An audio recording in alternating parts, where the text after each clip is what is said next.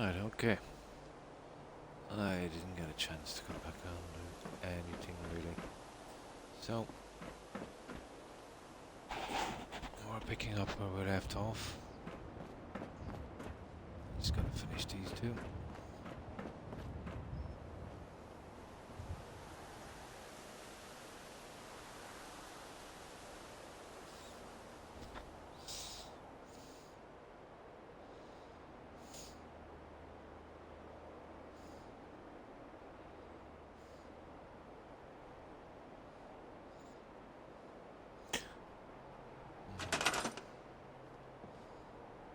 Well, I suppose we could put 4 of the other ones on this as well.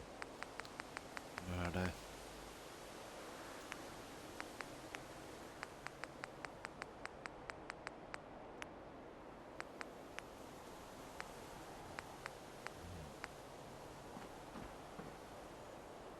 Yeah.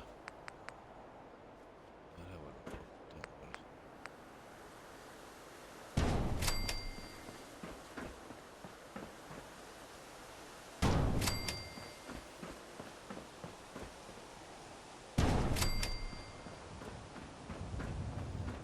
I'll get those guys in a moment. So. Oh, hi, Hedgie. Hi. How have you been? How have you been keeping?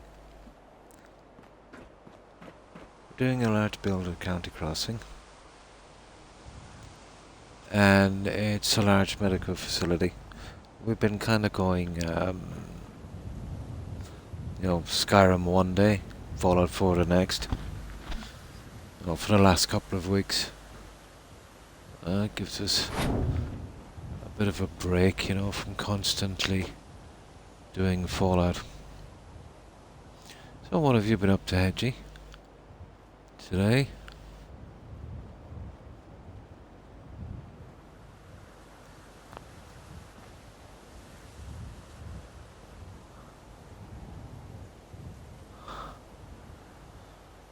One moment. There.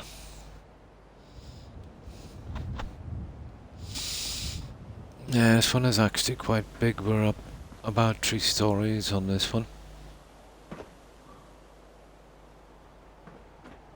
And this is the helipad and stuff that we're just finishing off now. We got a decent amount of detail inside. It's just this bit that we've gotta finish outside.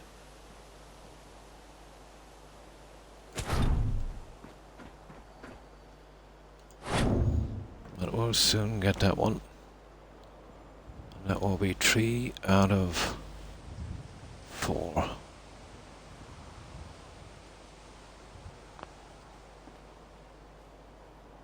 Unless...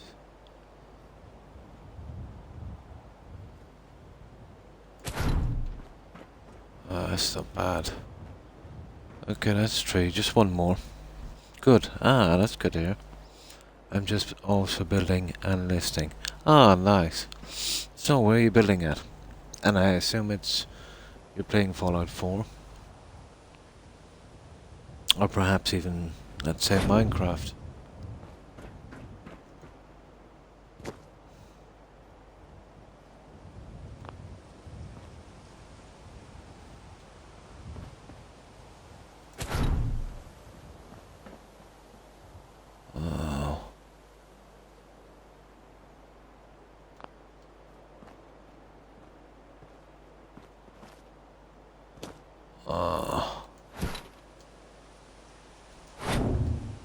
Always have to double tap these silly things.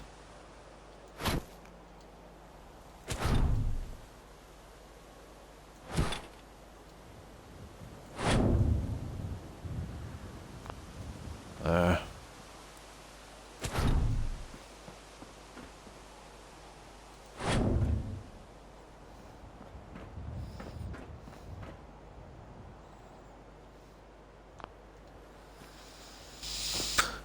So much to do on this one. It's taking a long time because We're only here every second there, really.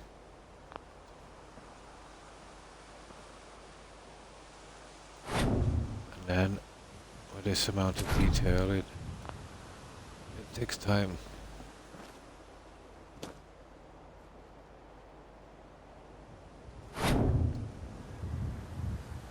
Oh, hi, Rebel. Hi. How are you? How have you been keeping, Rebel? Yeah, in general atmosphere. Galleria mod. Ah, to make. I certainly don't know why it was ever a good place. Yeah, I know the area. Yeah, I know the area. Yeah, it doesn't look kind of ideal, does it? Hi, FGS.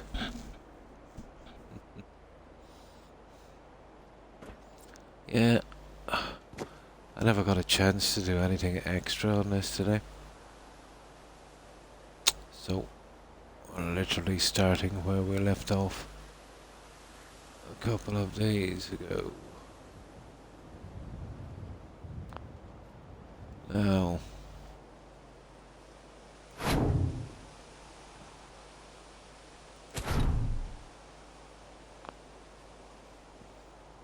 okay. And then this one here.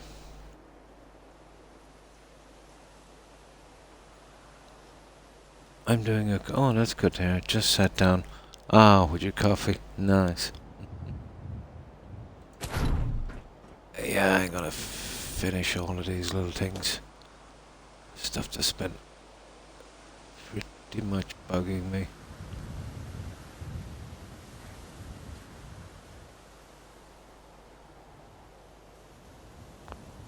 There.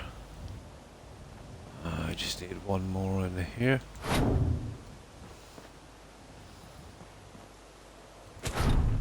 We can call it on the flowers.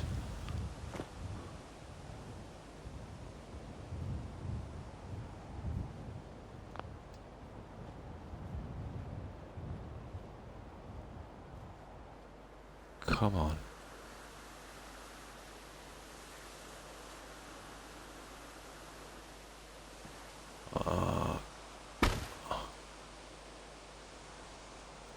Yeah, that will do. There. That's our flowers done at least. Send invite. Oh, you mean me? Send an invite. Okay, FJS. Hi, Joe. Hi, how have you been? Ah, me. Okay. I'm here on time for once. Amazing.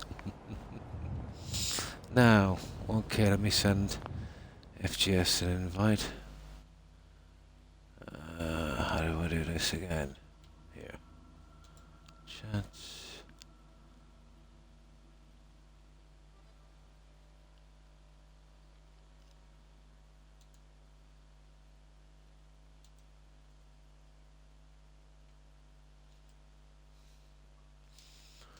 There we go.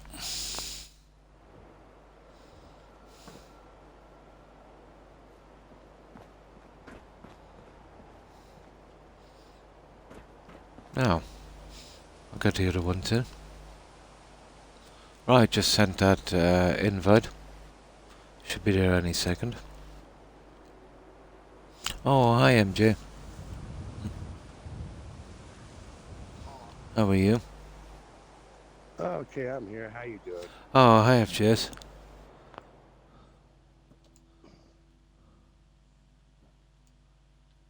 How's everybody doing today?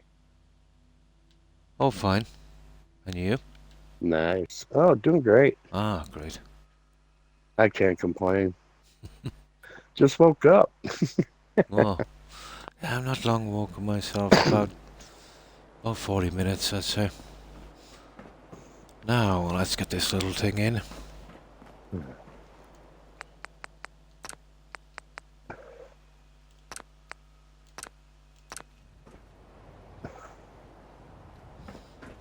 Oh, what you been up to, Jill?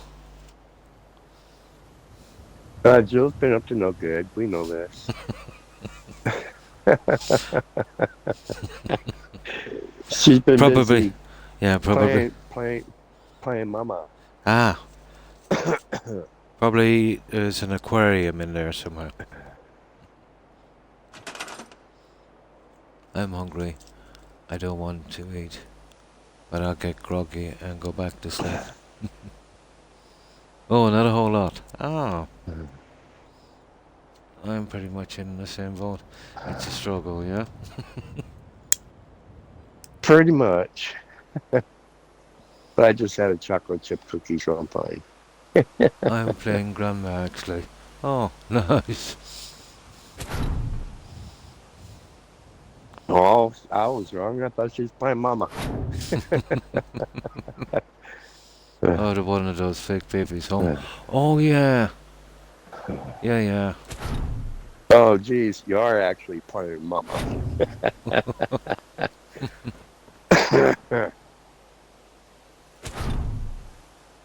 Teaching your daughter how to take care of a fake baby. Just put it in the refrigerator and forget about it. What about one of those fake babies home from school today? Oh.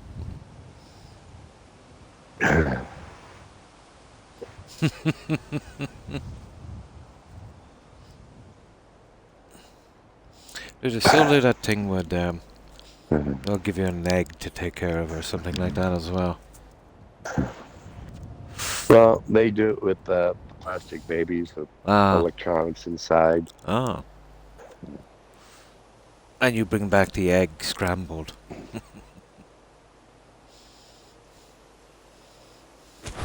Yeah, we used to boil them eggs and eat them with a little bit of salt. That's what most people do. Yeah. Boil them and eat them with salt. There. That will be okay. That will do the four corners. Not sure about these, to be honest. We'll get those some other time. Just get as much as we can. Slowly get this. This is a pretty large settlement, to be honest. This is a lot larger than the last time we were here, FGS.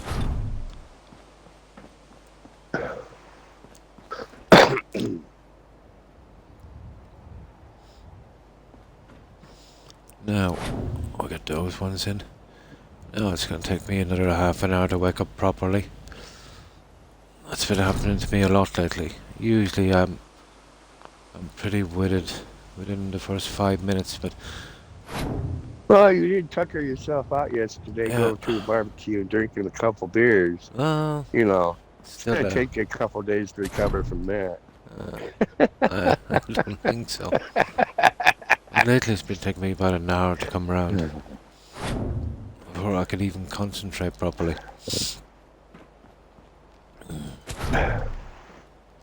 Yeah, you need to give yourself some time to wake up. You're just too groggy. Especially if you're tired and been playing hard. I think maybe it's time for my little retirement home. My own little private nurse. Spoon feeding me. Stuff like that. Uh-huh. I think it's time.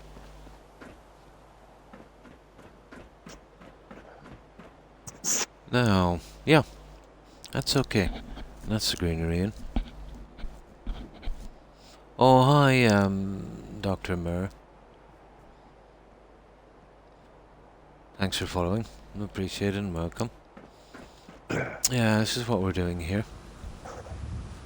It's a large settlement at County Crossing. And now we're actually on the roof here, so let me just What would save you this. prefer to be called? Dr. Mirror or Stork? Or Stork? Or Mirror?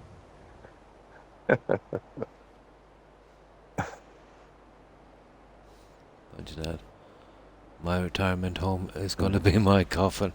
Oh, no, no, no, no. No, no, I ain't gonna. No, I think I'll go for the pretty nurse. Now, right. this is what we've been doing, Dr. Murr. With Croc's luck, he'll end up with a transgender nurse. He'll get in trouble. It's gonna be bad.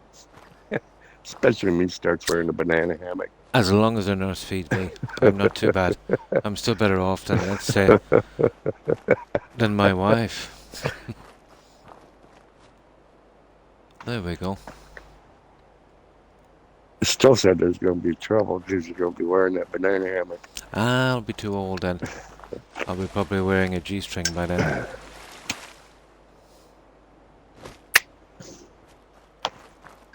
Yeah, something like that.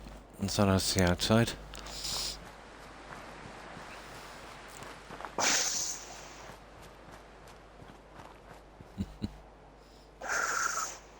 Oh, hi. Yeah, Dr. Murr. Or would you prefer to be called Stork? Buck will end up in a nursing home.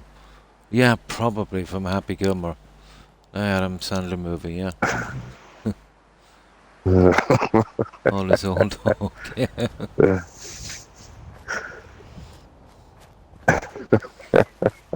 So something like that outside. We've done bits and pieces inside. Haven't really finished any section 100%, maybe some of the wards, but we still have a lot of detail to do inside. So we went with this as a kind of entrance.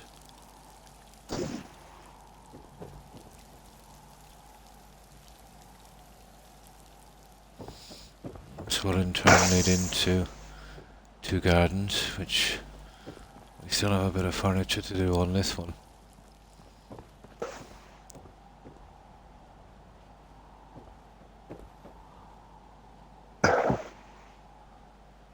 I still have a little bit to do on that sign. So basically the same here. At the corner there shall be four doorways, or stairways I should say, going up to the roof, and the floors above. A kind of double tier car park. One here. They're not exactly finished yet. And this one probably with bikes.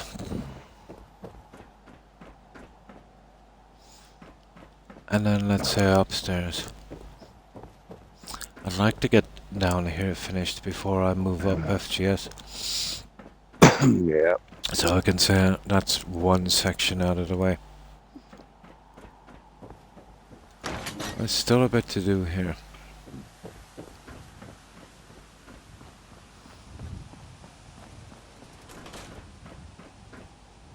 So, this will lead up to our casualty. All of these guys have some sliding doors. The same on that one on the way in. Now, There you go. our wards are here. Now these are considered to be done 100%, except obviously for our settlers inside. This will be the male section.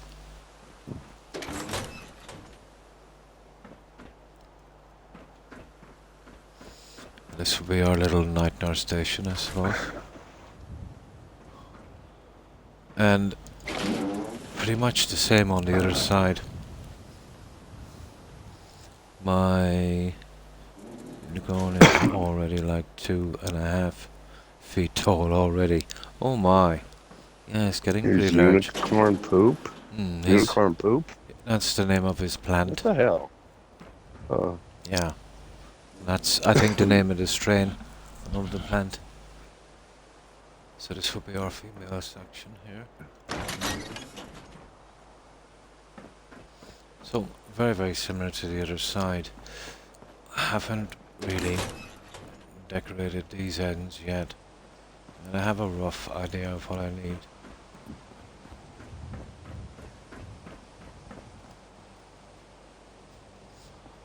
On the next story.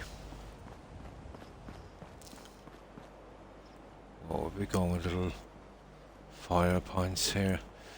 That has to be done. And this will lead into an X-ray department here. I'm thinking this one, maybe 2 labs or a dentist, optician, or something like that. I don't know, maybe I might do the other side exactly the same, but I was thinking maybe a little different. Here we'll have medical storage. This will eventually be our operating theatre. Needs a lot of work. Medical storage again. As I said, we haven't really come up with a plan for that one yet. And then you just see me on the roof. Here we've got our little vertebrate. It's just a prop, but we're fixing it up as a kind of medical transport. I will be fixing that a little later, and we were just doing the little fine touches on this when you come along, Dr. Murr. That I'll fix in one moment, and we've glitched a few pieces in, some pilots and Good luck, Rebel. that kind of stuff. Those games can be particularly hard. So, I have never played any sort of Souls games before. Yeah, neither have I. My kids have. Yeah, a lot. I saw the first Dark Souls for super cheap, on sale and bought it. Nice. It arrives tomorrow. I am excited. Nice. My kid was saying it's not like the games that I play. It's basically like, small dungeons, areas and passages, and you're basically working your way from one boss to another. Not much interaction except that. Yeah, it's constant fighting. It's constant, yeah. There's no kind of break or anything like that. It reminds me a lot of the old platformers, where it's, pretty much the same thing as you move along. Just trying to gather up more strength, let's say, to defeat the next boss. That kind of thing. They're always fun. Yeah, kind of like Elden Scrolls. Or Elden, whatever they call it. Ring. Ring, Yep. yeah. Same guys, isn't it? Yeah, that kind of thing. And that's everything we've done, Dr. Murr. Okay. Alright, let's get back to what we were doing. I've got to reload, let's say, once I've gone outside the build area, just to keep this game stable. Now, yeah, we've got all of this stuff. I will be scrapping that, we're pretty much done with that. And we've got to do that sign, and we've got to line up these guys. We've got a good bit to do. We need lights on this as well. So, let's do everything we need and see if we can get this somewhat into shape.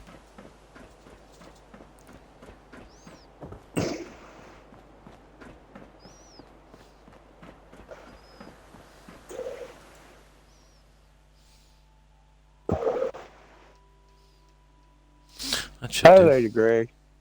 Oh, hi Lady Grey, hi. How are you? How have you been keeping? Correct, but I don't have any games. No, neither have I.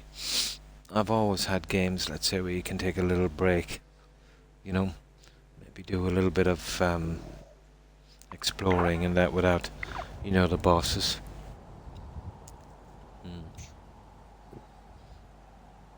Oh, yeah, it will be a new experience. Good to see you again. I think the Dark Souls games are very old school in graphics compared to the Elden Ring. They're like, very kind of dungeon crawl. Literally, I think. and that kind of thing. I think some of the newer ones aren't too bad, though, Mm. from what I heard. Oh, fine, thanks, lady. Yeah, I hope you're doing well, also. Ah, that's good to hear, lady. So, what have you been up to today? Yeah, we're getting the last of this stuff in here.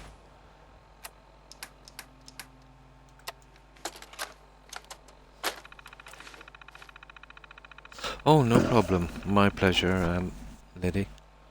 My pleasure.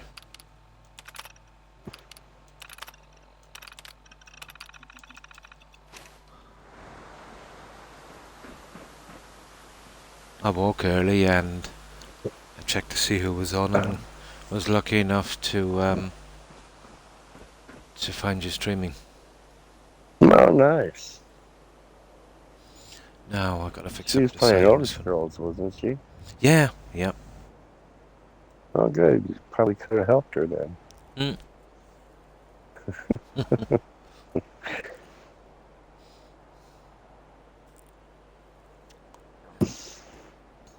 Since you remember everything about the game. Yeah, about 40% of what I used to know. Surprising how much you forget.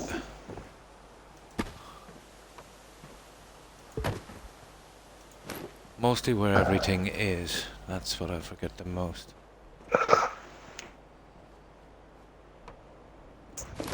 There, you're back. There, you're all fixed. Now, it's these guys. Need a tiny bit of adjustment. Now what we'll have to do with these is change the settings. They're coming up a little bit.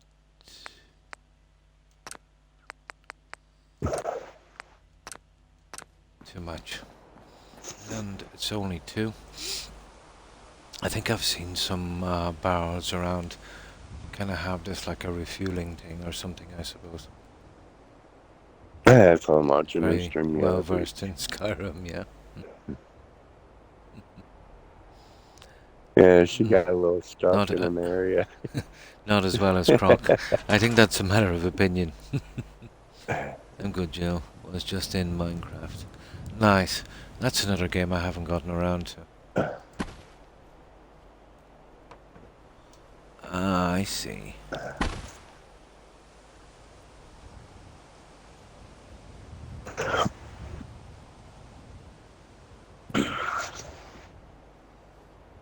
Ah.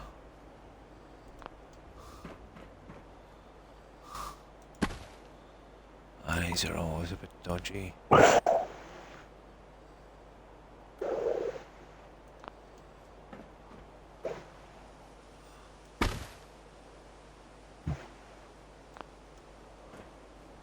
Nice, Rebel. Right, not the worst.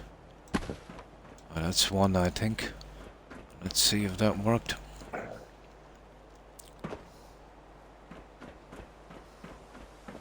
Yeah, that's one. Yeah, take a break. Do different things. Have fun. Now, we'll get these ones out of the way. I'll leave you guys down here.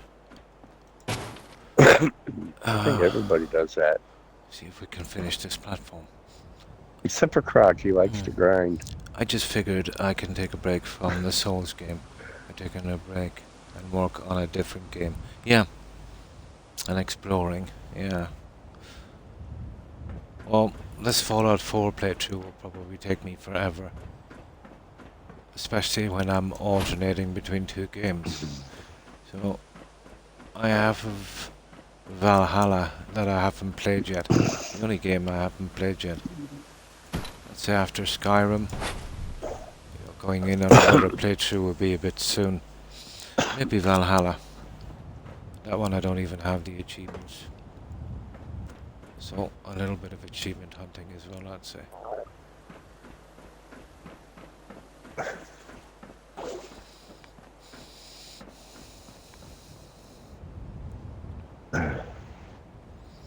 Is Mass Effect? You get Oh, you get to explore a lot. You get to explore a lot. Or is it fast paced? You set your own pace in that game, pretty much. Yeah, the old school games were pretty much like that.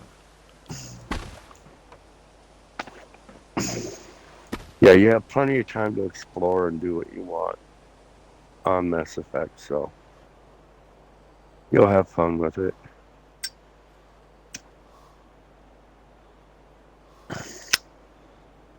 Okay. That's pretty much what we need.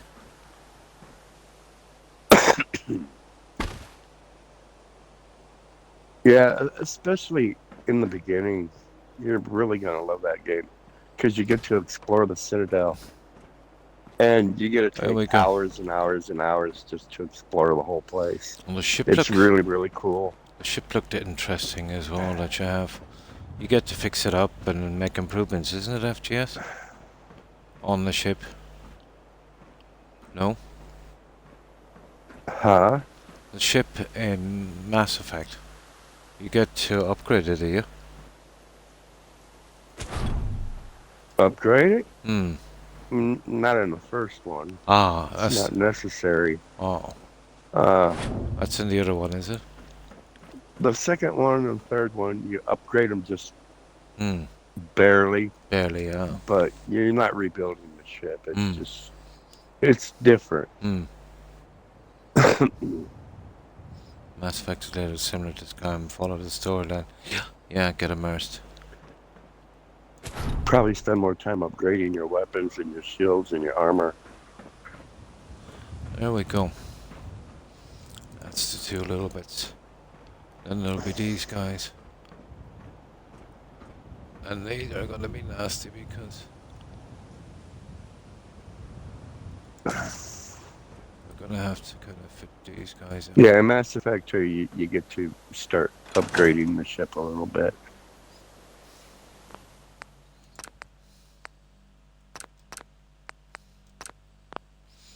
Oh, you're Now, gonna love the story, Jill. You're just gonna love it. The story is unlike any story you've ever played, and the characters, you get to know them. They become your buddies, and you get attached to them really throughout the series. yeah, all of the old games were like that, Hi, really, weren't they? Hufflepuff. Oh, hi, Hufflepuff. Fine, thanks. I hope you're doing well also. How have you been? And what have you been doing?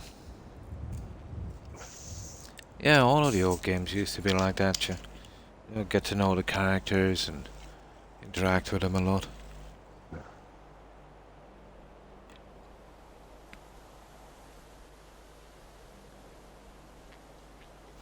I will warn you, the first story kind of starts out kind of slow, but Another series it there. picks up towards the end. You're really gonna love it.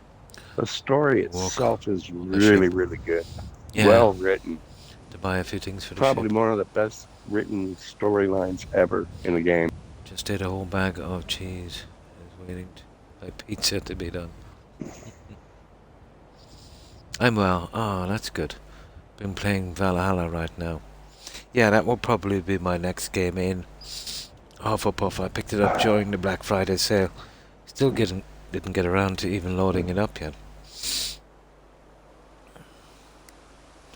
And went bowling for the first time in forever earlier today. Ah, that's nice. Ah, that's nice.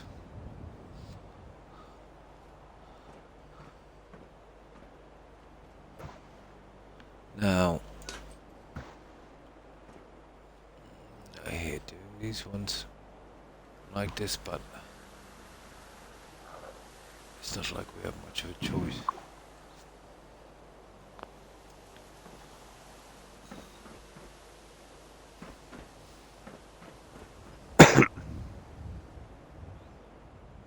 We see now we've got to drive.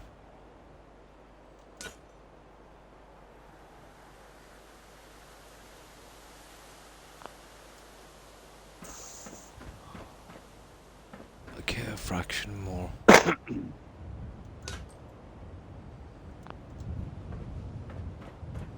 Yeah, I gotta run and get me another Ah, modem so I can get Twitch back so I can start streaming again. oh yeah. And that'll be the first game I stream is Mass Effect. There we go. These ones, I kind of held back on these because they're way out in the red zone. Nasty ones to fit, but at least there's only 3 left.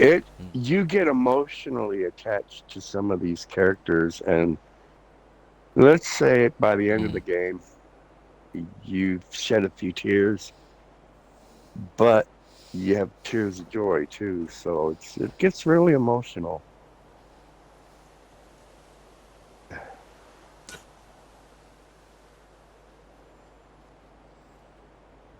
It can bring out emotions. I've seen people break down and cry in this game.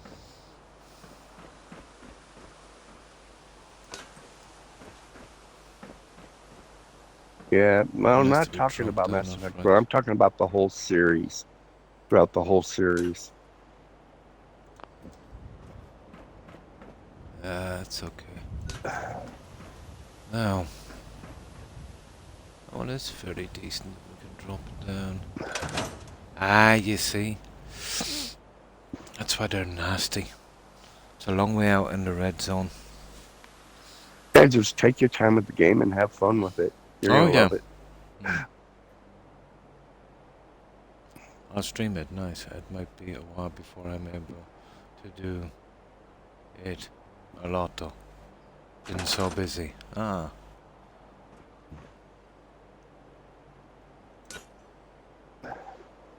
Yeah, I was talking about Mass Effect 1. Yeah. When it starts out slow, Lady Grey. It's so crazy. Today's already Friday. Seems like Friday a couple of days ago. Yeah, Saturday for me. But I'd say Friday the next 3-4 hours for most of you guys. It'll be Saturday. Yep. The week went fast for me.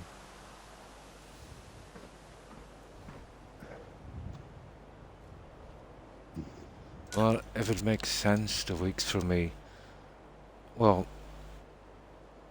kind of drag, but the months fly by. If that makes sense.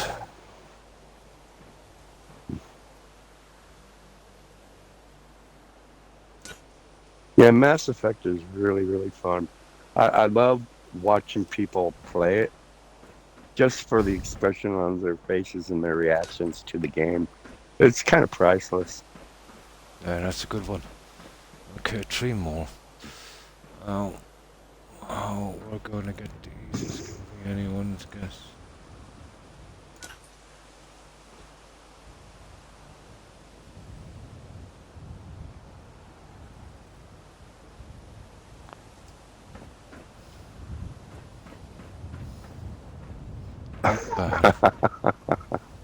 Playing a lot of Lady Grey, huh?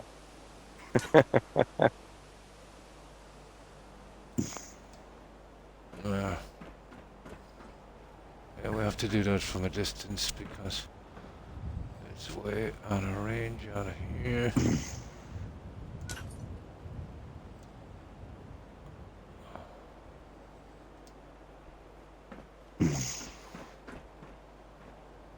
Not bad, not bad. Oh, I hear that. It just needs to be forward a tiny fraction.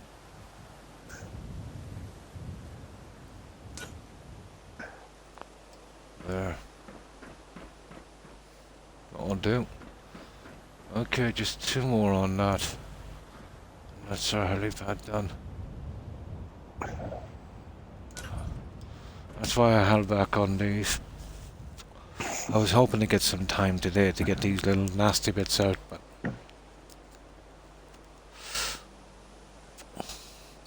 could never find the time. No.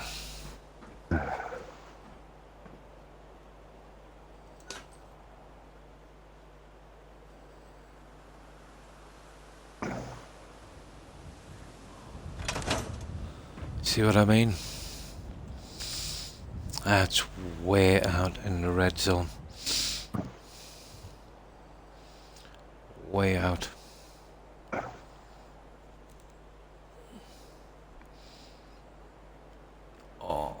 How did that happen? There's a huge dragonfly. Someone must have left the window open. No. How did he get in?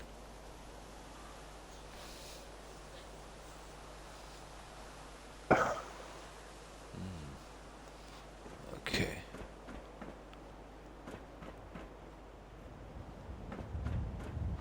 They're okay. It's these two. Thanks for the host, Hufflepuff. Oh, thanks for the host, Hufflepuff. Appreciate it. Now, it's just these two nasty ones. I can't tell where that... There.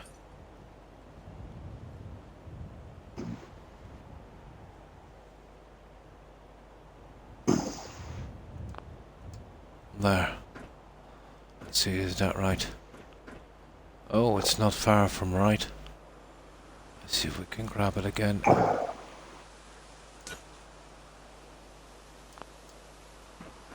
That looks kind of good. Yeah, that's kind of okay. Okay. Stabilize that, then only one more to go. We've got our surrounding lights. We got the guys on the bottom. Yeah, that can happen. Rebel. Shouldn't be too bad. Oh, hi, Roadrunner. Oh, fine, thanks. Hope you're doing well also. Oh, hi, Roadrunner. I was voting for Sosa for his whatever many hour stream playing Elden Ring. I could not get decompressed from the intense Rachel play did. Finally fell asleep around noon.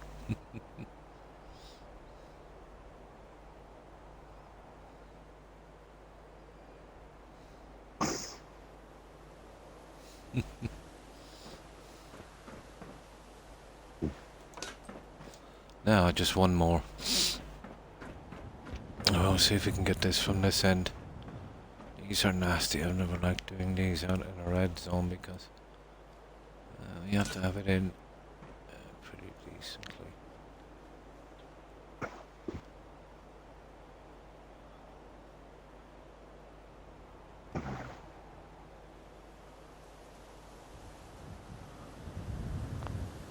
Let's have a look at that. Not bad, not bad. Okay. You killed one of your guys Hmm? at Oberlin I'm stuck at Station. Oberlin Station. Walked away for a long time and then I killed one of my guys from there. Oops. Croc just murders the settlers anyway. I never murdered them. They were accidentally killed.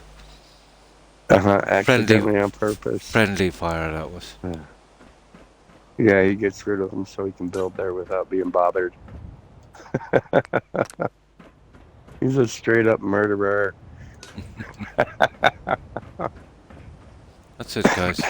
We got them all. I can't believe I got that fixed eventually. Now. That's one. Now it's starting to come into shape eventually. It was nice to get that out of the way. Right.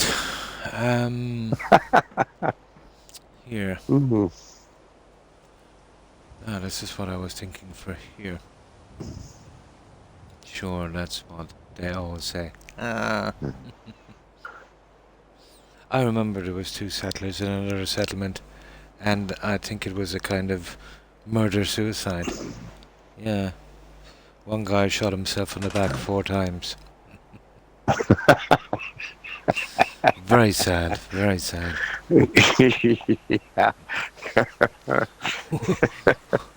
We were Croc was angry in a fight, and it did say he was an enemy. It was a raider behind him. I thought about resurrecting him, however, not sure he was that put together.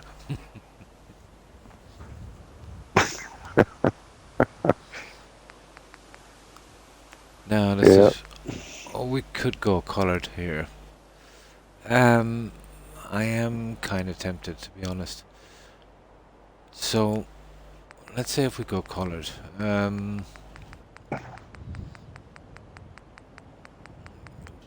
Lights are very strong colour, to be honest.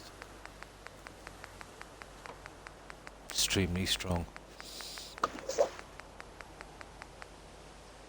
There's blue. Probably be. You know? I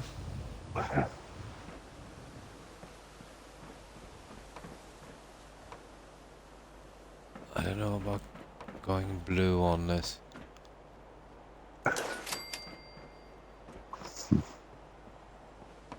I would have to kind of change it up a little bit, but I could probably get it.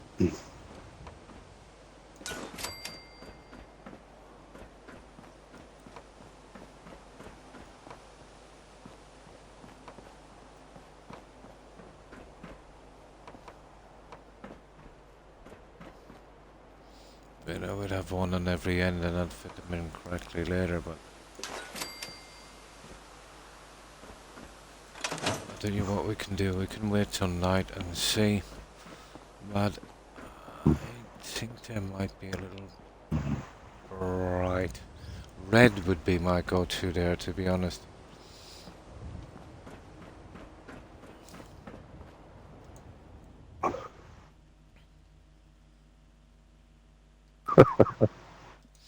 Red, usually.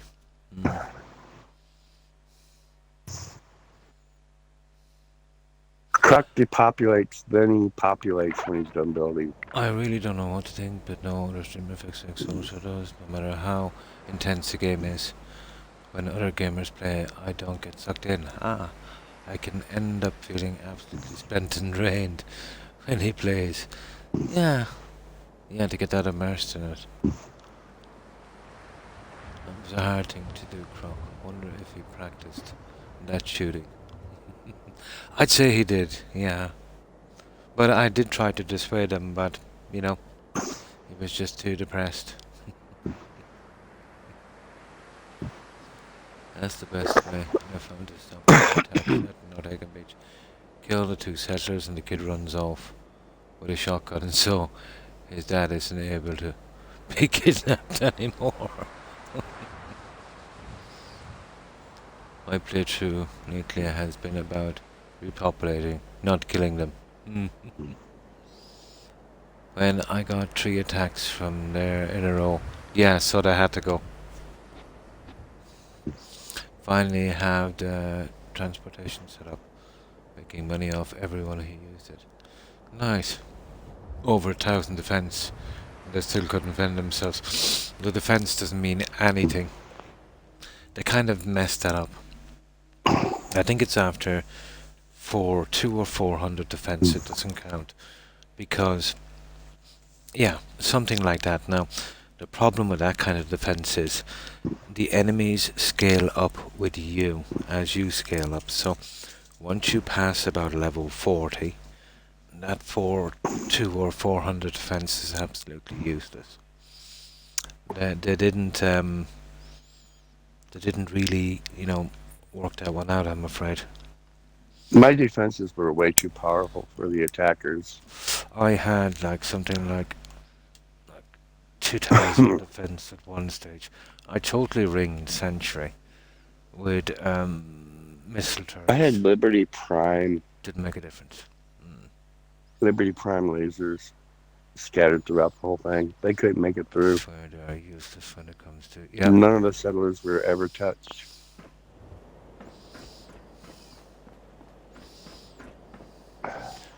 Now, blue is a bit off. What do you think about the blue, guys? Oh, that's blue. The other one is red. I think red would be the... Although red looks like orange in this. And that's blue.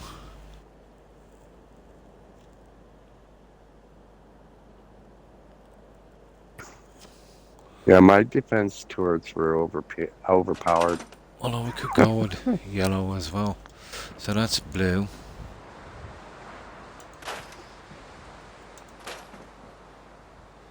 Then there's obviously yellow,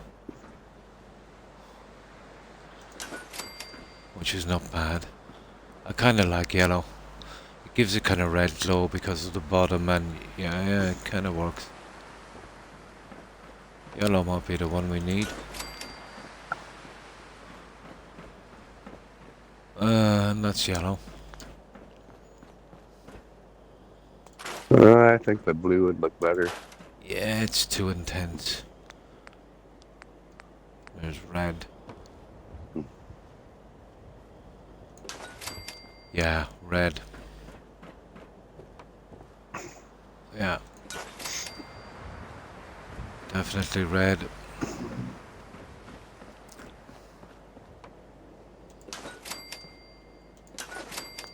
Roxanne! That's what the red reminds me of. Yeah, that works. Goes in with the signs, goes in with a lot, we keep the top half blue. You don't have to put out your red light. Patches, yeah. And the red would be the way to go, guys.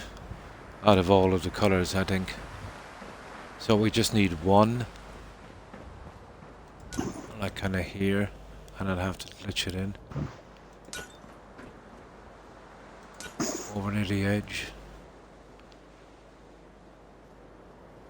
Oh, I want these ones to be visible. So, we go with red.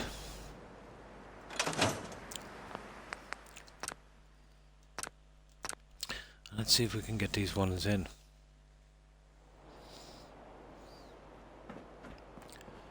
Now, we'll need, what, 6 or 7 or something on this?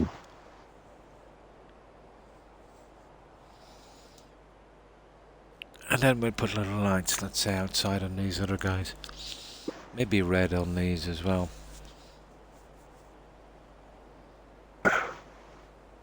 At least there's a blue light to look at. I can't handle the colour change.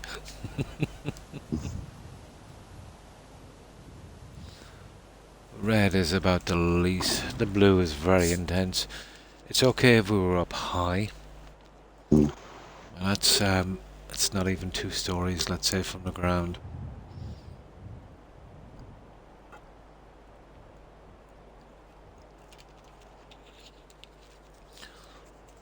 But even if we change our mind, it's pretty easy to scrap them out. Now,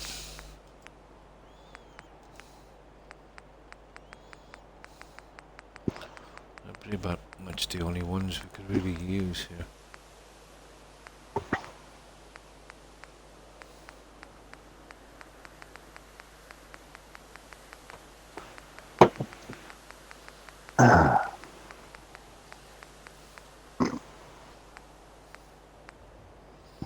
We have green as well, but it wouldn't work here.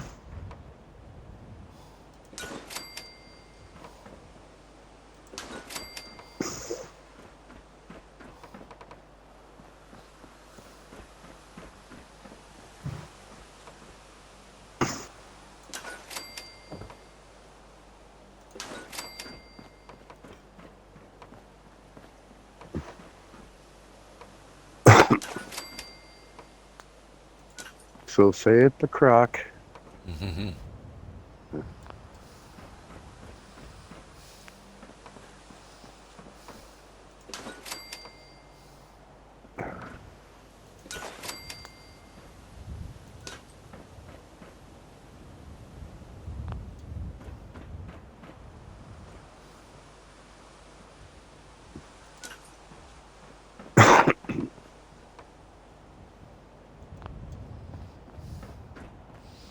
Those ones will have to get in properly in one moment.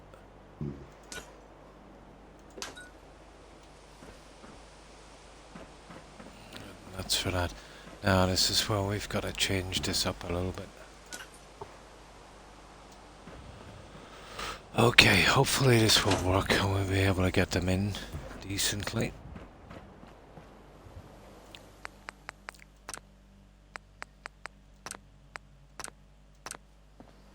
Yeah, take a nap. You'll feel better in the morning. I like the blue myself. It's calm. Yeah, but very intense. Looks like a midnight neon blue to me. Matches, yeah. At least there's a blue light. Use your knees when that's what I am hearing from the Mistress game. Must have been a man who made the game.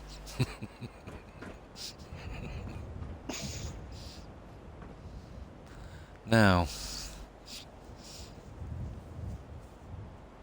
I want to see if we can dig these ones in. Oh, they always say live through your knees, not with your back.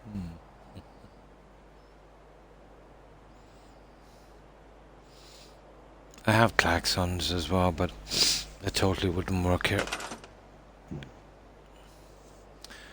Now, what I can do with this is I could probably go blue in the center, where the fuel dump is, to break the color a tiny bit, or even a blue klaxon would probably work. No, we're in trouble, FGS. How are you in trouble? No, this won't, these guys won't fit. No. I shan't be able to get them on that. It's the way this is made. What else could I use on this?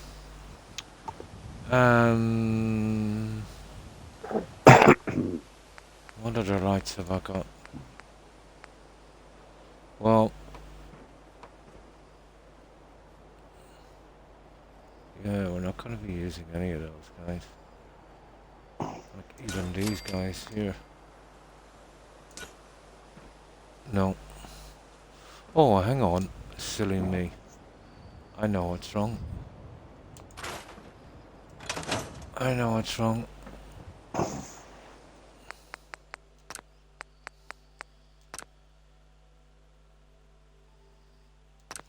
That might work. It's going into grid snapping. He's breaking wild horses. Ah! Like a kind of Western game like Red Dead, is it?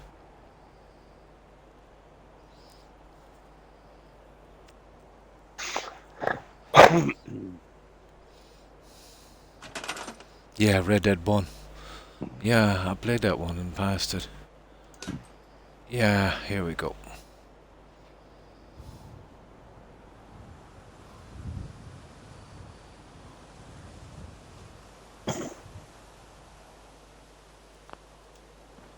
There. That's one.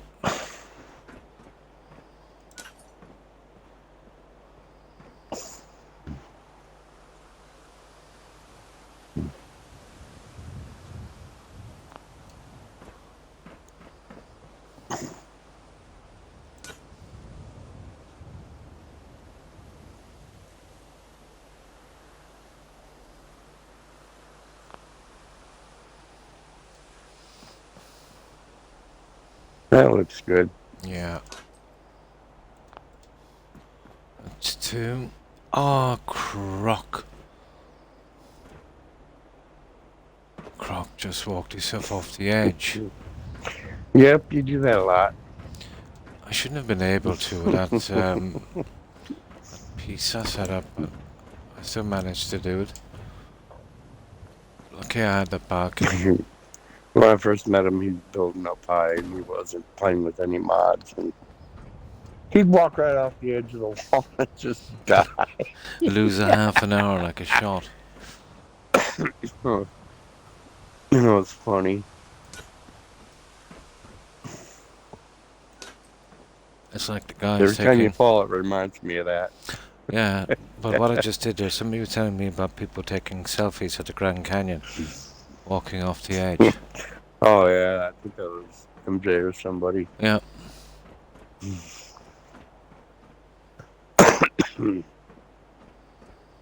Rebel or Roadrunner or somebody. Now, this one we have to be very careful with this little guy.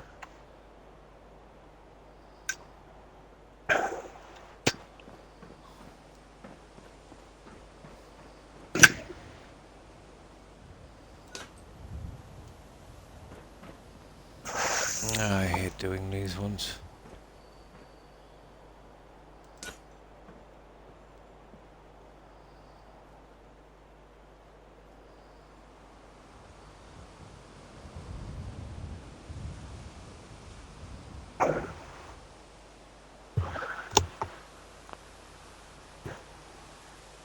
Yeah, those phones have turned people into zombies. They're doing stupid things now. Hmm. That is a joke of me falling when building, yeah? Getting way too common, folks getting hurt. Yeah, when taking photographs. Walking out under traffic, crashing. Texting. But that texting while driving is an epidemic. Nearly everyone does it.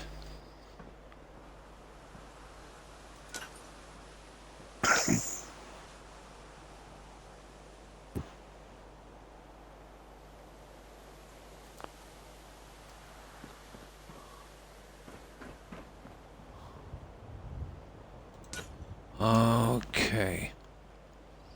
Just a No, couple actually, more. we were talking about car falling off the building because he just walked off the edge. Yeah.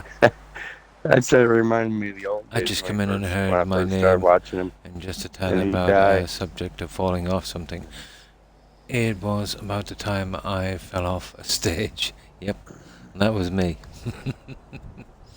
Mr. yelled at me for getting too close to the ledge. Yeah, at the canyon. Yeah, dodgy. Yeah, dodgy.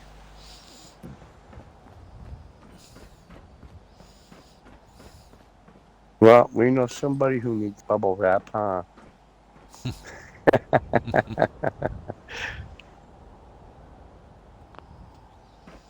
Wow.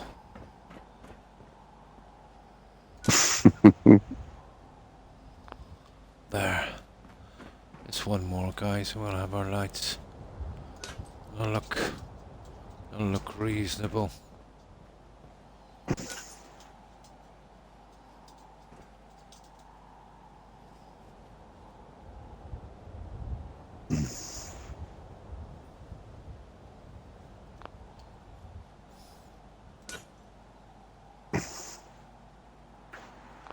Oh.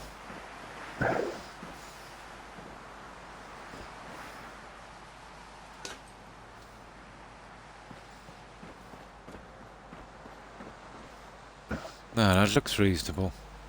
Now, this is what I was thinking. We need one blue. And we can do the surrounding ones in blue. Probably break the colour. I'm not sure how the blue one will look, but...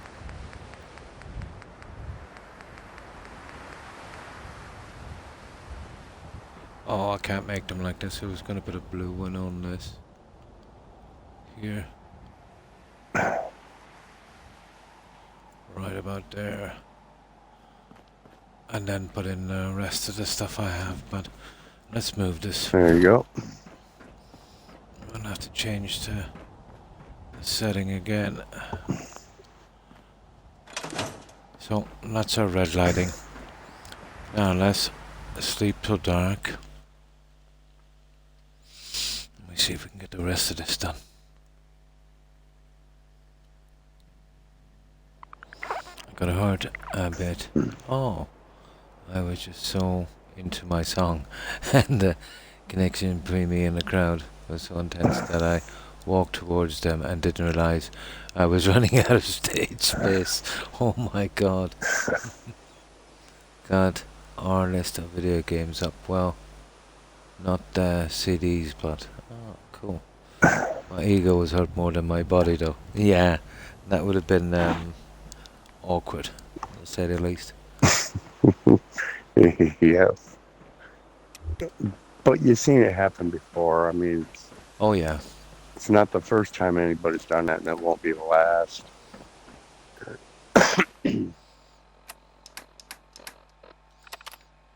It's because people do get into what they're doing and they Yep. don't pay attention, and boom. Very. It happens to all the best of them. Yep. I seen It happened to Justin, Madonna. It happened to Lady Gaga, just Justin Timberlake, a lot of people. and that Beaver guy as well. He literally walked into a hole in the stage. Yeah.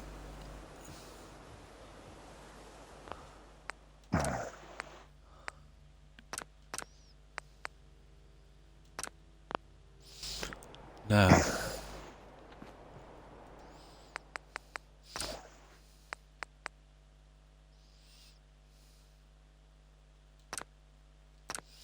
Right, let's check out the blue lighting.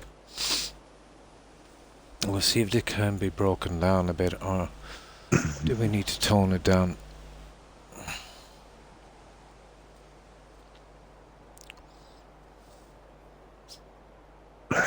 Yeah, right outside boom, and he's tried to make it look like men to do it.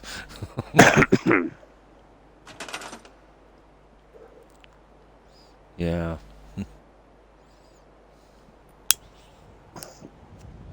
Now, right.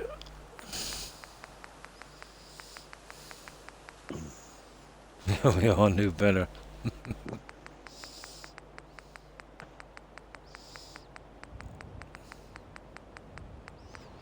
My biggest pet peeve is walking into plate glass stores when you're not paying attention.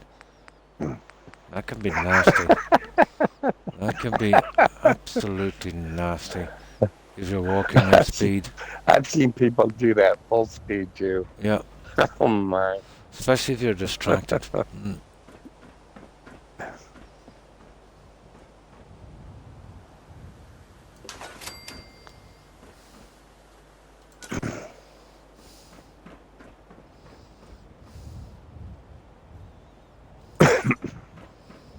That's not bad.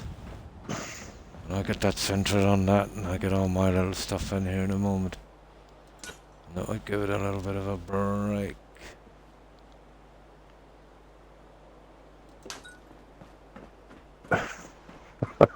Yeah, that's not bad. Now, I doubt it would look good if I did this. It's not the worst.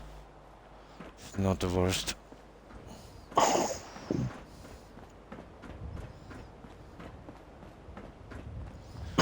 Can set them in a moment.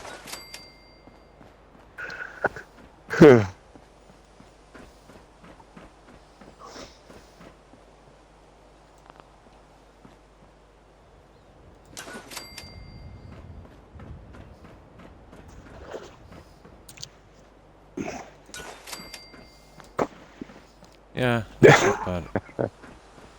We'll go with that. I'll use the other lighting in a moment to just brighten this up a little bit up here, but yeah, we'll set those guys in. That would probably work.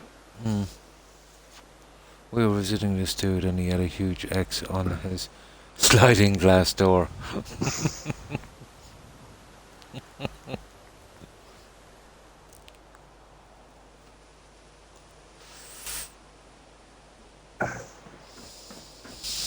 Now,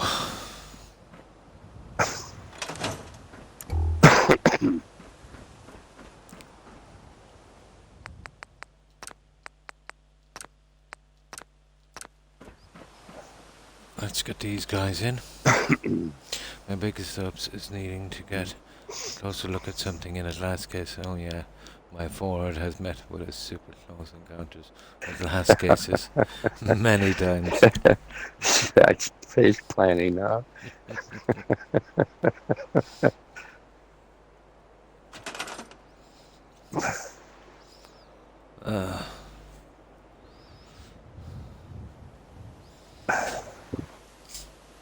Another peeve of mine, let's say, is if you're used to a certain route you're driving, and let's say today is Friday, you drive in the morning, you come back in the evening and some idiot has put up a set of traffic lights that evening and you don't even know they're there. I almost got killed one day over that. When they put up those new lights pretty quickly, the FGS, there should be a kind of warning sign before you get to it. Yeah. You know, You're so, you're in a zone. You're so used to driving a certain route, and you totally don't expect to see one that's been put up there in a matter of, what, 8 hours? Hi, Igma. Oh, hi, How you Igma. doing? How have you been?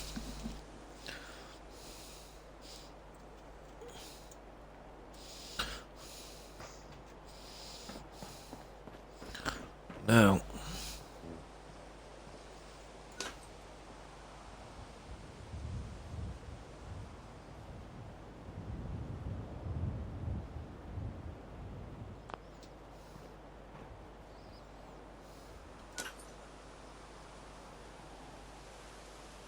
Igma says he's been good. How about you?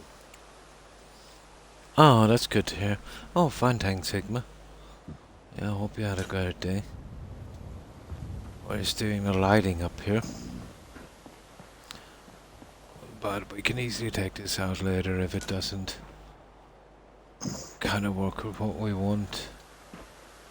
But I think it should work.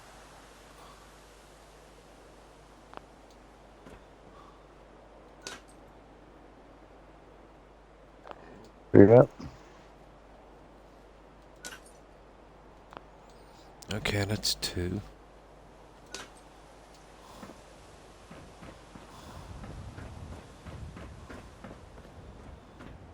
I'll have to do something with that clinic sign in a moment.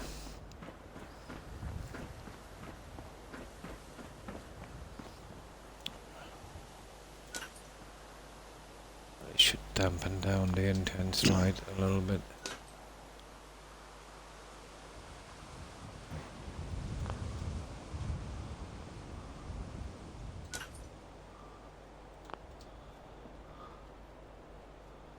There, let's try.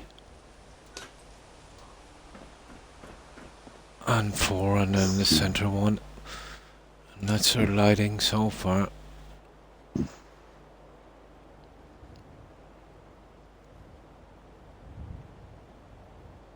Go right ahead.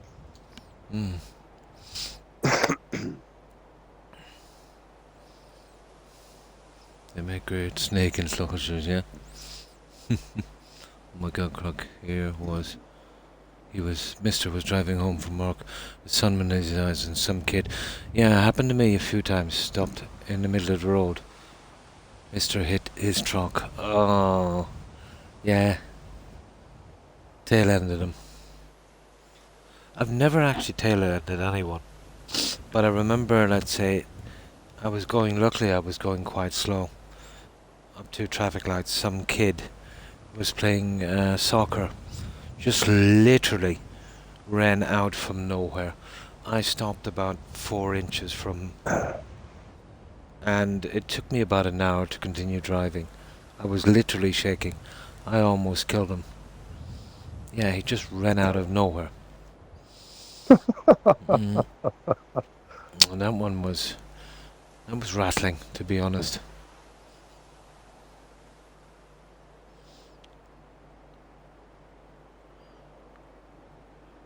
I've been good. Does that for the cash. How about you? Oh, that's good to hear. Fine, thanks. Hoping you're doing well also, Igma. No problem, Igma. No problem. I was wondering what was that. This thing wasn't here. Just kidding. And everything was said and done. We were told that the kid does that for cash. Oh. My sibling and mother both hit little kids. No, thank goodness it's never happened to me. That's an absolute insane way to get money, it is. Yeah, it is. You see, the rules are if you hit someone from behind in an automobile, it doesn't matter, even if he pulls a handbrake in the middle of the road.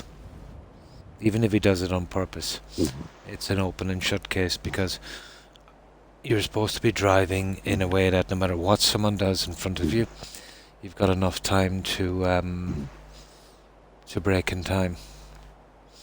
But yeah, it can be exploited, let's say, by insurance Yeah, let fraudsters. them pull that shit in front of a cop. A cop will arrest their Mm. asses immediately. From what I There's been a have lot of read on the cases web, where it they is caught that coming. on camera and they Yeah. busted them for it. Especially probably in the US because the claim rates, let's say the money is pretty high. Here, like it's just enough to get your damages fixed.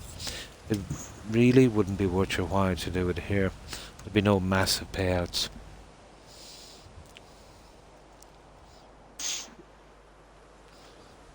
Yeah, exactly. But I heard a story about this guy. A friend of mine was telling me.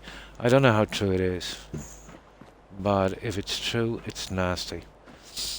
And there was this guy, and he was at a T-junction road, and he was, the T-junction was kind of going into a hard shoulder. Now, it's illegal here to drive on the hard shoulder, but he's seen a truck coming, let's say, from his left, and it was slightly on the hard shoulder because I think he was kind of pushing in a bit to let another guy in another truck pass him out, which is kind of illegal here because if you drive a little bit on the hard shoulder, anyone coming from a side road, you can kind of swipe him. So he's seen it coming, and he pushed his car out a little bit, making sure that the truck would hit him. He was in the car with his wife. He did it on purpose, apparently. The truck hit him, he lost his leg, and his wife died. He misjudged how far, to go out when the truck hit him. So that was pretty bad.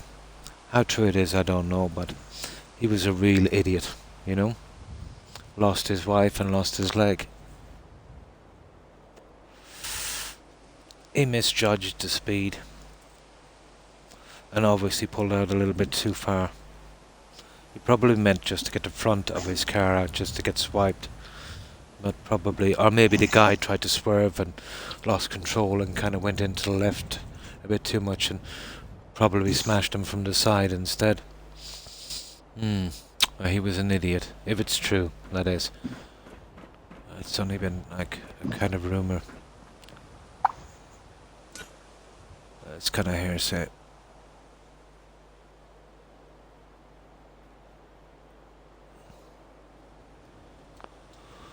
What are things people will do for money? Never cease to amaze me. There we go, guys. And that's those kind of lights in. There was a guy that was brake checking me one time, and he kept doing it, and I kept stopping because I pay attention to the road, and there was a cop behind me, wondering why I was slamming on my brakes every 5 seconds. Oh. And so he turned on his lights, went around me, caught the guy in front of me. Ah. Gave him a ticket right there on the spot. Yeah, and they're pretty much the same here, let's say. The way I view, let's say, motorcycles, if you make a slight mistake in a car, you're just down a grill or a wing, you make a slight mistake on a bike, you're probably dead. They are quite dangerous. Especially, let's say, I seen a guy, he almost lost his leg. He was, let's say, turning to the right on a T-junction. I remember it well, I was just a kid. And he was going a tiny bit too fast. But there was some pebbles, some shingle on the road. And he took a slide and the bike went on its side and dragged his leg for a long way. Did you ever see that one happen, FGS, on a bike? Yeah. That can be nasty. Same guy got some pins and bars in his leg, but he was lucky to keep it. But he's been limping ever since. On motorcycles, yeah. They're pretty dodgy. Okay, so those two seem to be reasonably okay.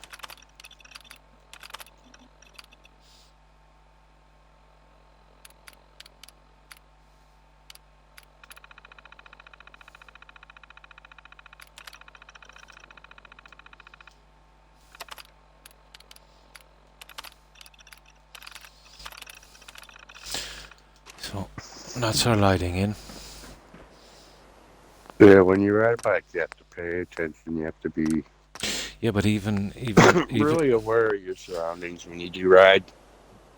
even with that, that's not going to stop some idiot from crashing into you.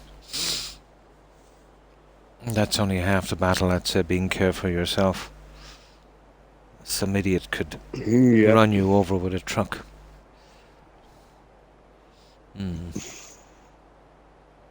One just started up, yeah? Now, here I was thinking about something like this, if I can remember where they are. I think it's in USO. Decorations. There. Bars and boxes. These guys. You know what I mean? We'll put a few of these down here like a kind of oil dump. Well, the same here. Fuel dump. This Roadrunner. We have thousands of bikes on the road.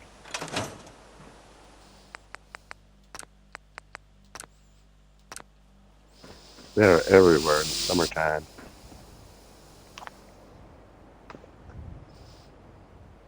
We have more A size lot of coming out of the riders in woodwork, Omaha. yeah.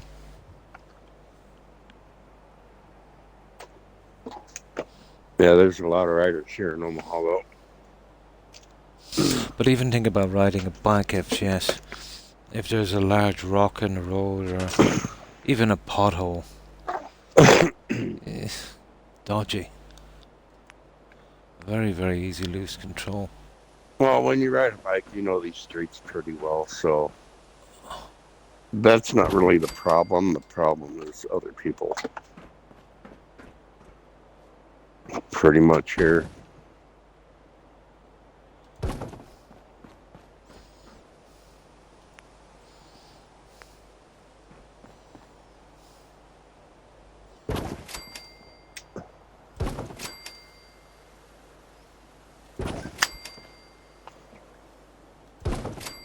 This town has like 5 different Harley Davidson dealerships as it is. Oh. A few Kawasaki, Yamaha, and all that. I mean, it's just a big motorcycle town.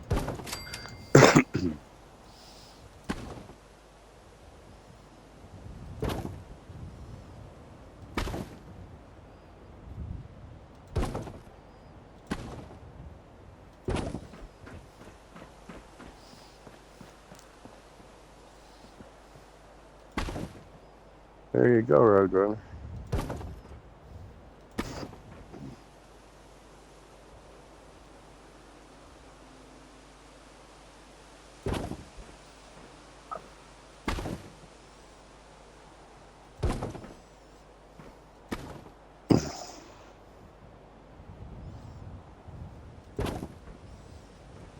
I used to ride myself, so that was quite a while ago.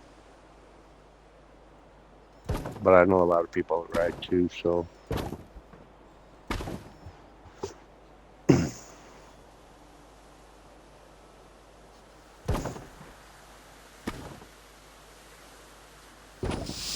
Yeah, we'll try and get them in like so, I suppose.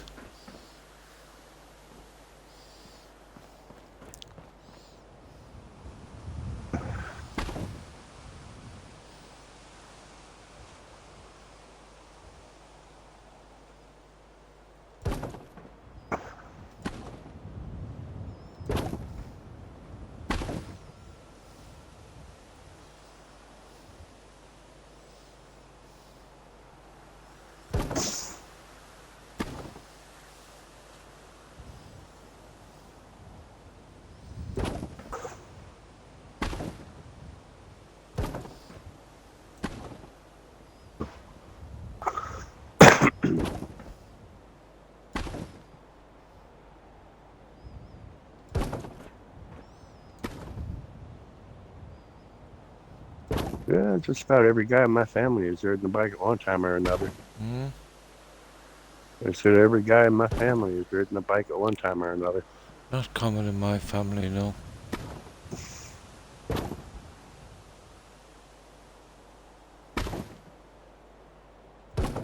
There.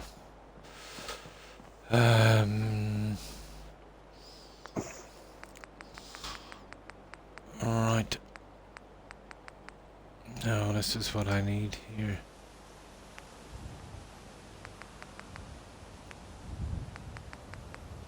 Oh, that's a shame. Mrs. Roadrunner.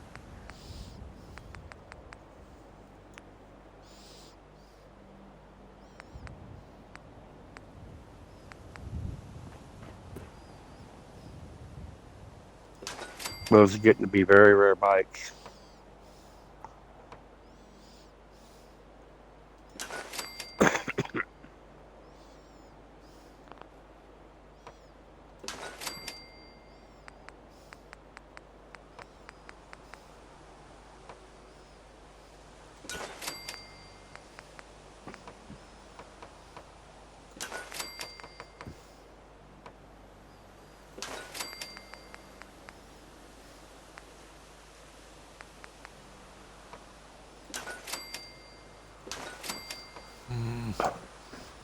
That's what I put on that one.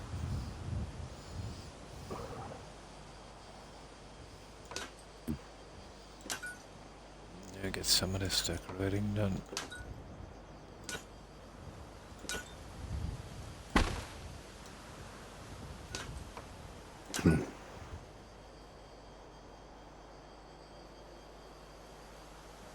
Yeah, I think you're going to see more people on scooters than you will bikes now.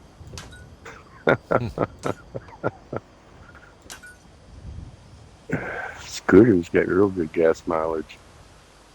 Yeah.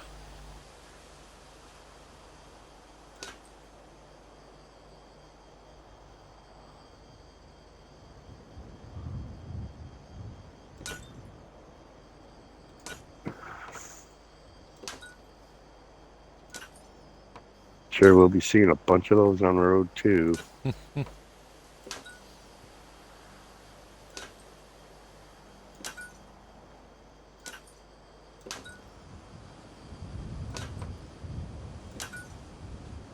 A lot of the neighbor kids ride them to work and back during the summer when school's out.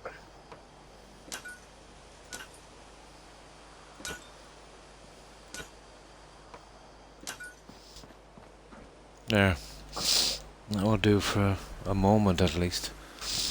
A little fuel dump there. I'll do a little bit of something different on it later. We'll eventually need something on these guys, but nothing too heavy. That's our little fuel dump. What else do we need here? Oh yeah, we gotta do something with that. We'll have to do this one at night because I can't really see it here in the day. Now.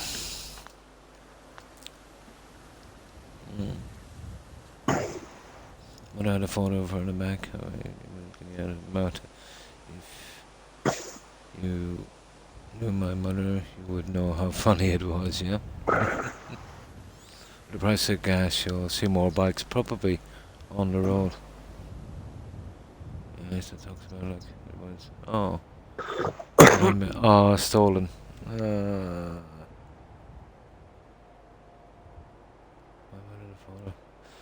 An electric bike just for local. Yeah, putting around. I can go for 2 hours on the battery. Just have to make sure I am near home.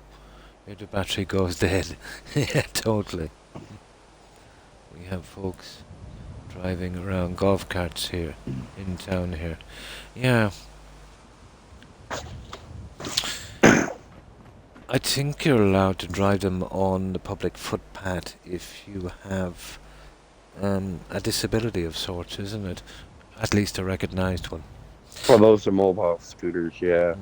But I think the law varies from state to state, so that would be a toughie.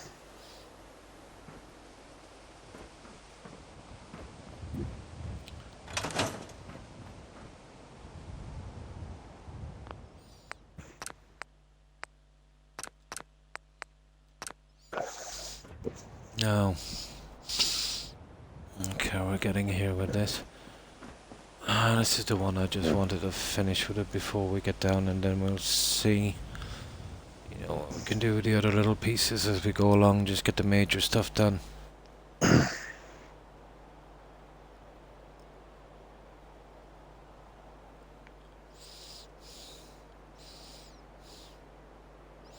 Well, I would rather hear a golf cart go by. They are not really noisy, yeah. Then the In golf our cart, yeah. neighborhood, we have a neighborhood bar. Mm. You'll see a bunch of red lawnmowers parked at that damn thing every summer. It's funny as hell.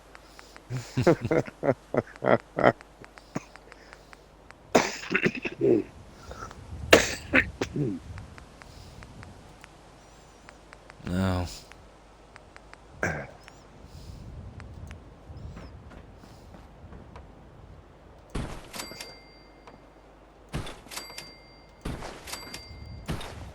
It's gonna be our little building platform. But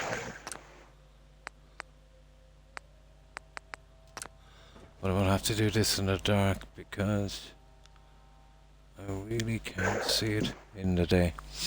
Too bright. Here in the US, riding an e-bike is the workaround after holding a driving license. Because of a disability. The farmers, ranchers have these here neat little four-wheel drives that drive around. Though those are really neat, yeah. Yeah, those are quad runners, yeah.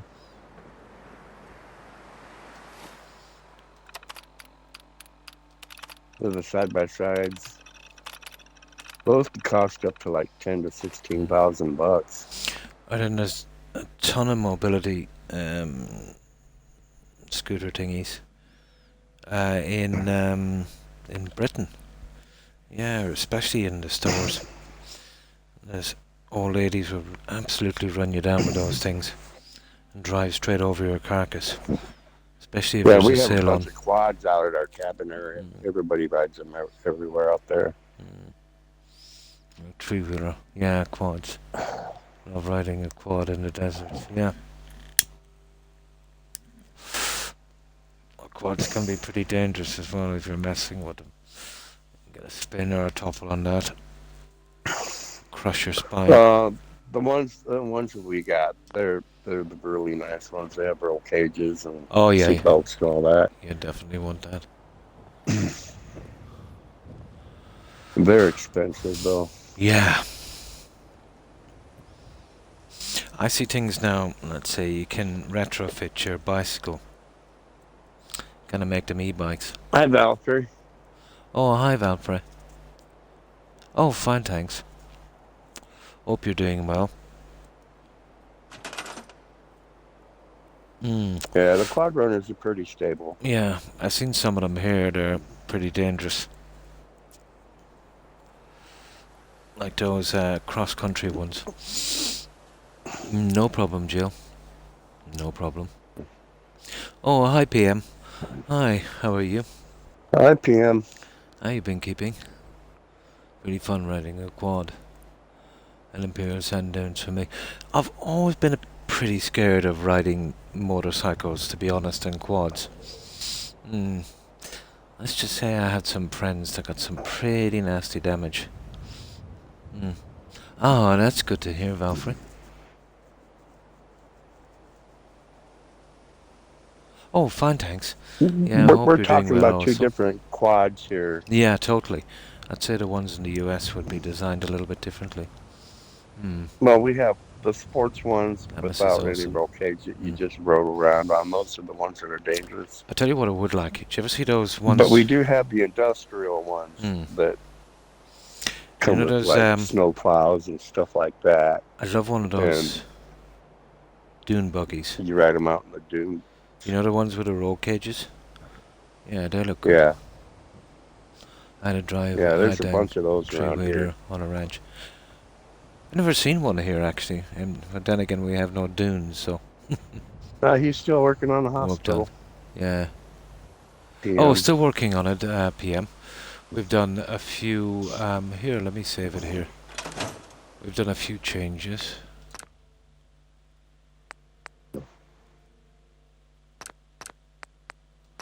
And we're just taking out the nitty-gritty stuff. We've added our lights and stuff, and I've fixed the pillars and the rest of the lights. Add a little fuel dump.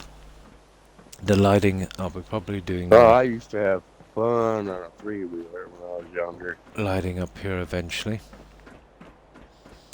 Finish the rest of these, and got all the clutter out of the way.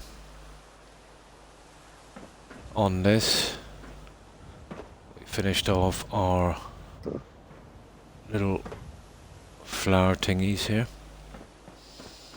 Now we're working on this. Yeah, we got all kinds of off-road toys here. In fact, a lot of the Jeeps that people drive, they are toys.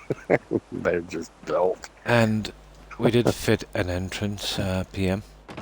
I did the rest of this, the small stuff. This kind of look. Just starting to get it all into shape eventually. The gardens worked out something like this, although they're not 100% finished. We went with a little medicinal herbs on this one. Basically everything off-road is a tie, yeah it is. You need to see Eastern Washington image loaded with off-road toys. So something like this here. And we've arched this piece. So I've got a few pieces to fit. And this is basically a copy on this side. Yeah, I pretty much drive an off-road toy. My Jeep is pretty good. And this is how we've eventually done our entrance. And this is our new ramp. My buddy's all swapping the Jeep right now. And we're just working on some of those lights. Yeah. Yeah, it needed some kind of garden area. And that was an ideal place to put it. And did all of the lights outside, and we went with the gratings and railings and hedging on top. Yeah, I bet you do, MJ. Both Just the fun trucks. Add a splash. They were fun to take off road. A splash of green. And now we're finishing the lighting on this, so the lighting makes a big difference. It always does.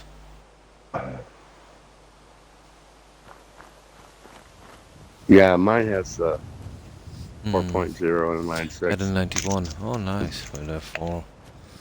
I do HO. Yeah, 4 liter.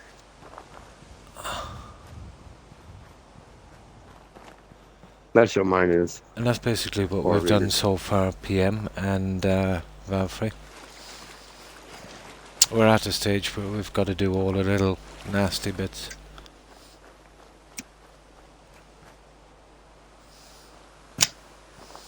But there's not much to do in the gardens.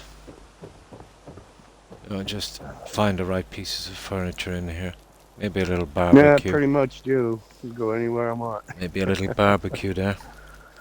And then some kind of furniture here. Just haven't found the right piece yet.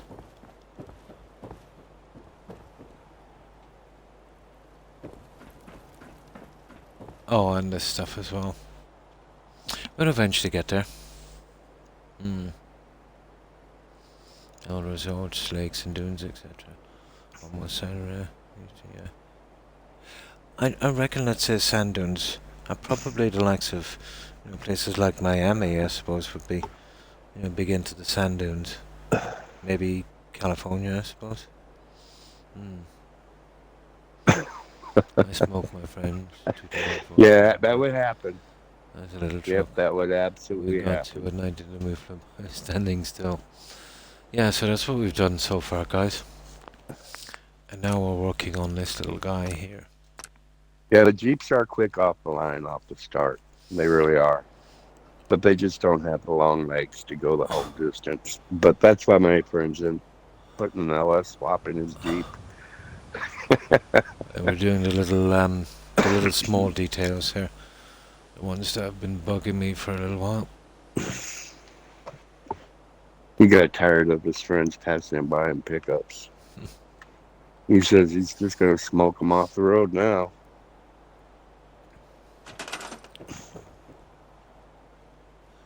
No. Okay, that goes to there, so... Right.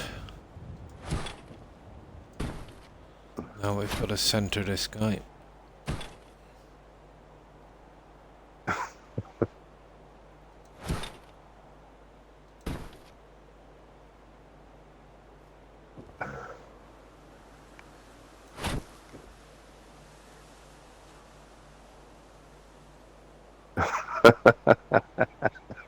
Exactly, MJ.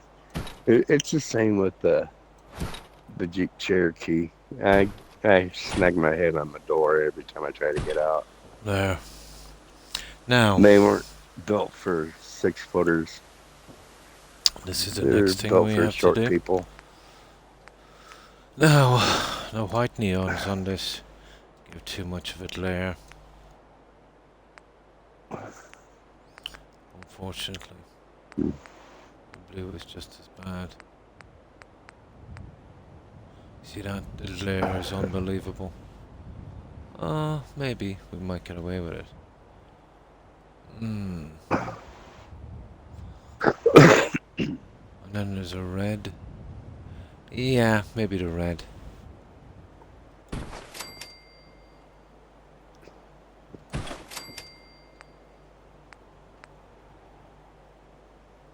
But I tell you what, those Jeeps will go absolutely anywhere, though. Doesn't matter if it's the rain or snow. They just go and go and go. So we see if we can get this in. That will be our clinic sign. We had a blizzard a couple years ago, and then snow plows came through and just buried my Jeep. I had to dig out through the door, got it, put it in low, and just rammed right through the snow like it was nothing. Now, how would we even begin to work out this guy?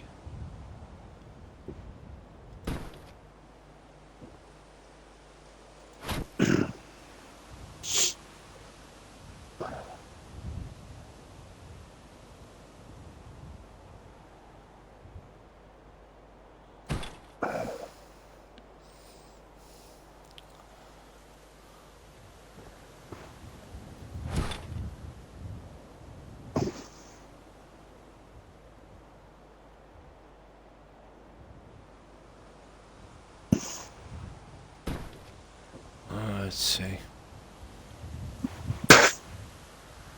I don't want to put any more than one on the side here if I can actually get away with this one.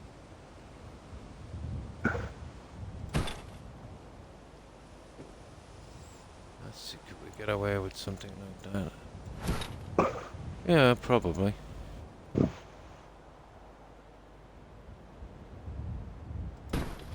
Probably could.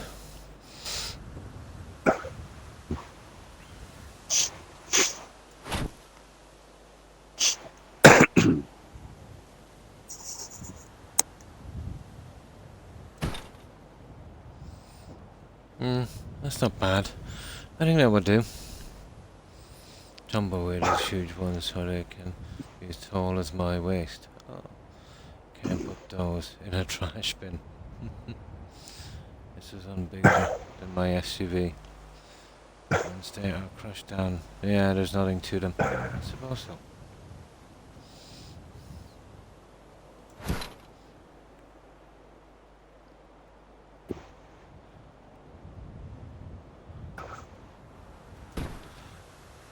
Yeah. What do you think of that, guys? Good enough. Yep, I think that would work.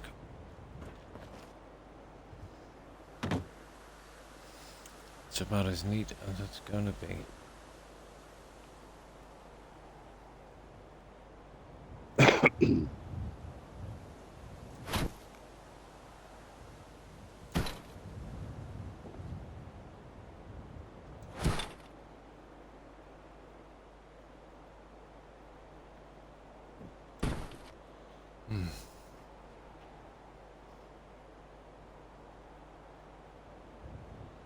That's central, and that, to be honest, could do it coming down on a little fraction.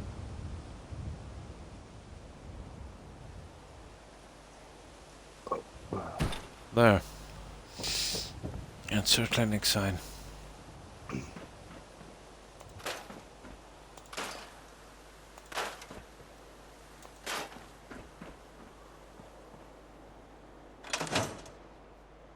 Yep, I think that works. I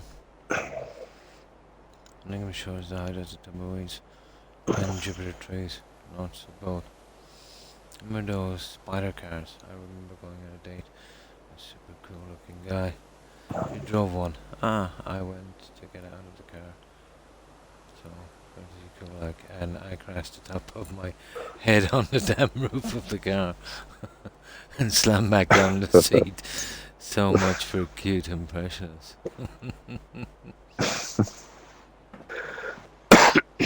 Yeah, that's not bad. So, I think for a while we'll finish here with the lighting. That's about the best we're going to do on that. Okay, let's save this one.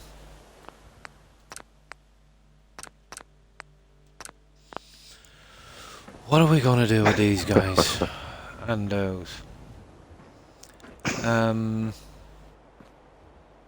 Well, I have one thing in mind for those. I don't know if it will work. But we will give it a shot. We'd have to cover this in some way. Really nasty. It's the last of the nasty stuff. You see, oh, it's 3. I might have a chance. So, let's say I can run one on each end here. It's the old stuff from the bottom that's coming through, and I can't really change that from the other side.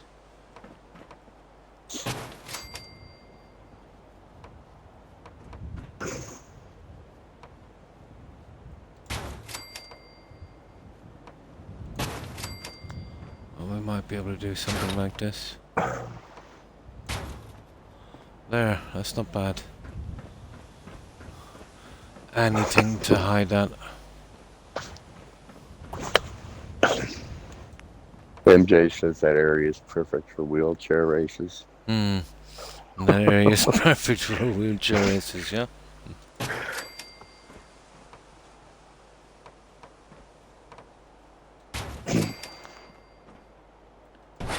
Now.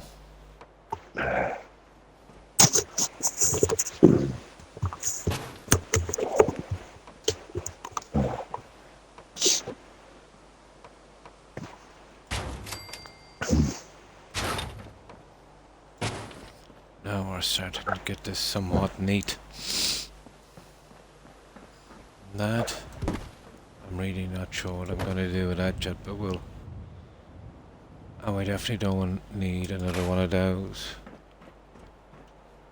Yeah, there's nothing coming through on this side for some reason. What can we do?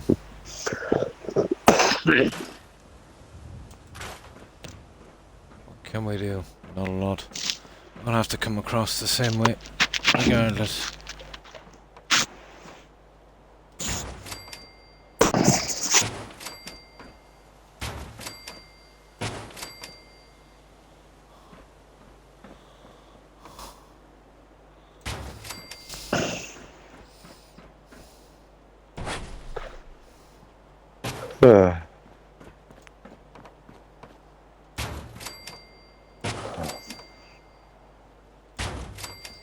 Yeah. That would work. Now, what other small niggling things have we got here? Not a lot, this. That's our next little problem. So what we'll do is we need to sleep till morning. And then we'll have a look at that.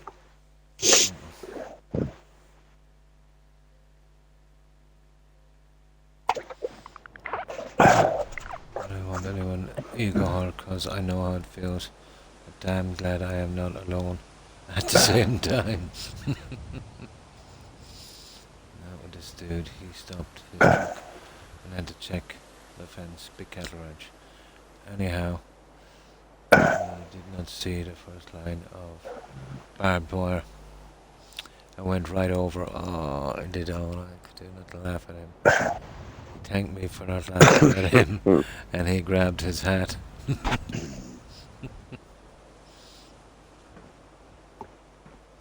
There, yeah, you can't really see the sign during the day. It is visible at night. So, right, let's save this.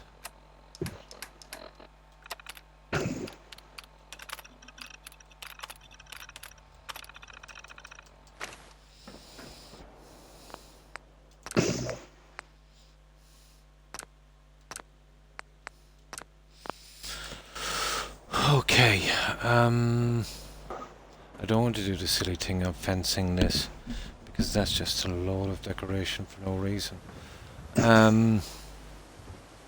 It definitely won't suit to come up this high with that many plants.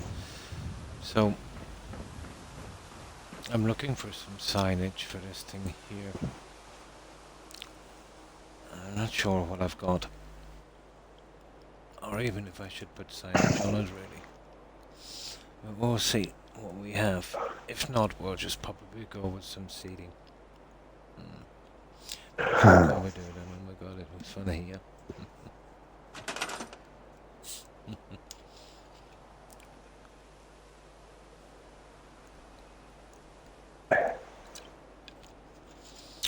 Right. Now let's see.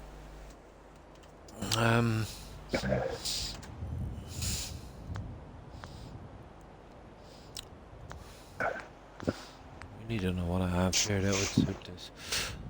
Ideally, yeah, I'd have to go with something like that. To be honest. Actually, you would, yeah. There's no sense in denying it. It's the only way to go with these. Might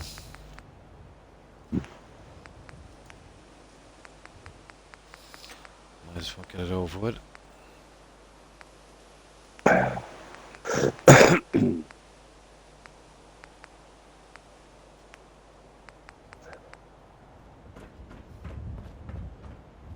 Yeah.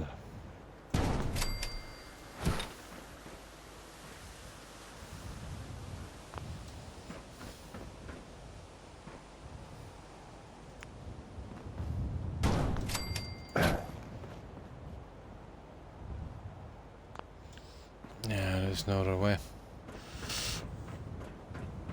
We're going flowers. At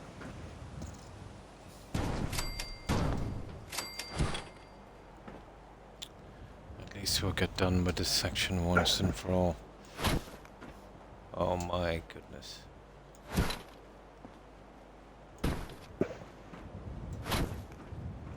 Okay.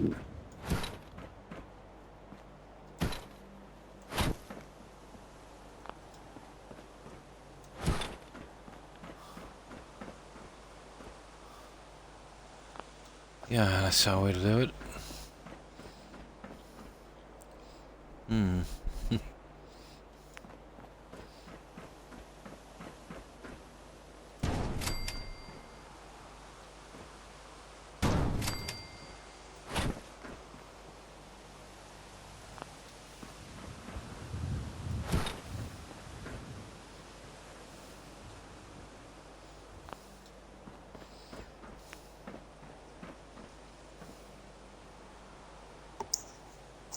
I'll be looking for a little bit. I'll still be here though. No problem, FGS. And thanks for the rug.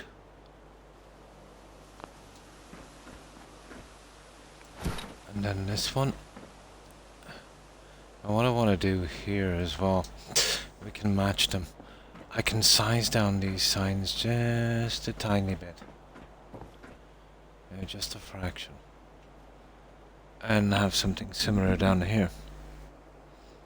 Black stone couches facing a brick wall give a new meaning to couch potato heads. And just there looking at the boob tube. Dummy them down. Yeah, totally. They do a little bit, yeah. I've seen them in vanilla. Actually, in the game. They're an exact replica.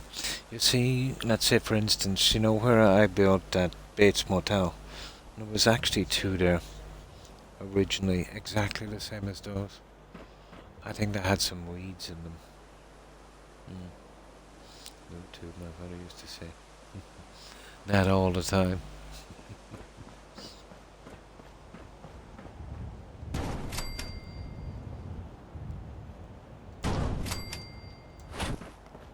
Now, so I think this will probably work out well. We'll be going like that, let's say, in flowers each end. Now, these guys,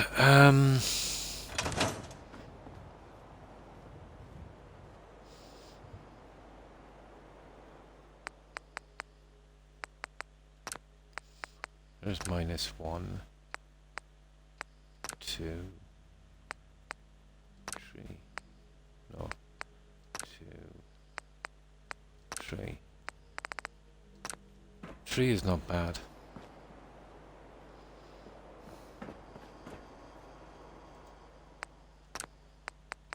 One, 2, 3.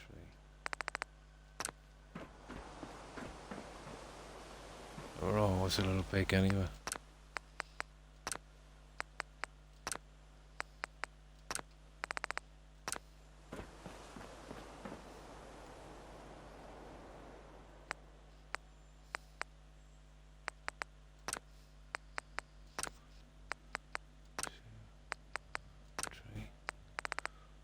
There.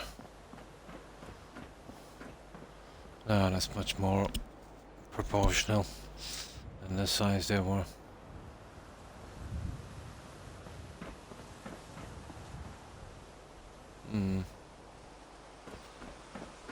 I'll set up a new sizing on this. Those tubes now are hot. Yeah, I remember the old ones from the 50s and the 60s. Remember my granddad had one. Really large TV screen. Really heavy. Unbelievably heavy. And they would have a valve system on the back that would kind of light up. Like, you know, those really old electric light bulbs? Hands in the back. Yeah, they ran pretty warm. Yeah. North American television. Librarians are scrambling for ways to complete with the boob tube too. British. A woman's tight-fitting, strapless top. Made of stretchy material. A tube top. But I can even remember the make on the TV. It was called Pye. P-Y-E. And I remember the insignia, let's say, was a large circle. And inside it said Pye, P-Y-E. But the Y was like, you know, that kind of hippie P symbol? Let's say you have a circle with a Y in the center. And the Y would be meeting each end of the circle. And then P-E each side of it, so it's about pi. Did you ever have those guys? They would have stopped making those guys, let's say, maybe in the very early 70s, maybe the late 60s. Oh, you remember them? Ah, yeah. My granddad had one of those. They did radios as well, didn't they? But those guys last forever. I remember about 15 years ago, I came across one. And some guy was throwing it out. So I took it home and I brought it to the garage. And I plugged it in. And my God, it was actually working perfectly. After like, what, 50 years or something? Those guys were really meant, the picture was perfect. They were really meant to last.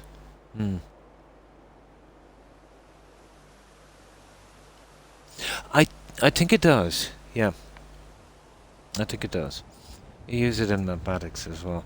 But I don't know what they meant exactly by it. I never really did any research. But I just remember the brand. They had, I know what they're like inside. They've got a pretty large tube, and it will have a valve system on top, filled with a pretty dangerous gas. Let's say within the screen, it had a very thin sheet of some kind of metal, and it was almost like in strips and tightly woven together. A little bit like, let's say, if you ran a sheet of paper through, one of those straight shredders, but it still stayed together in strips like that. And if anything happened to the screen, let's say, if something happened on the tube, they would discolor, and then your TV was pretty much ruined. Cornerstones, yeah, they were huge, large wooden box. Yeah, natural wood. Yeah, they were pretty tough. Yeah,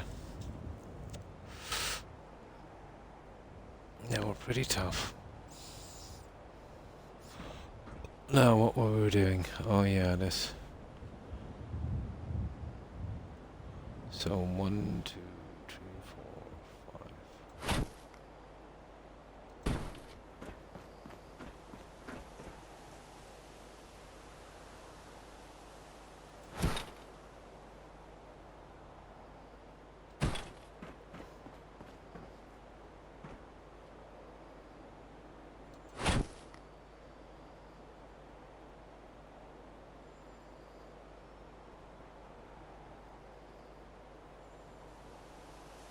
Let me see.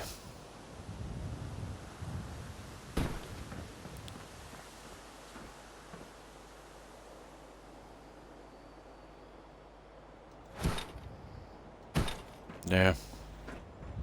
That's how it should be. So, we got those one sized. Yeah, yeah. I never seen these ones. No, just the TV one. I seen the radio separately. My God, I had so many channels. Maybe the last will crack, but most of the time, yeah. The stand TVs nowadays, just breathing them and yeah, or even touch the screen and you'll damage. Literally, just touch the screen and you'll damage it. They were, won't they? Yeah.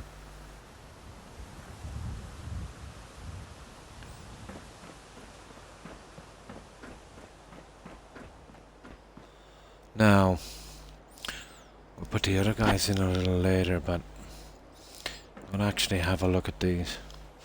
Try and do something each end of the sign as well. Man, I hate this part, the decorating part. Okay, it's starting to get warm here, so I'll rank up this fan that I have.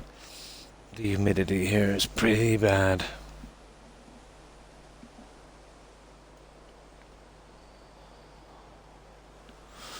But those old radios, let's say, if you get them today, you can tune into some of the emergency channels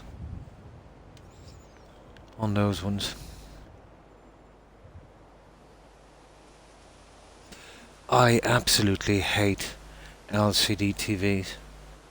Mine is filthy. I've used special sprays, special clothes, and I've just given up. Yeah, it looks like something from a crypt.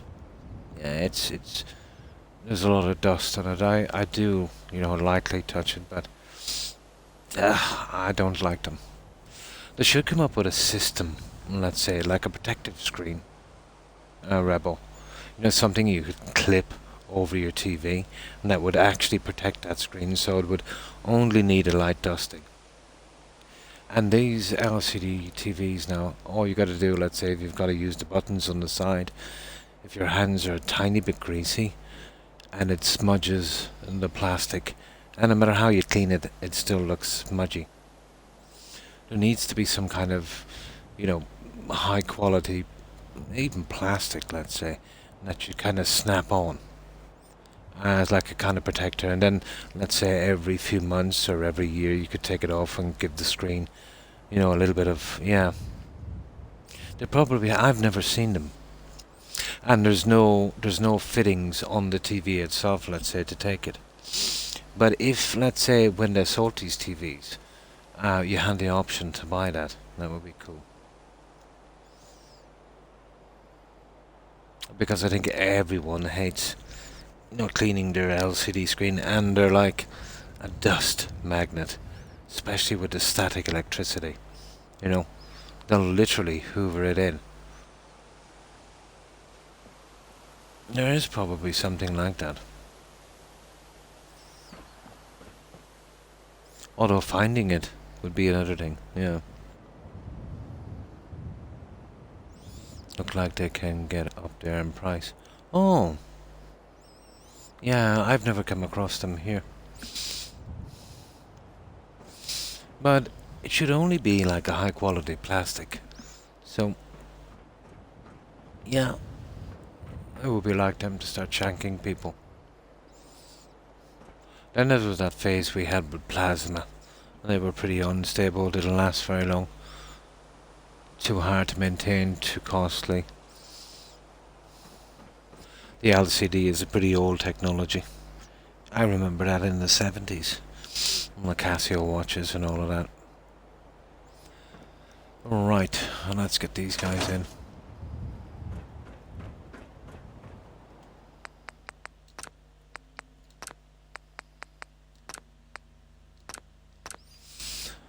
Right, let's work on these guys.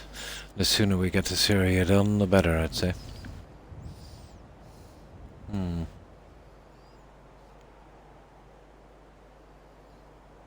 And since I am a chef, I see those screens collect the oily air that's coming. Yep, everything.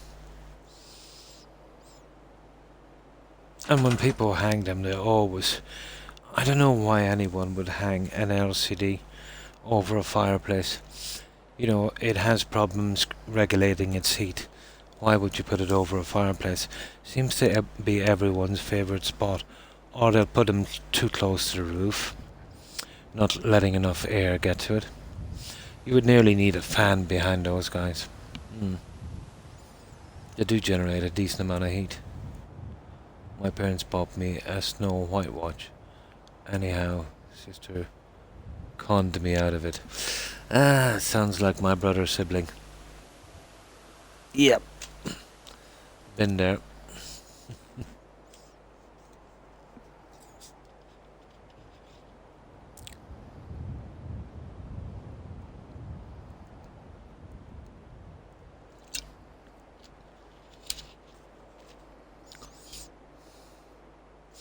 Exactly, yeah. Exactly. Roadrunner. Now, let's get these ones in. Well, that will stop them straight, so all we're going to do is basically line them up. Oh, I'll have to be moving these guys out of the way. I'm getting these relatively central. We can use this as our little measurement system.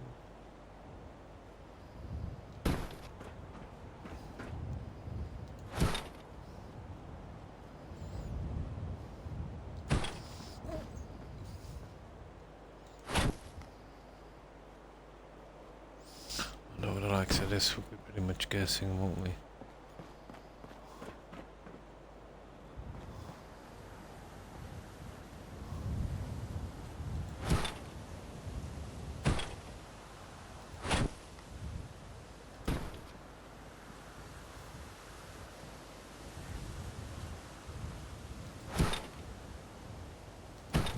There, something like that. And then we get our flowers and sign up, or some kind of sign at least.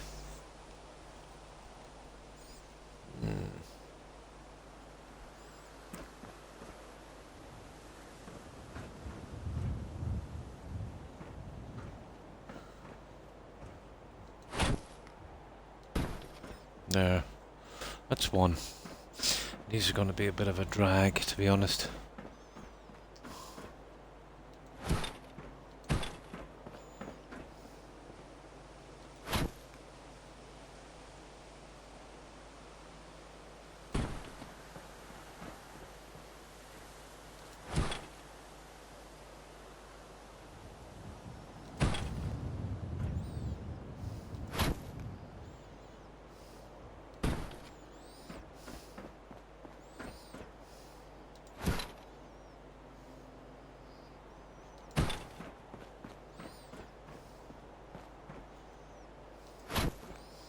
Almost all guessing.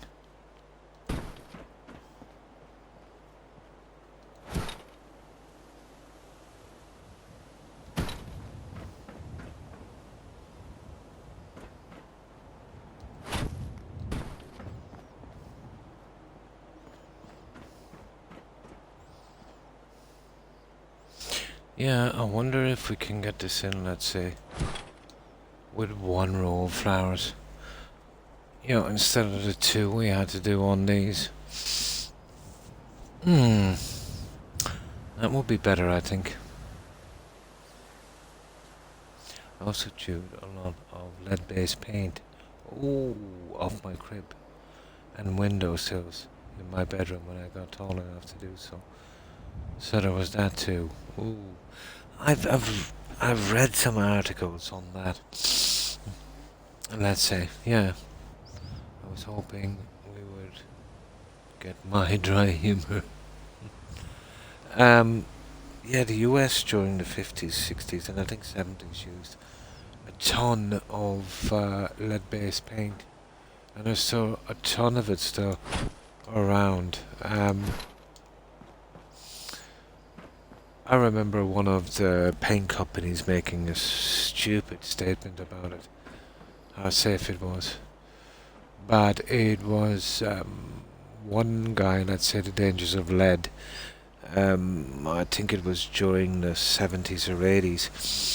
He did a large test survey and found out serious problems with lead, let's say, in fuel and paint, especially paint. So eventually they rolled it back, and they had to remove the lead. But the cleanup of the stuff that was there, not so much. I remember watching, I think it was the US Congress. They were passing a bill. They were giving grants and stuff to people who wanted to get rid of the lead paint, and I think they abolished it or cut it down to something meaningless.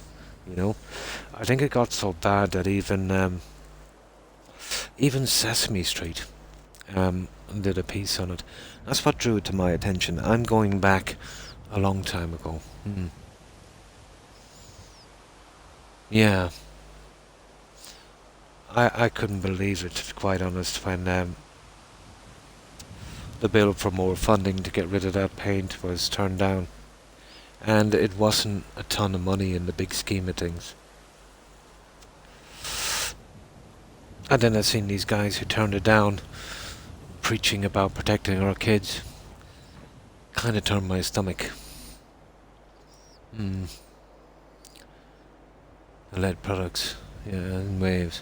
Think about it, cell phones cannot work in a lead environment. Yeah, who knows? Yeah, the rays can pass through on them. They may be lying about lead paints just cause they want it to be easier to spy on us. But that was a problem,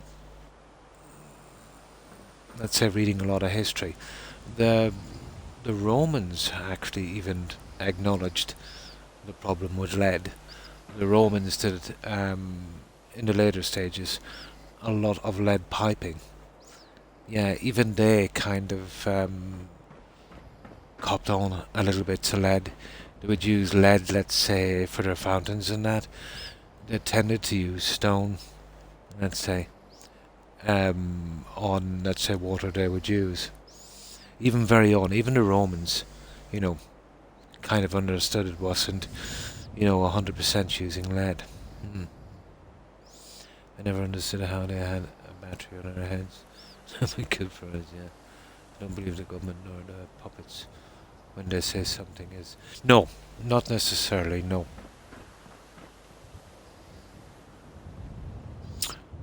But it was quite a few guys, let's say, in the medical field that they did, like, let's say, surveys and stuff, and I mean really big surveys. But it was enough for, let's say, government agencies all over the world to start making up excuses why they were not denying grants and relief, say, to get rid of these products. But yet they banned them, you know.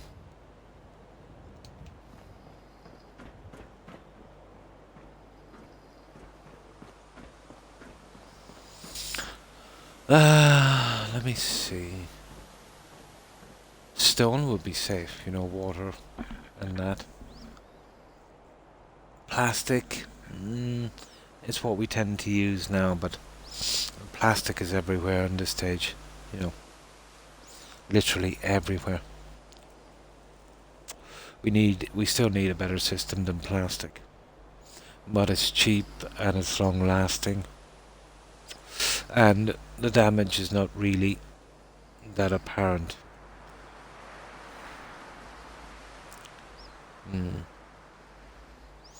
Not to send back the toys that have been recalled, but to take them to the resale stores or poor kids. Unbelievable. But doesn't that leave them open to lawsuits? Or is there some kind of third party thing protecting them? Yeah. It's yeah, glass kind of much better, I suppose. You can taste the difference in soda, to be honest. But microplastics apparently are everywhere. Yeah, in glass would be my preferred way as well.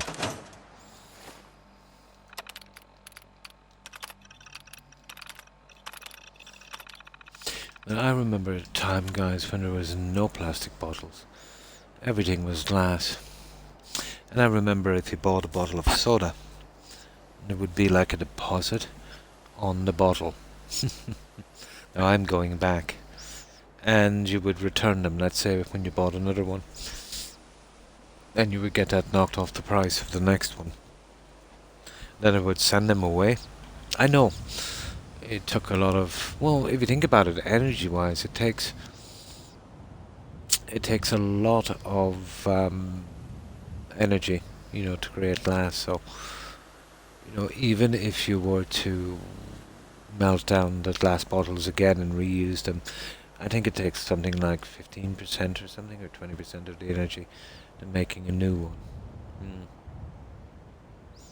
On cans and bottles. Oh, cool. Yeah, same in Germany in the 90s when I was there. They even had deposits on plastics, strangely enough. Yeah, yeah.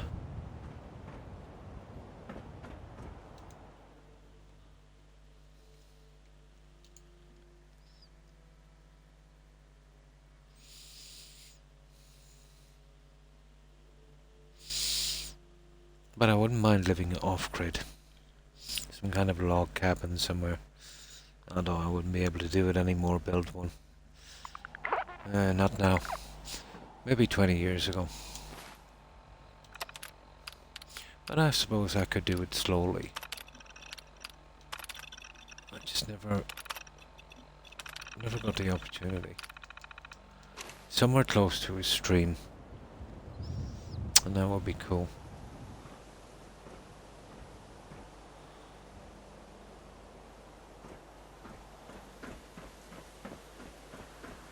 I could run a little treadmill, get plenty of power.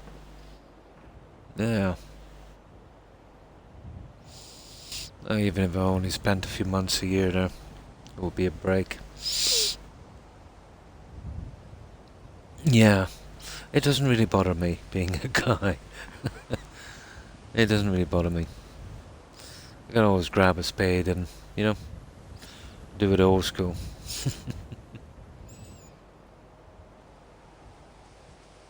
And deliver the new ones, yeah. That's the way it used to be. I think energy-wise, and yeah, it works out better. Hmm. Yeah, it is, going outside in the cold. Yeah, it is. But I remember the way the castles used to do it, and it sounds a bit gross. But let's say they would have a stream, and they would have a room right over the stream, let's say, on their house. Imagine there was a stream here, okay? Or you could dig a channel and make your own stream, let's say, a little offshoot. And where the toilet was it just a sheer drop. So when you did go to the toilet, it would drop through the toilet, let's say through the toilet, and straight into the river and be washed away. But that's how they did it in medieval times. But yeah, not everywhere, but let's say the really, really expensive places. Yeah, but let's say well, to be honest, they're quite contaminated. Sewage is a normal thing, you know, to go into the water. But yeah, I'd say it would be illegal, to be honest. I think it would be illegal.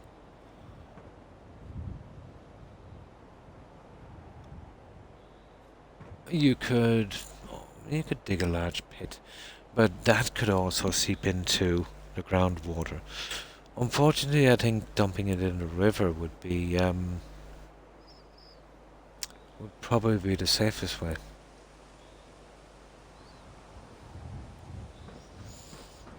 But it's common in most of the cities, basically, to dump the sewage into the water and straight out to the sea. Short term, yeah, but long term it would be broken down, I suppose.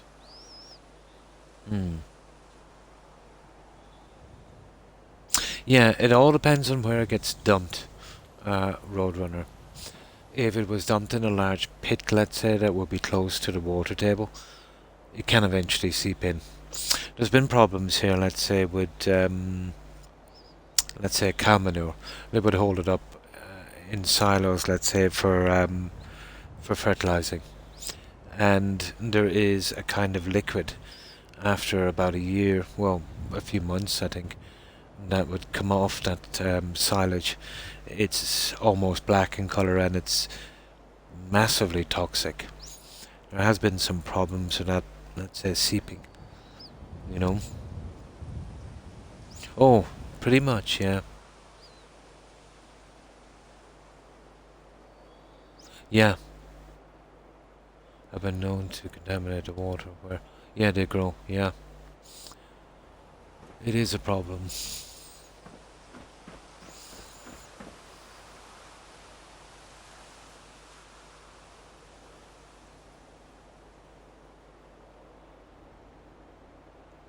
But I don't know if you think about it. I suppose in a high area, if you're on a mountainside, digging large pits would totally work where you would be, well above the water table. I don't know how long it takes for that stuff to become safe, but I don't think that long, to be honest. What, a year, 2 years?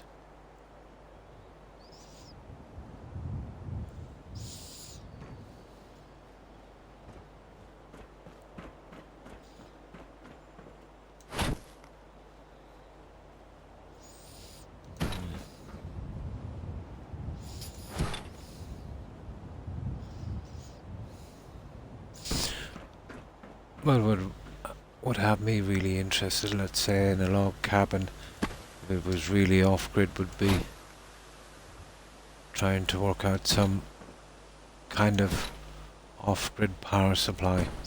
That would really interest me.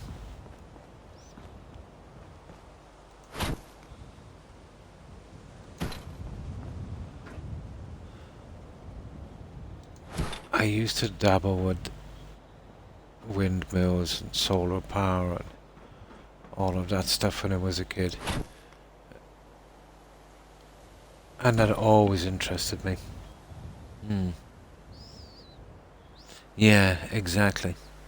There is a billionaire who was trying to buy up a dairy here east of us. He had no plans for the waste water. Ooh, from all the cows. Yeah, that can be pretty dangerous. It would contaminate the whole town's water supply. Yeah, totally. That was in the news, but I don't think he could go with his idea. Ah, but he probably wouldn't have caring that much because, let's put it this way, he wouldn't be in town drinking the water supply.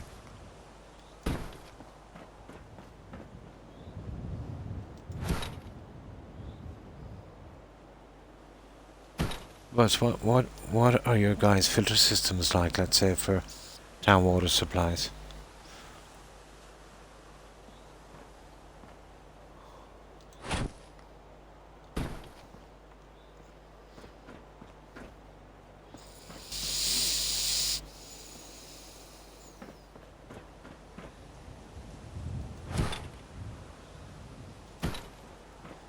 But I can't remember the last time we had any kind of water contamination in my town. I think once back in the 70s there was some strain of bacteria or something. We had to boil our water for about 60 days until they got it under control. But for, let's say, for septic tanks here, the rules are pretty strict. Very expensive getting a septic tank down here. And it's inspected, I think, every couple of years by a government official to make sure everything is okay. Very expensive.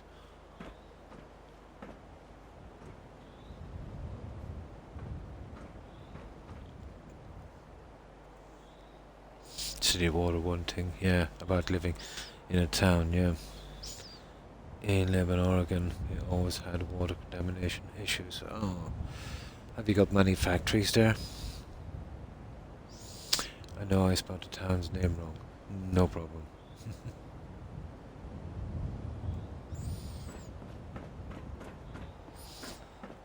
Usually, let's say when you do get a water contamination, it's either something industrial or agricultural. And yeah, it will usually involve cows in some way. The sewage products.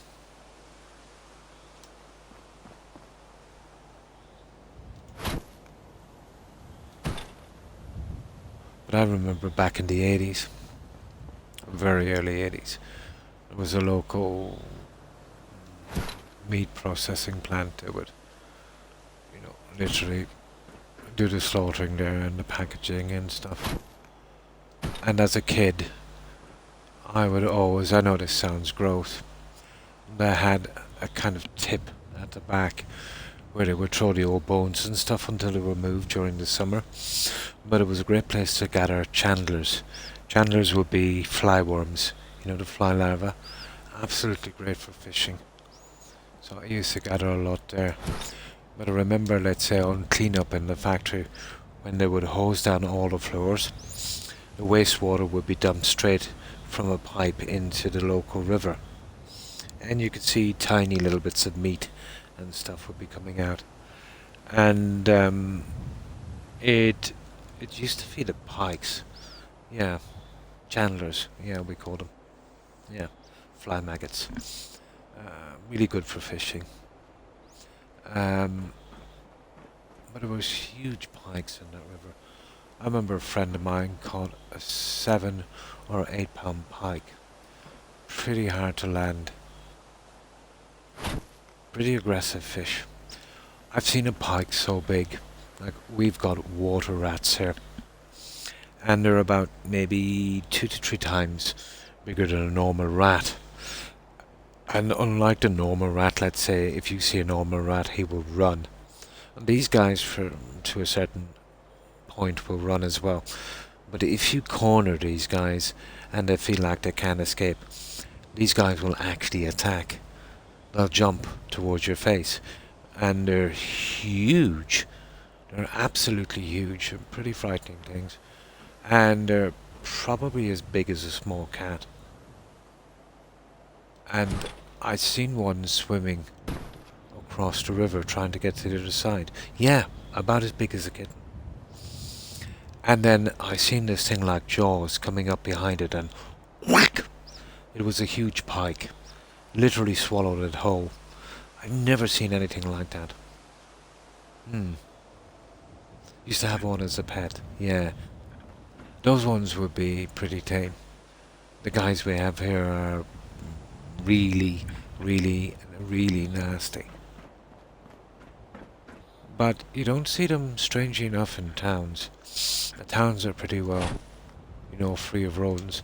You'll see them in rural areas, close to farms and that, where they would be feeding on grain and things like that. But there's like a ton of cats in every farm here.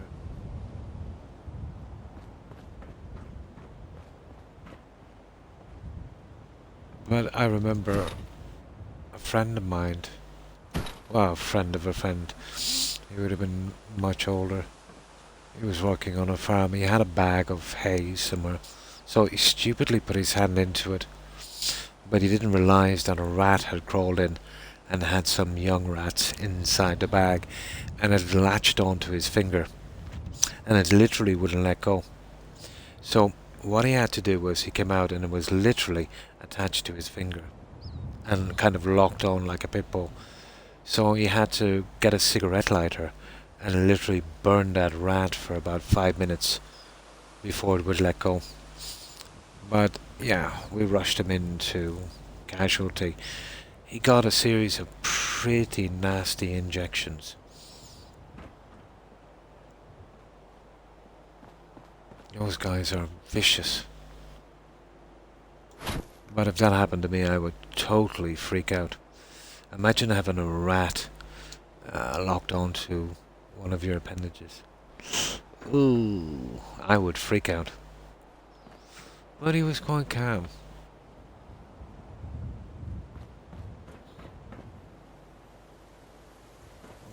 That's not bad. That one is similar. And just one more. Oh, the stuff they carry is absolutely unbelievable. But they did carry, well, I know it's been a long time, and I know they don't carry it now, but they did carry the plague. They came over on ships, let's say, from, I think it was the Middle East. I think that's where the plague started first. Came over on ships and the like of the main ports, let's say London and that, started to spread from there. There was two waves, bubonic and pneumonic plague. The bubonic, I think, would have been the one, let's say, where the rats had the plague and they were kind of asymptomatic, and the fleas would bite them, carry the virus, and then bite humans, and then they would get sick. Pneumonic was more like a flu. When you get it, then let's say you could just cough and sneeze and pass it on that way. But I think it pretty much wiped out about, well, guessing I suppose, I think 1/3, maybe 1/3 to 40% of Europe's population. Yeah, we don't have rabies here. I've never heard of a case of rabies. Yeah. Someone got it east of us. Oh, from cats. I got bit by a raccoon and I had to get rabies therapy. 3 injections a week apart, and they were painful. But still, you can look it up. Pineville, Oregon. And the plague. Oh.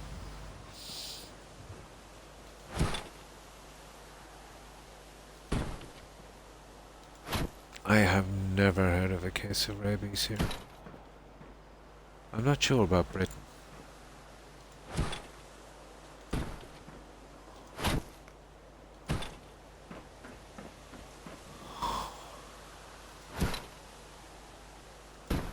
But yeah, rabies. Nasty way to go.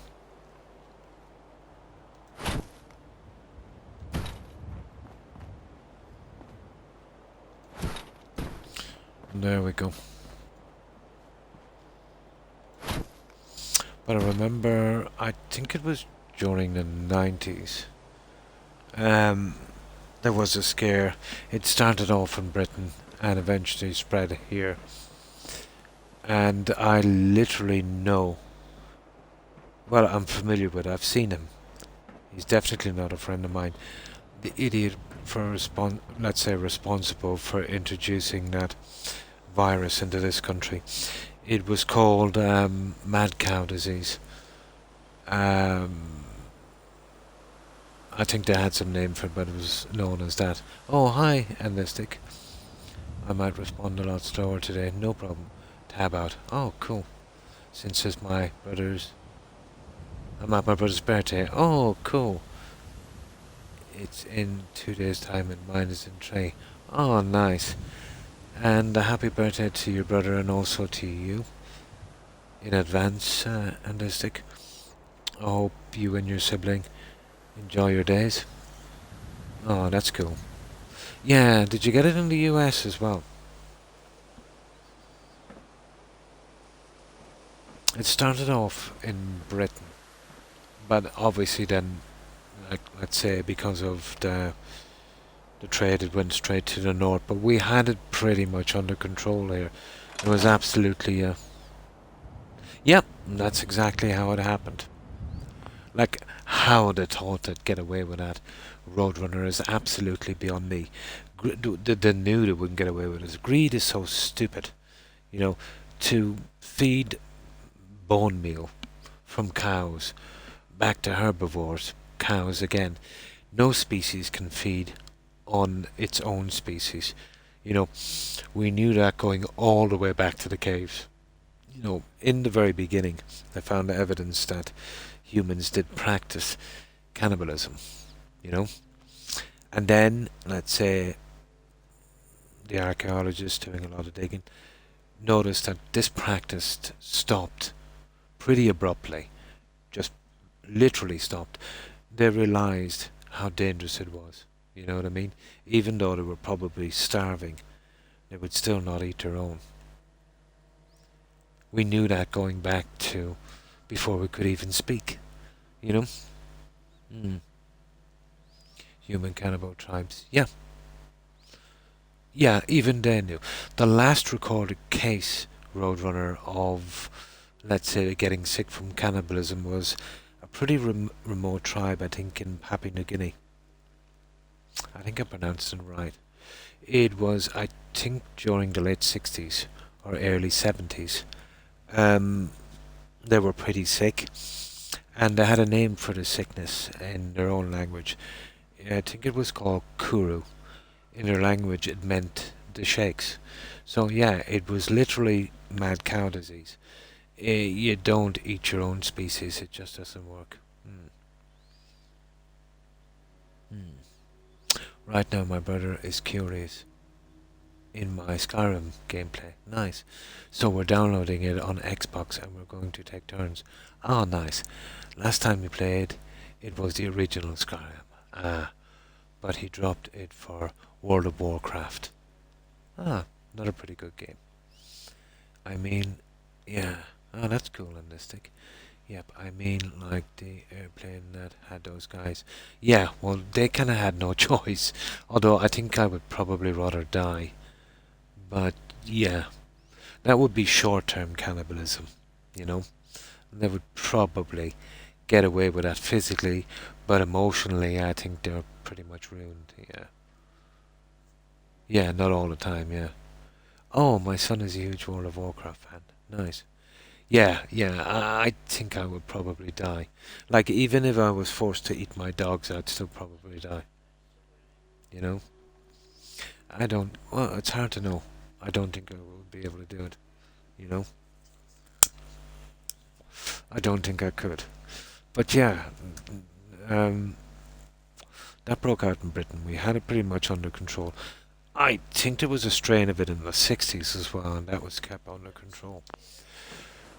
But some local idiot went to the north, bought some contaminated cows, changed the tags on their ears to pass them off. He bought them dirt cheap to pass them off for his own cows, which he already sold, introduced them into his herd. Then, when the vet came around and found out they were contaminated, they were all put down, and he got a big check from the government.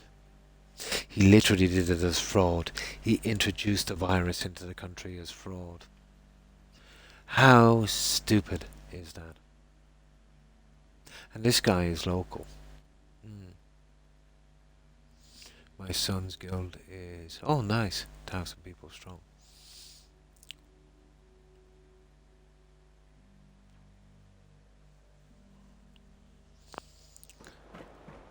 Well, that pretty much introduced it into this country then. And it was eventually... There was massive cullings. And they eventually got it under control. I hope they learned their lesson about using bone meal to feed animals. You know? I doubt it. You know, once that lesson dies down, greed will step back in again, and they'll eventually start the whole process all over again. Then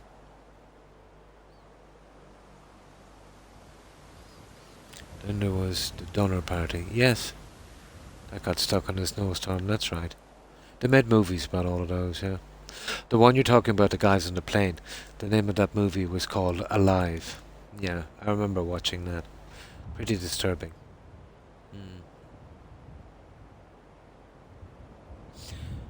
Isn't done in one run. Sorry, on phone. Ah, I see. Yeah, money. It's always money. Yeah, it is. Yeah, always money. Oh yeah, the movies were, yeah, they were real. The Donner Party and the Crash, let's say. Yeah. But they would have been isolated, let's say, one-time things. But let's say you probably could eat another human and probably do it for maybe a few months or maybe even a few years without any permanent damage. But if you do it indefinitely, and then the next generation, and then the next generation, that's yeah, you're not going to survive very long as a species, you know. Oh yeah, yeah. I remember it. I've seen the movies as well. The Edmund Fitzgerald. Was that the fishing ship? That sounds familiar. Was that the fishing ship?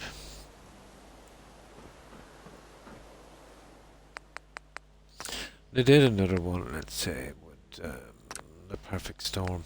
Wasn't it based on a true story? But that ship as well that sunk during that storm on a lake, wasn't it?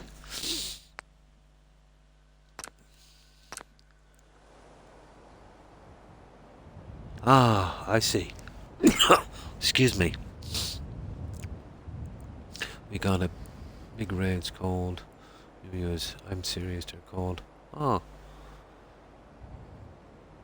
Ultimate Weapons Ultimate. And it would take a week to learn. People will sit for hours until their gear is almost broken to learn each boss. I see, it's a set of 3 bosses. 70s were very bad. I do remember some stuff, yeah. I haven't heard a Lightfoot song in a long time. Yeah, I love the voice. Now, let's get these ones in. We should be able to sort these somewhat. But we need to break this area a little bit, and this should do. Yeah, we had to leave Canada for some of their musicians. Okay. Now, we need not go with flowers. We could go with something like that, but it's really ugly, to be honest. You do? Um, yeah, it's kind of ugly. So we could... Oh, we could easily get our flowers in there. Or something like that. Now we just get our flowers. Or flowers, maybe. Yeah, these are much better. I would try and get them in singly.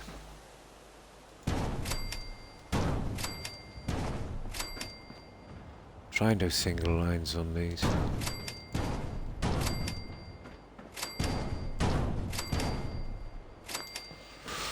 Okay, let's have a look. Yeah, that wouldn't be bad. You know, just enough to do a little single line. We could get through it, hopefully, pretty easily. Yeah, but we'd really have to snap these guys in, wouldn't we? Yeah, we won't be able to do it now. I totally don't want to put 2 lines on this. I actually like most of their music, even their hip-hop is better than American hip-hop junk. Ah, I see, you prefer that one. Some of it, right, yeah. Where or was a little morbid. What sales, yeah? Just had my new glasses delivered, oh my god. Ah, nice. Prescription, yeah? I haven't gone that far yet. But I think the time is almost upon me for that one.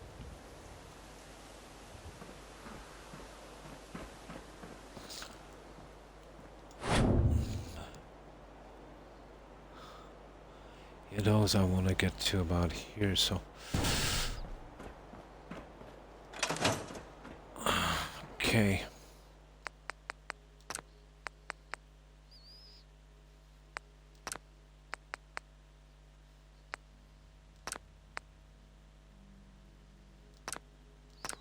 Okay, we have to try it from here. And yeah, we're totally nearly ready here for just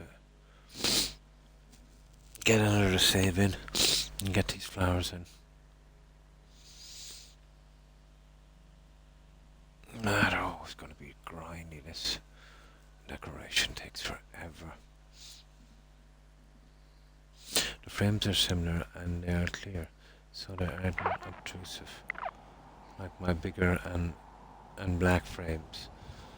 Yes, it all depends on what you're doing. Let's say if you get the bigger ones, you're not peeking over, let's say.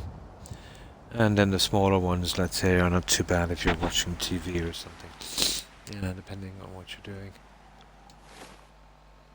But I've just been using stuff I've been buying in pharmacies and that, so I think it's time to get something more... What's the word I'm looking for?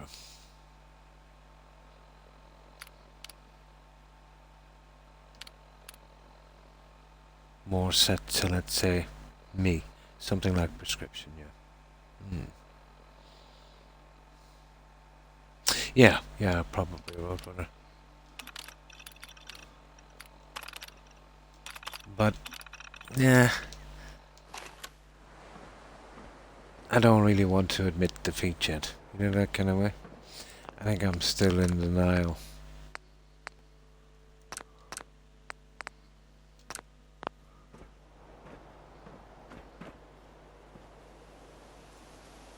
Yeah, I suppose we guys do hate to admit that we're getting old. I used to run the UWs with my fiance. We both had our weapons that we wanted, but every time I'd be in a situation where our health was 400 hit points, he played a tank. And a healer. And he's like, babe, I bet my little eyes what's up, healing. He's not over there sweating and he's popping off every cooldown he has so he doesn't die. It goes into you're fine. Well, I can read the text on the handheld thingy.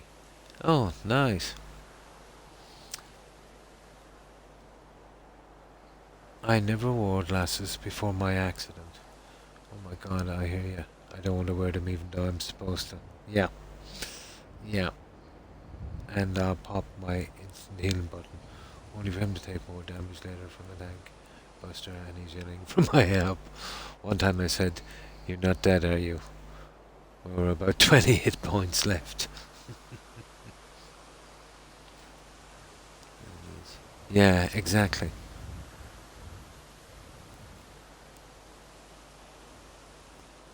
I keep forgetting what the name of the handheld thing is in the game is. Ah,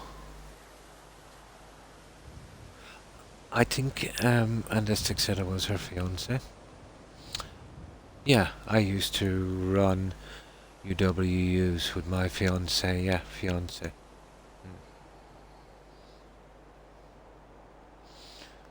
We're much older. I'm 23 and he's 37.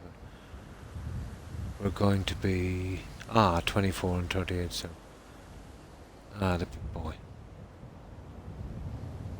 Oh, you mean in the game? Yeah.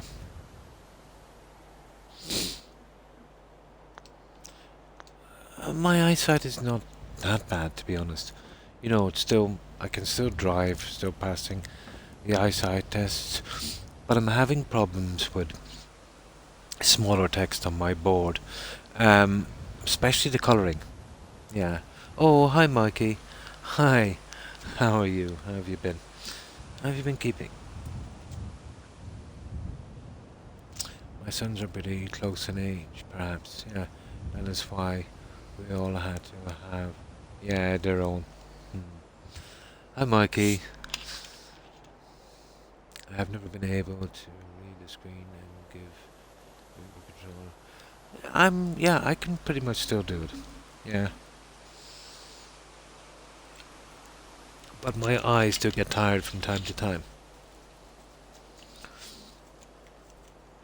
But it's hard for me to accept because, 2 years ago, my vision was 20/20, and I literally went overnight playing Skyrim.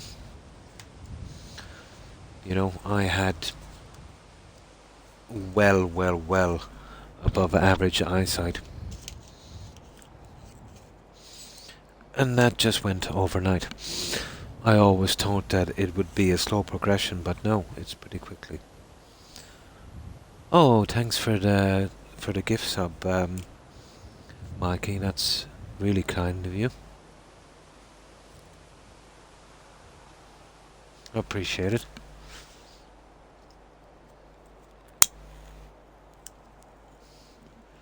So this is what we're doing here, Mikey. We're getting the last of our flowers and stuff in. It was, I promise. Ah, I see. And the bed. Oh, right. Yeah, we're getting our decoration, and you know how tedious this can be. But we finished our flowering here, and most of the lights as well. So if we could get a nice kind of look on this, something that kind of stands out a little bit, we could probably get it to work. I might get some on this as well eventually if we can get away with it. Just something to make it stand out. And the flowers would be the next thing.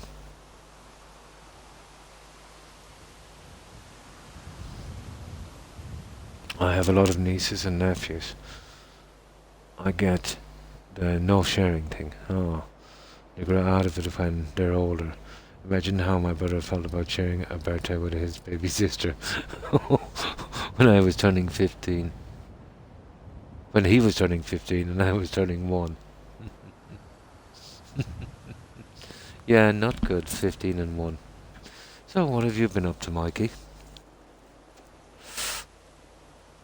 And what have you been doing? We've been just pretty much chatting here and doing a little bit of building. And yesterday I actually attended a barbecue, which was strange. The weather was unusually good.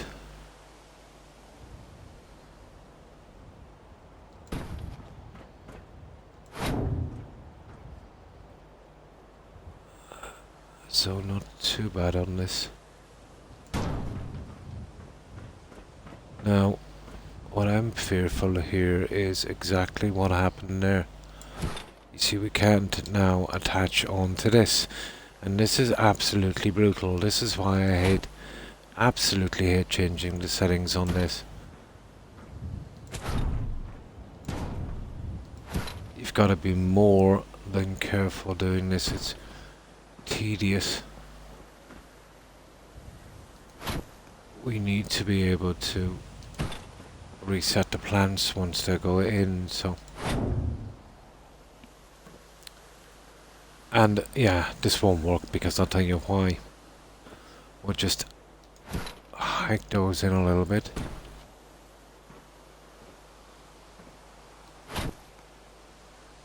Like so, we put it back to the old settings because they straighten up way too much. And that's not going to work for us because the plants are slightly off.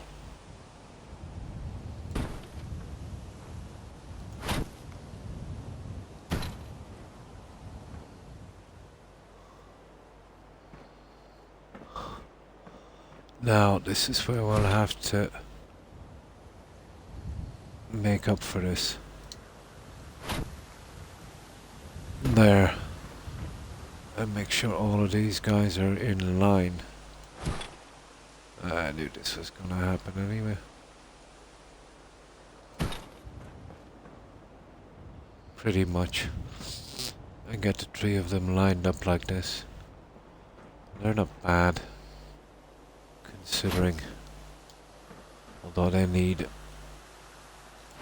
I would say, a tiny bit of adjusting. There, that would probably work on one line. We grew out of it when I was 21. We still have your classic sibling rivalry. You tried to burn my hair, always stepping each other's toes. The playful stuff, yeah. It used to be so much worse. My brother used to hated being around me. My middle brother and him and I were close. We grew apart because he has very strong views. Kind of a new here. It has just happened.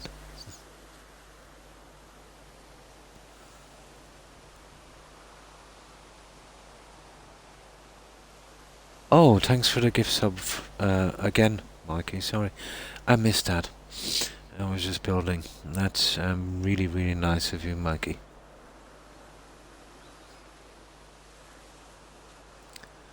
We grew out of it when I was 21.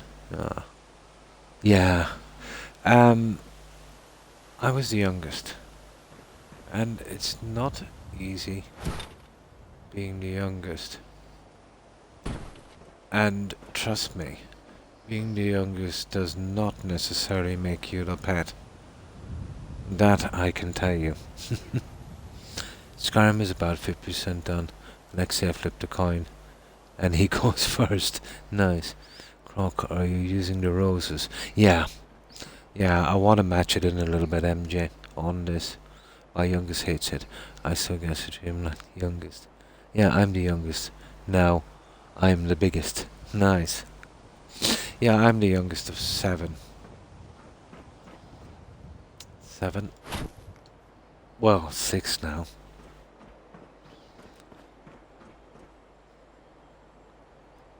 Much you don't feel the years going. That's it. We should be able to line it from here.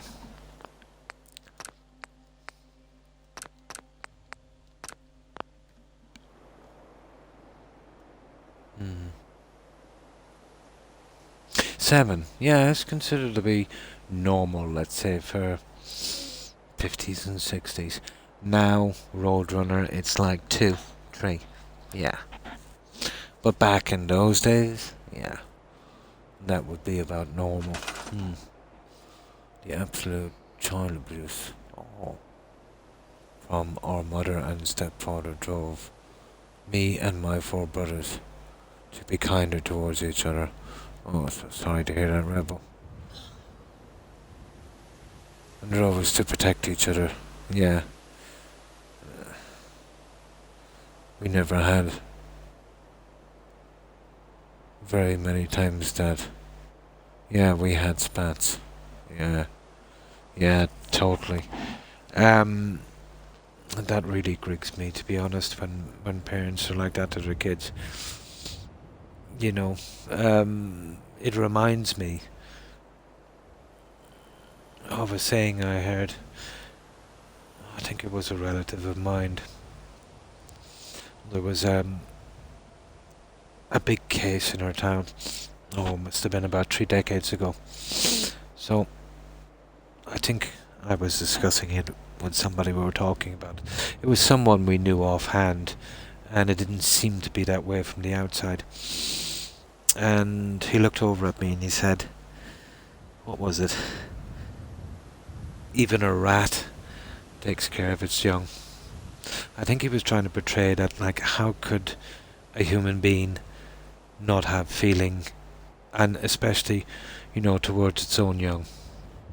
I think that's what he was trying to portray.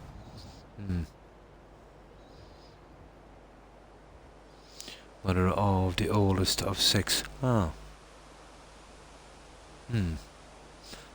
Not as Catholic as it used to be. There's a lot of people who don't believe in, any kind of religion. But going back, let's say, to the 50s, yeah, it would have been mostly Catholic. Yeah. 3 boys is all I could handle. Yeah, 3 is a handful. Friends of mine have 6 kids, all boys. Oh, nice. Oh yeah, in my day, it would have been mostly. But even then, it's always been portrayed to be a massively Catholic country. I suppose if you take into Europe into account, but not as much as they thought. It was mostly full of hypocrites, to be honest, Mikey. They had about as much religion as the beast in the field. It was mostly a cover for lots of the stuff they were getting away with, almost like a gang. I think, religion, let's say, we had in the last century, I think that kind of, well, I suppose I wouldn't call it fanaticism. It was for some. But that's given way now to logic and, a different kind of understanding of it. It's always been considered to be, one religion against another. I've never known why it's always gone that way, but yeah, during the past 50 years, it's kind of, put itself in somewhat check.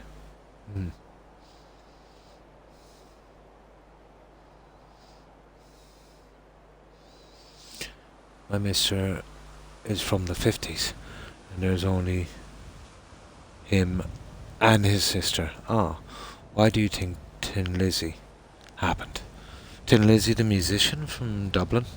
Phil Lynott, is it you're referring to? I'm familiar with his work. Phil's work.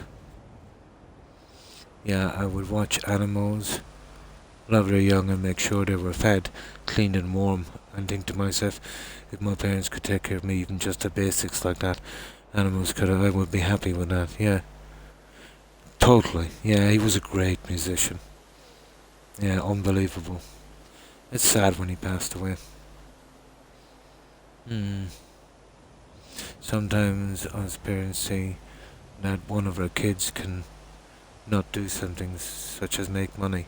Therefore, we tend to, overcompensate as well. Yeah, he was awesome. Yeah, Phil was absolutely awesome.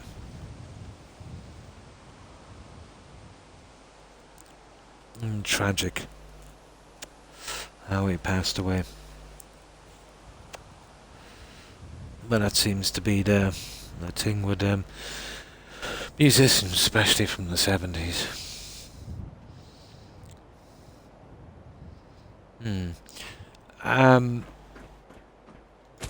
With me, to be quite honest, I'd take the hit any day for my kids.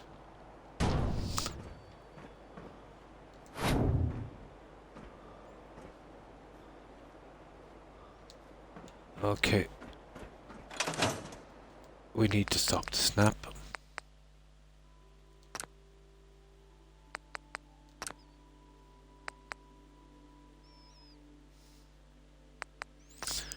That might work. And now at least we should be able to get it level. I love good bass players, yeah. Yeah, he was. He was very unique, yeah. My older brother and I refused to help him pay a bill until he can manage his... Yeah, you can, let's say if your sibling or a relative gets into trouble once in a while, yeah, you could help out. But if it's a regular occurrence and, you know, it seems like you're being used, you probably are being used. And bailing someone out every 5 minutes is not helpful, you know. It's just enabling that kind of behavior. Now, having said that, you know, people can get into trouble, and they do deserve to be, you know, helped out, especially if they're family. But if it's all too common, yeah, if it's all too common, it's not a good thing. You know, like you can enable your kids always taking their side, you know, turning me into, you know, being too privileged. Oh, thanks again for the sub, Mikey. I appreciate that, you're far too kind. I have a sibling who manages people's money for a living. Oh, we ask his advice. Never would we ask him for money. It is tacky. I would have to be extremely desperate to ask anyone for money. You know, there was often times, let's say when I was young, I did, you know, maybe could have doing with some, and so just, you know, never did.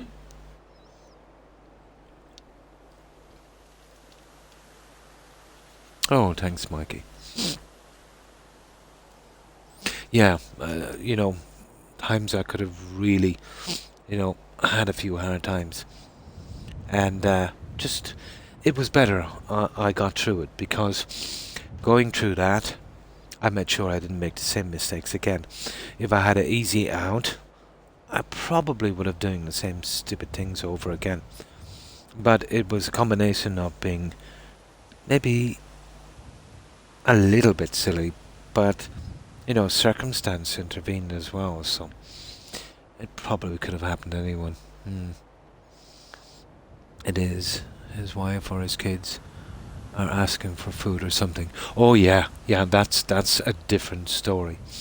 If somebody needs money for food or electricity or something like that, yeah. I really don't trust my brother. I'm kind of the same.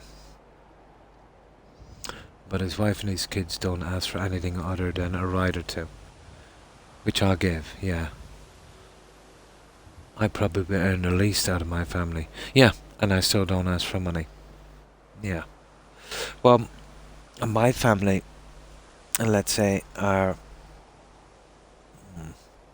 I don't know, they're probably the typical Irish family. You tend to see them when they need something. And it's never anything small. It's always a big thing. If they think that you need any kind of help or assistance, they will keep away from you like you have the plague. But yet when they're in trouble, you'll always see them. And, you know, no matter what you do for them or what you give them, they never return. That I don't mind to a certain extent. But, no, families here can be very entitled. You know, they don't seem to do it with people out from their family, but they tend to look at their own families here like easy marks. You know, they are takers no more than they are givers. Takers feed off givers. Yeah, but I think it's family, really. You know what I mean? They're always out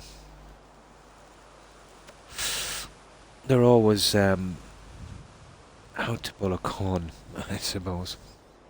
We probably here want to be there, not money. Yeah, or nearby.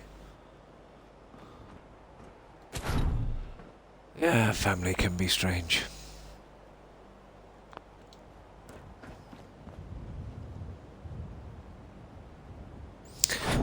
Well, most people fall into two categories.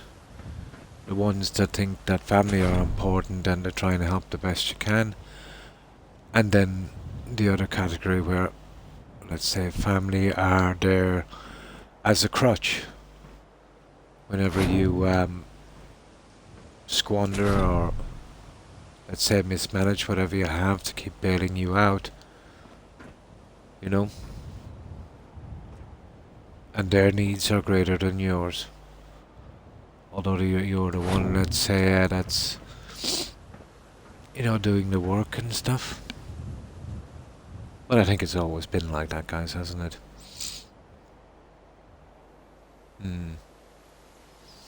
I made a decent amount, but sometimes life throws a wrench. Oh, I know that one, yeah, totally realistic. I have been almost raised as if you ask for it, you won't get it. Ah, yeah. So I never ask for food, which is why my fiance has picked up on that, and he'll order me food when he notices I'm cranky and I haven't got any food in the house yet. Ah, I see. My brother did. Yeah, there's always one, isn't there? Yep, there's always one. Yeah, me not being nearly enough. Me not being nearly enough is my fault. Yeah, in what sense, Mikey?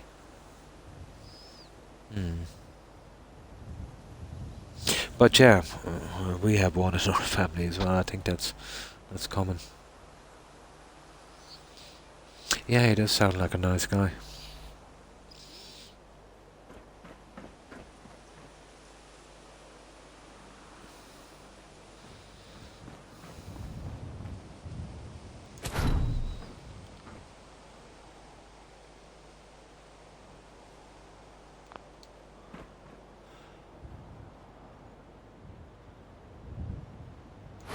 But yeah, one must be kind of careful, I suppose, with family as well, because they do tend to know, let's say, your buttons and stuff, and they'll totally play mind games with you if you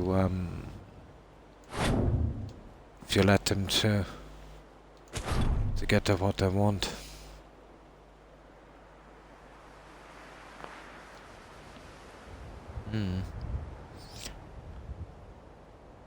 Ah, my loneliness stops me with some things. Yeah, understandable. I have to, let's say, isolated myself from time to time. And that I can kind of understand. Now this is ridiculous, this thing here. Ah, there it is. That's not too bad. We can kind of get it out on that way. And hopefully get the other one in. But I knew this was going to be a bit iffy. Ah, that's not bad. That's how we can kind of go with these. And that would kind of work.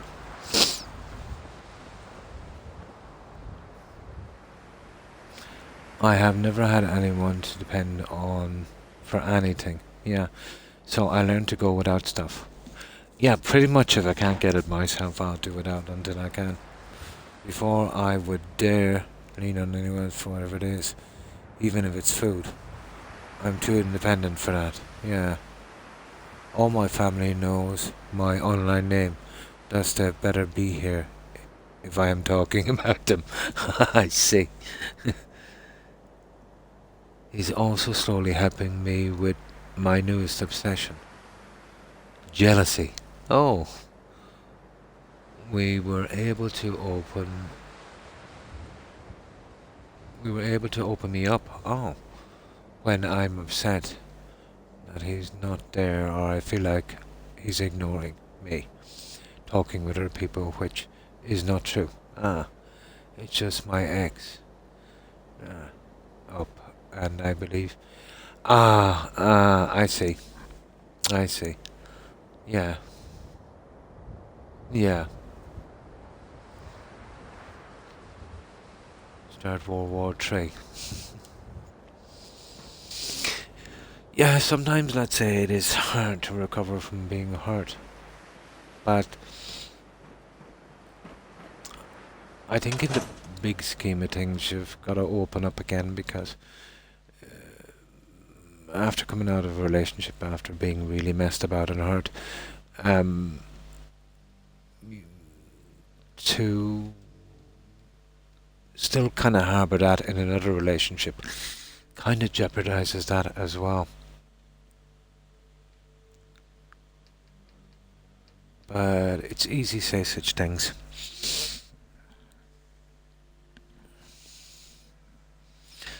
I've seen things that say relationships, where one or the other was hurt in a previous relationship, and it kind of changed them, let's say. But it takes time to recover, especially if you've had a relationship, let's say, that wasn't great. You went into another one not expecting much, and then said to yourself, okay, this is the one, and then to have it happen again, or maybe 3 times in a row, can be pretty crushing. You would start to say to yourself, is it all like this? Or is someone out there, trust me? But, yeah, it's difficult.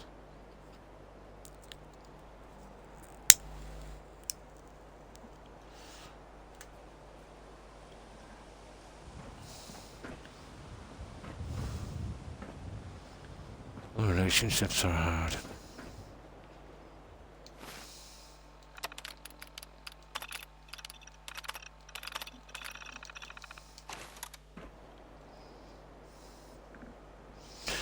My brother still threatens him and says my fence is going to be going down the aisle in a wheelchair. Oh. Like joking or seriously? He is still nervous about me being in another.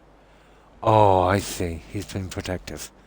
Engagement. And my friend saw it like, cool. I'll do wheelies. Good. He's got a sense of humor. My tensions lessened during that day. I might even miss bad relationships at this point. I kind of know where you are. Let's say when I was, well, a lot younger, let's say, and I would work, let's say, in other countries, it did get pretty lonely. I did consider relationships, which I knew from instinct was not the way to go. And every time I've went against my instincts, I've lived to regret it. Instincts are pretty good. But there's always someone out there, always. Just a matter in some cases. And sometimes, as I said before, they're right beneath your nose. And sometimes not that far away. Yeah, but the problem is finding these people. And relationships are really hard with other people. Totally. Yeah. No, definitely. you had choices. Um, I'm strange, I think. I don't open up, let's say, in a relationship pretty easily, which I know can be a problem sometimes. But if I'm alone, it doesn't bother me that much, I suppose. Um, I've always been, um, yeah, kind of a loner, or in a crowd. Either way, it doesn't bother me that much. I think if you get into a relationship and, you know, if it works, if it works, and if it doesn't, it doesn't, and you can get out of it healthy. If you get through enough with that kind of healthy attitude, you will eventually, find one or someone like-minded. You know, it's I suppose it's just my personality. Hmm.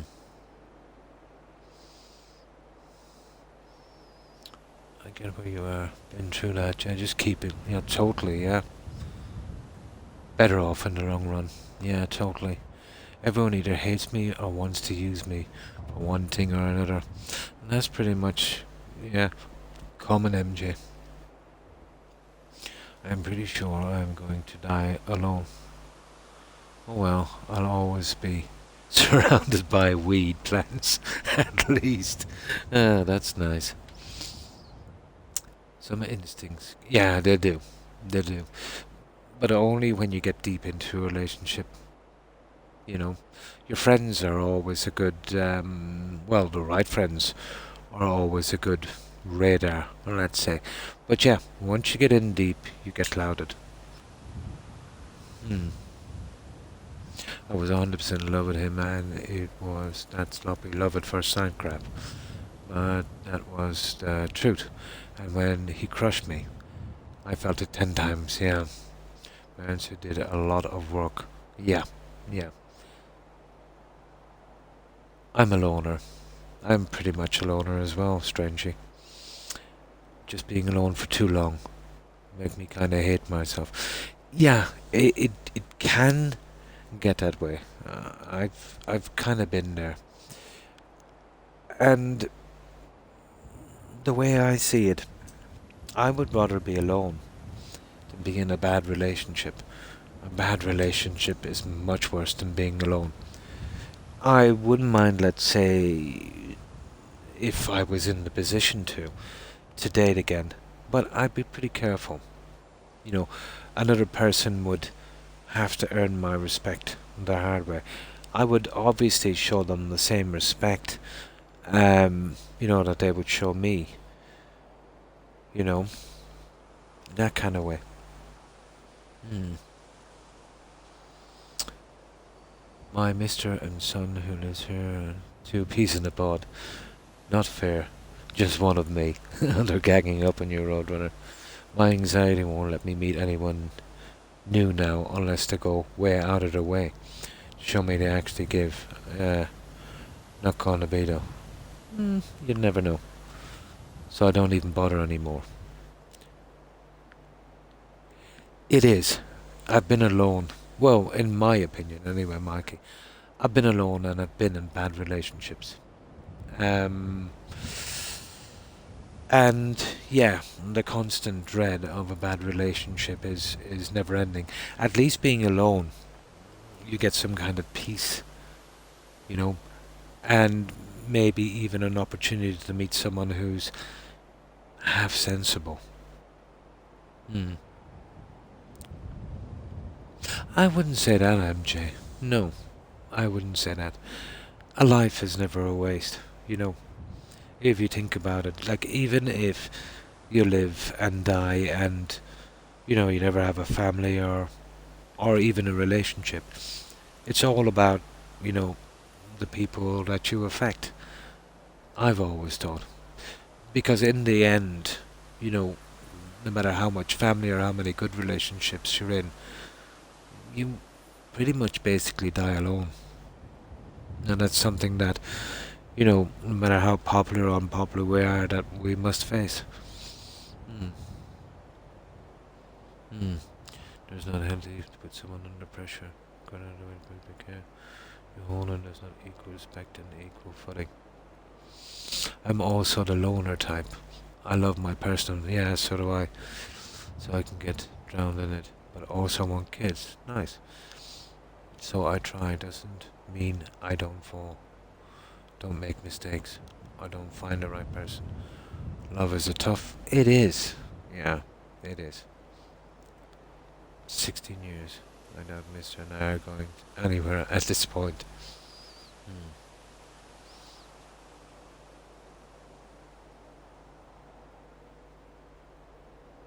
Hmm.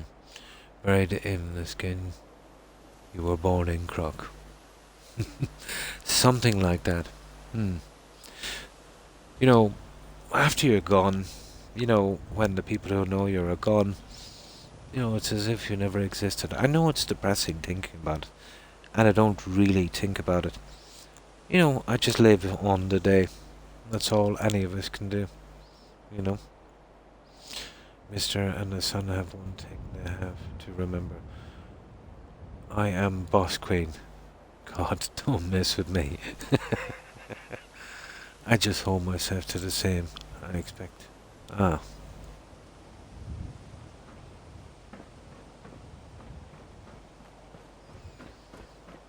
Now, let's see if we can get these guys in. These ones are totally a little iffy, aren't they? So, if we can get this one, let's say sorted a tiny bit, and that might actually work. I wanted to go with a single one, and that just might work. Well, a center one, just a tiny bit, like this one here. There, that would probably work.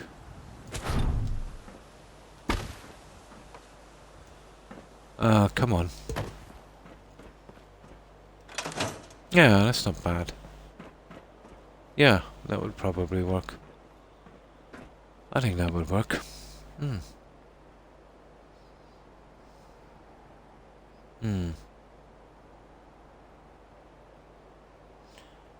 You heard a saying, if mama ain't happy, no one is. And I also view it as no one is ever too old. Oh, totally. Yeah, totally. That's totally what I think. I am, I suppose, behind everything. I am a little bit of a romantic, I suppose. I think there's someone out there for everyone. And if you push me to it, I'd say there's several people out there for everyone. It's just sifting through the people who want to step on you can be pretty hard and pretty crushing. It tends to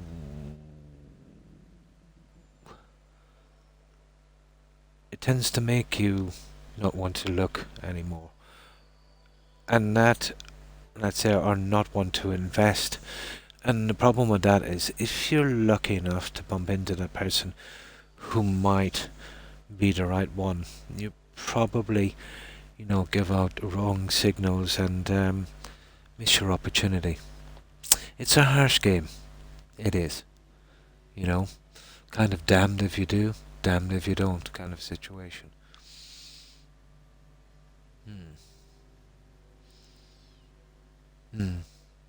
That's one thing, yeah, the physical violence, that's really toxic. What those fault is that even being involved with a person who's engaged or married in the first place.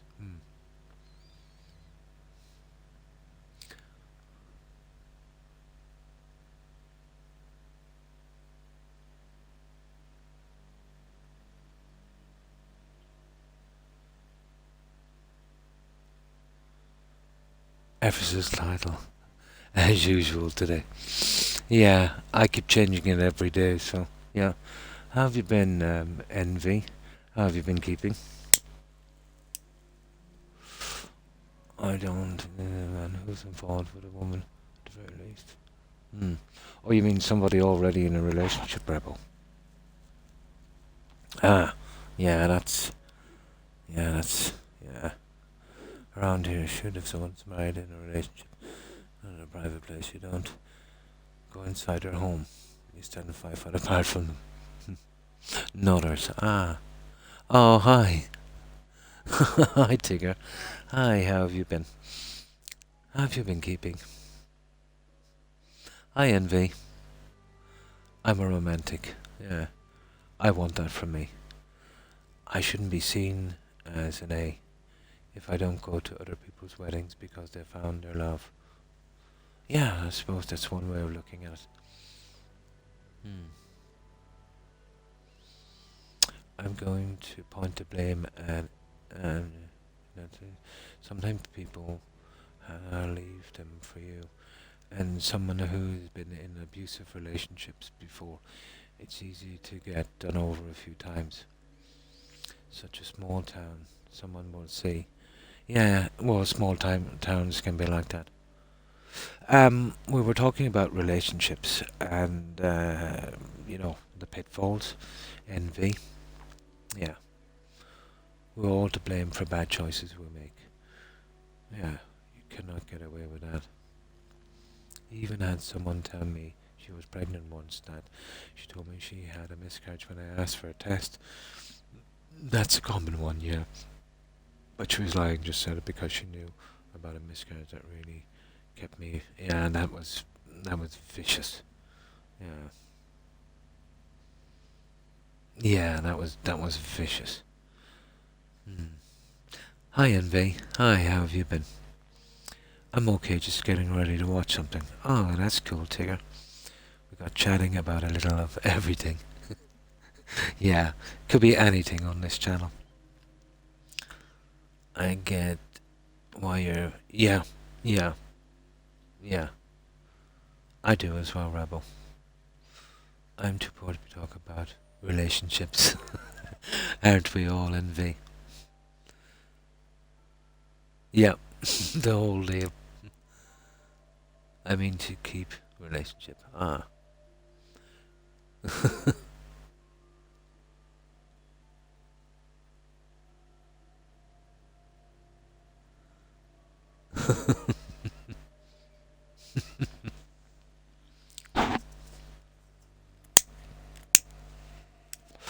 But guys, I think in a situation like that, after getting out of a bad relationship, the problem kind of lies in how you feel about yourself after it. That's always the problem, never the relationship. But you should, first of all, love yourself. You know, if you were in a bad relationship, it's not your fault. You know, you should prioritize yourself. And then whenever you're ready, let's say, to get back into a relationship again, or take your time. I know, let's say you'll be a lot more cautious, and that might be a little harder to get back into a relationship, but if it's a relationship you want, it's something you'll have to eventually do, you know? No problem, MJ. Yeah, take care, and stay safe. Have a good one.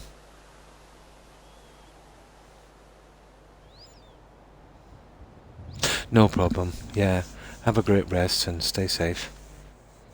And thanks for stopping by, MJ. I appreciate it. Now,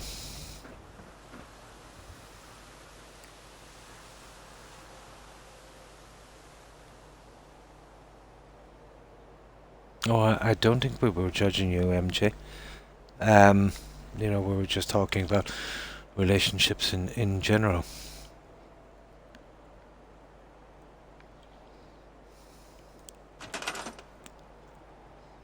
Hmm.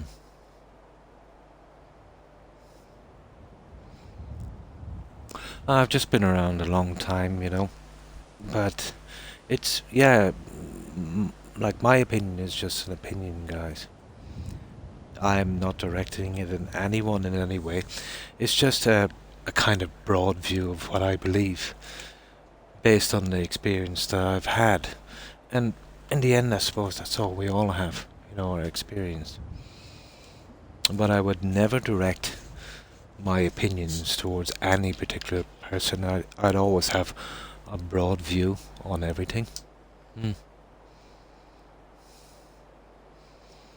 Oh, well, trust me, I've made my share of mistakes.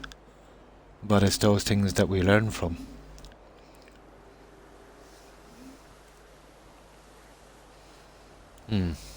Oh, totally, yeah.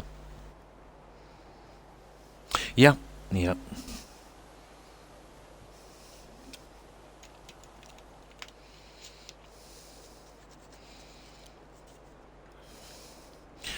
Now we're getting the rest of the plants in.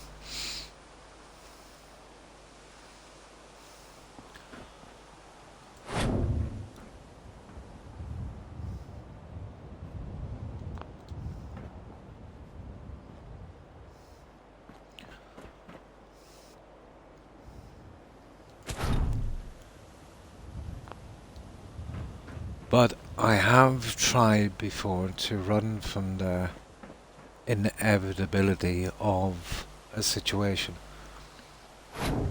that, speaking again just for myself, that did not work out very well for me. You'll postpone it, but when it comes it will be just much worse. It's like ignoring a medical condition. The longer you ignore it, the worse the cure is.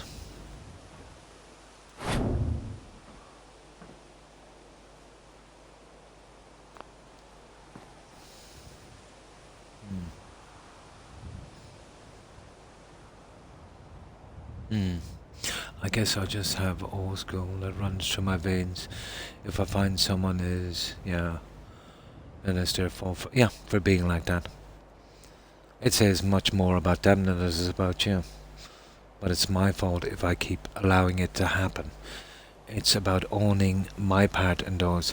Yeah, but rarely will you come, in my experience, to that conclusion until well after the fact, Rebel. You see, the problem about being in what you might consider to be, or I might consider to be, a serious relationship is you kind of have blinders on. You get attached to a person and you start to do a little bit of mental gymnastics to justify certain things. Oh, they were in a bad mood, or they were in a bad relationship, or it's not that bad. You will do a lot.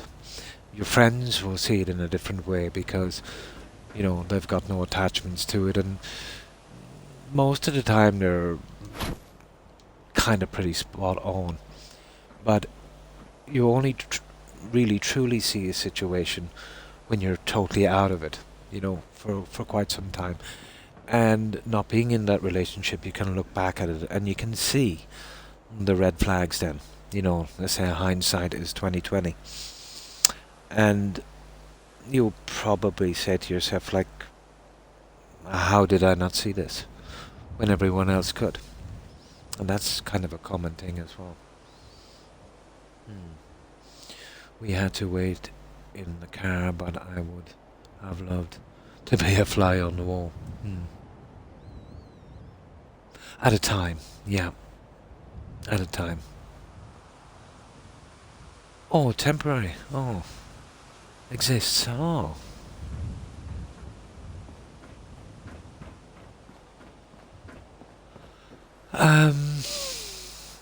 There's just so many of us here, guys.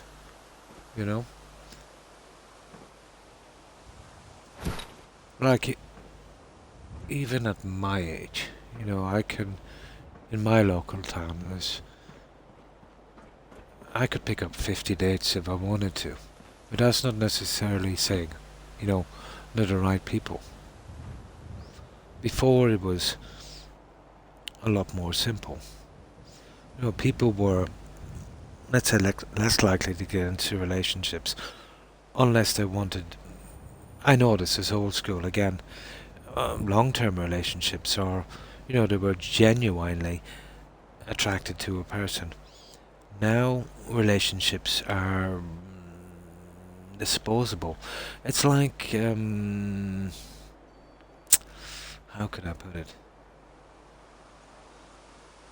It's like a rich kid changing his car every few months for another one. It's sport. It seems to be. Hmm. Hmm. Oh, by religion. Oh, I see. Read what my mother did, Croc. Sorry. My mother, the Christian school teacher, she was funny. She would walk into a bar and fetch Dad in her bathrobe and curlers. Oh my God, it was hilarious. Oh my God. Oh, I've been on both ends, and I've had a party who knew about me come and say hi. He's cheating on you. I'm sorry. I'm not trying to take him. He said he was leaving. I used to get mad. A person that came to me and I rejected my years. No longer. Yeah, do that. I get mad at a person who I was with. Kind of loophole. I can't pick up one ever. Probably wouldn't say that. But it is hard to get out there. I will say that. Not just one time. Vipers. My parents were married until he died. Now, we need some on the other side, don't we? We'll soon be finished, these guys, and then they're taking longer than I thought.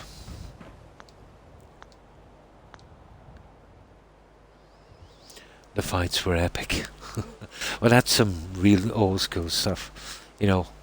Following the hubby into a bar and embarrassing him in front of his friends. That was laying down the law.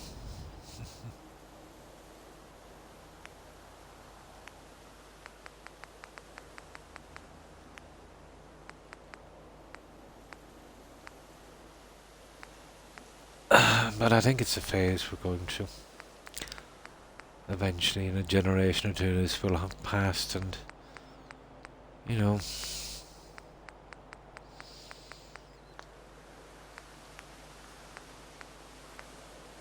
But, like, take for instance, this is an extreme example. I had a neighbour a long time ago, about 20 years, well, maybe more, 25 years ago. And he used to be always away working. This is why I miss Joe so very much. We never went through all that. Yeah. We were just made for each other till his dying day. Was nothing but mad respect and faithful love between us, even during. Yeah, you'd always have the little arguments, but that's all they are. Just little arguments. But he was going out with this girl since he was nothing more than a kid. A very long-term relationship. They eventually settled down. They had a few kids. And when he was away at work, let's say when I would come back early, I'm not a suspicious guy, but you would see this car always pulling up and leaving, let's say, just before he came back. So kind of looked bad, but none of my business, kind of thing.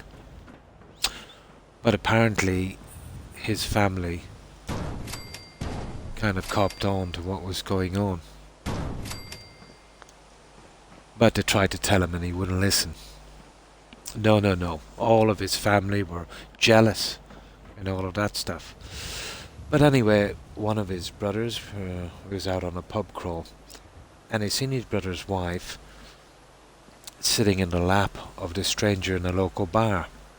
So he sneaked out without saying anything and he went to get his brother. And his brother told him again he was jealous and all of this stuff. So him and two other guys literally grabbed him, chucked him into a car and drove him to the pub. Unfortunately, she was not there when they arrived. But the guy inside the bar said he knew the guy she left with, and he was working. He was like working on some motorway they were doing, and he was living on the motorway in this little kind of porta cabin thing. So that was okay. They drove down to this bypass and they went through to every single porta cabin, and they just opened the door of this one that was left open, and they found her standing in the middle of the floor, naked, and she was holding a shoe to her private part to hide her private part, right? And the guy was in the bathroom with no clothes, looking out, peeping out, and she had the gall to say, "It's not what you think. I was leaving the pub and I couldn't get a taxi, and this gentleman offered to walk me home. But as we were walking, it started to rain and we got quite wet. So we came in here to dry off her clothes. And this idiot believed her. This absolute idiot believed her and fell out with his entire family. Right? So that was okay. His family were just disgusted at this stage. But fast forward 12 months later, he's divorced. She took him for everything he has, and now that guy and a slew of other guys has been living in his house while he's, you know what I mean, trying to drag himself up again. But he was what we call a classic victim. You know what I mean? If you do not believe what's in front of your eyes, it's going to happen, you know? That I know to be absolutely true. But then I also poked it prod because Bradley makes me play for lies. Knowing that I won't do anything about it, I just whine. It was the tequila that made her close. Yeah, unbelievable. Yeah, absolutely unbelievable. Is a huge whiner, yeah? But, you see, small towns. I know everything that went on in a small town. It's always been that way, isn't it?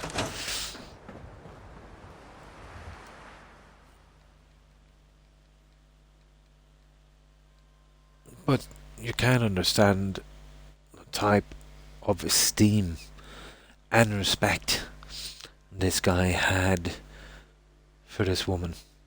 And everyone else knew that she was absolutely notorious, except him.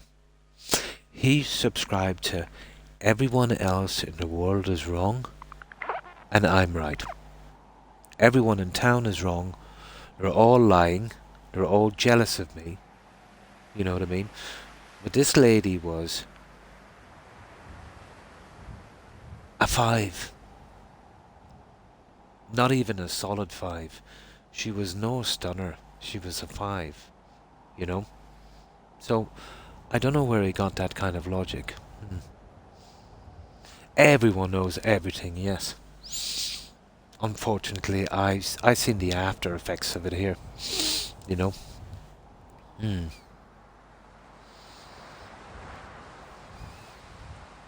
Yeah, it's funny, yeah.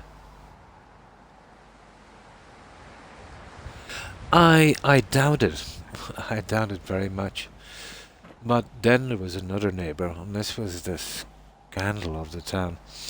Again, she was married to this guy. You know, he bought a house and he supplied everything. Again, she was cheating on him. Again, he wouldn't listen to no one. But she was with her husband when he was away working. She was seeing her own cousin behind his back. The cousin used to stop off in a truck for a booty call. So she was with her husband. She was having an affair with her cousin, and she was having a relationship with another woman as well at the same time. She was playing all fields. This woman was dabbling in everything, and this guy couldn't see it. But eventually, yeah, she took him to the cleaners and took everything he had. Yep. I think she was having an affair with a pretty young guy as well, and she was juggling quite a few. Pharmaceutical companies destroyed the only person who truly cared about me. Put her on experimental seizure meds, but transformed her into something extremely toxic to me. And we were always very close till that stuff came along.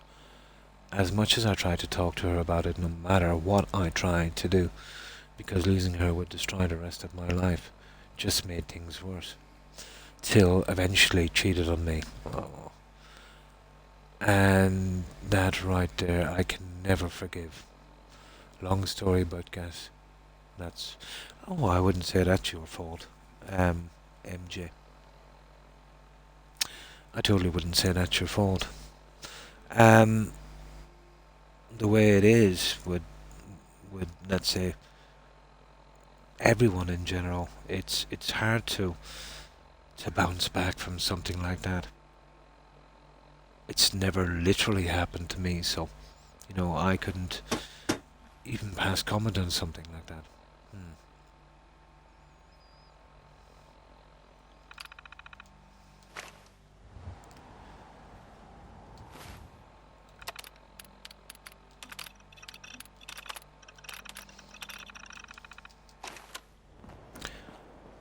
Now, let's get these ones in.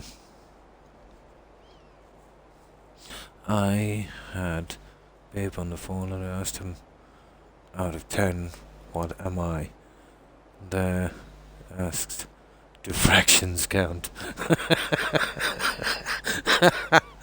Until he laughed and told me to shut up because he thinks I'm a 20 and he knows. I know that. Nice.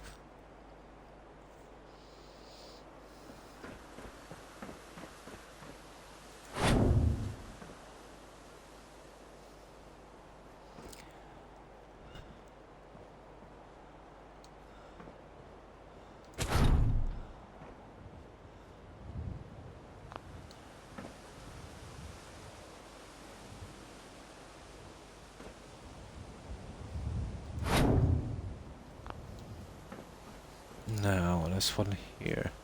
Yeah, I think this is better. We'll put that tail out and we can grab it a little bit better. At least then we won't have to move the wall to get it in place. I think that would work-ish. Kind of. Sort of.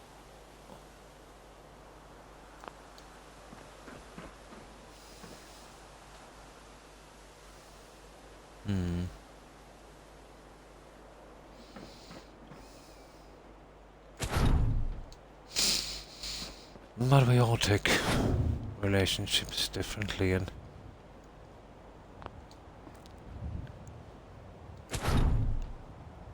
depending on how deep we've been in, or I suppose it can even go to our personalities. But the moral of my story is that if you're in a relationship and it doesn't work out, to tie yourself too much to that relationship, you're pretty much sunk in. You kind of have to open your mind to think that, okay, that was a good relationship, but there's someone out there that's an even better relationship.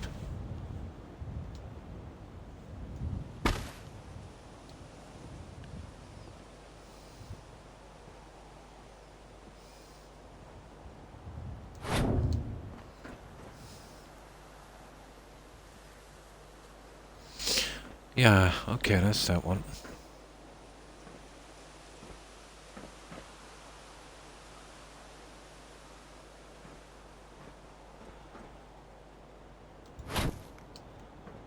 Now, what do we... Oh, we still have two more, but still, at least we're getting through them. Hmm. If I said that if you had one good relationship, you could have another. Yeah. What is a relationship anyway, if you boil it down? This might sound cold, but, you know, it's two people getting along together, you know, having a certain amount of attraction, obviously, and, you know, a certain amount of trust and understanding and mutual respect. If you wanted to be cold about it, you could say, in the right circumstances, with the right personality, you know, two people with the right kind of chemistry, personality, yeah, it totally can be recreated, or even improved upon, on a kind of a bonding with someone. Now, that's a different story. And this is emotion. Emotion is a way different, animal.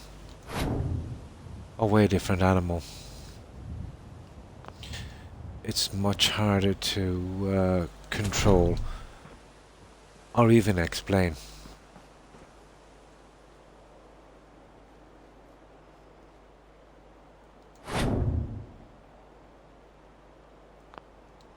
But if one was to get, well, I'd say really lucky, and get into an ideal relationship straight after a bad one,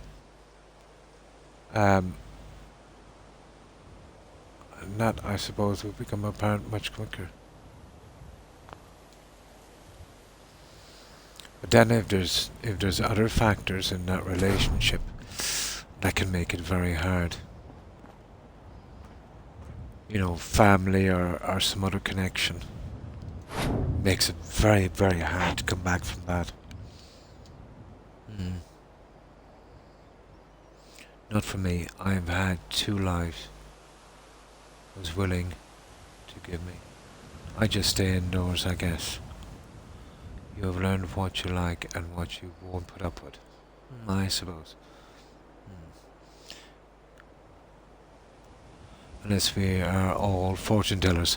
But yeah, we never know what's going to happen. Yeah, you never know. My son met his girlfriend playing World of Warcraft. Yep, you never know. I usually don't like it when people say that, but you said it in a nice way.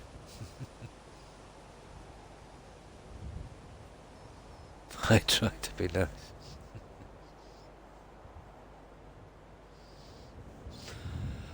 Okay, there's those three. They seem to be okay, and these are kind of okay. Yeah, they'll work.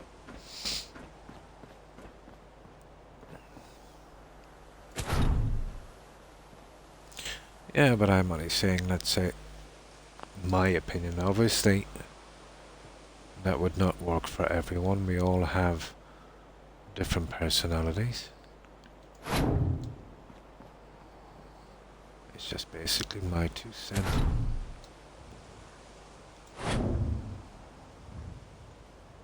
I'm in no way saying that everyone should act that way.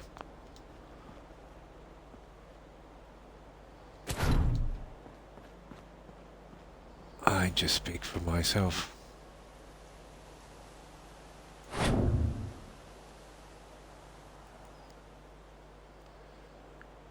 And what small experience I've had of the, oh, what could you call it, game.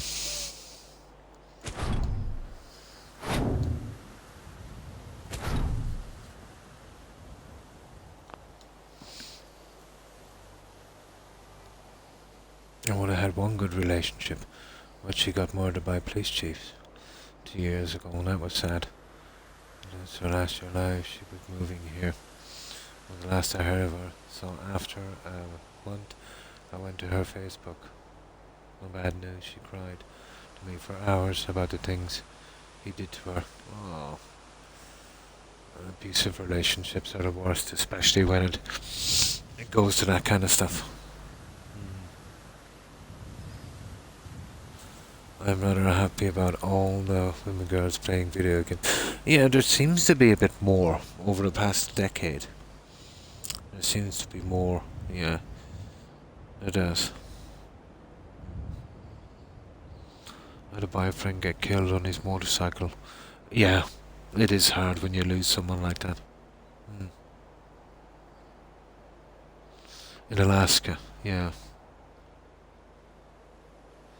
Yeah, a kind of connection. Yeah, a kind of connection.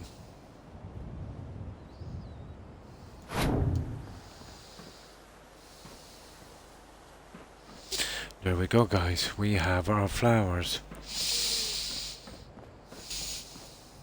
That's not bad. I think it gives us that little splash of colour. Oh, we have 2 more here. Oh, crock. Right, let's see if we can set these guys in. We'll move up our bed and we'll get ready. Just 2 more to do. It was at my mother's house, half asleep on her couch, when it came on the news. Oh, you even got that information from the news as well. No, I was never in a relationship where someone passed away. That I was spared. But I was in relationships, let's say, where, looking back is always good, isn't it? You can sometimes get into a relationship where, and it's always a bad idea to date your friend. It's not often, let's say, that guys have female friends, you know, close friends. Oh, but dating them is never good. The only thing you stand to lose is a friend. It's never the same.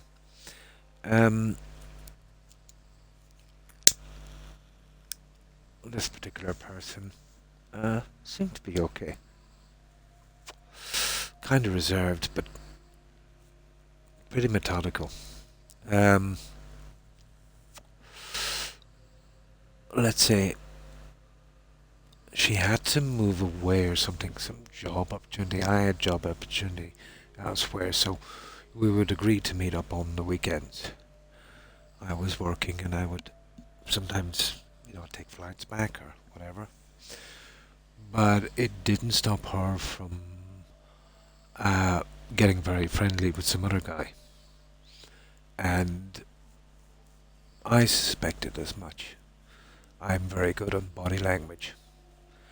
And yeah, she admitted that they hadn't actually dated or anything, but they were very interested in each other.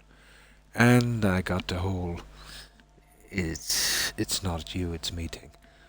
But I was actually quite relieved, because this I suspected for some time. And I was pretty young, but that was my introduction about what you believe a person to be and what they actually are 2 different things.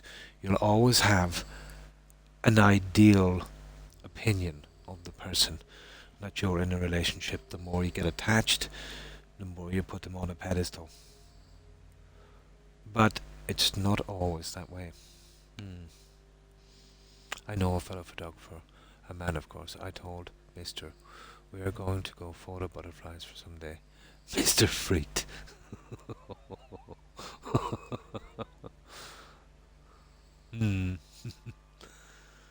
I have a love-hate relationships with motorcycles. Oh. It's because of me. The case got moved from his dad's jurisdiction and he was convicted. Yeah, at least he got punished. Small consolation, but still. It took all that I had to go find him and make sure he never hurt another woman again. Thankfully, some kind of justice was done. And to your credit, MJ. It's a man's world, getting better. It was a man's world, I think, Rebel. I think we just have the illusion that it's still a man's world. Oh, hi, Soulstrom. Thanks for the host. Appreciate it. How have you been? I'm neutral. I guess the dangerous part of them is what people find. Yeah, probably. Yeah, probably. So, how have you been, Soul? How have you been keeping? Yeah, the motorcycle's quite dangerous, yeah. I've always been pretty scared of motorcycles. Mm. I think too many steps ahead, I'm afraid. Mm. Yeah. Oh, yeah. Yeah, me too, Mikey.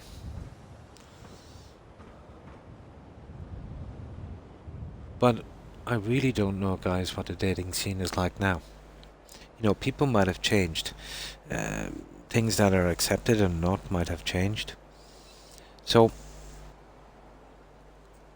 I know the way it should be. I think we all know the way it should be. But the way it should be and the way it is will always be two different things.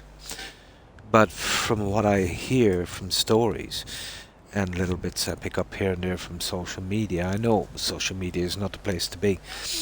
They'll only show, let's say, extreme examples, but people in general have become pretty superficial when it comes to that, especially at early ages, let's say 20s and even early 30s. And then when they get to maybe mid 30s and that, they start saying, okay, well, I'm burnt out, you know. I'm not as popular as I used to be. So, okay, let's do this dating scene. And let's do this relationship thing. But by then, I think, you know, the the opportunities are a lot less. From what I can gather from social media, I don't know if that's the way it is, but that's the impression that it gives me. I'm not saying it is, but I kind of get that impression that that's the way it seems to be going in today's dating scene, which I am zero about, to be honest. Hmm. Probably I like the lines too mechanical over looks, but yeah, looks nice. First time I have seen a full auto gun. Do it on a motorcycle. Oh, he's going to give me a powder puff bike. Yeah. Oh my god, Croc, doesn't that scare you? The dating scene these days. I haven't a clue what it's like, Roadrunner. Not my life, Croc, yeah? It was just a chick Harley bike. But, yeah, I'm telling you, Roadrunner, once I hire a decent hitman and collect on my insurance for my wife's insurance, I will be re-entering the dating scene, I think.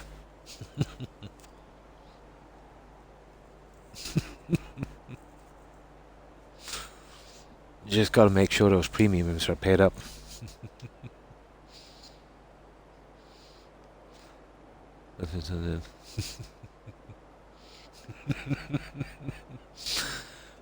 Far too much faith in me.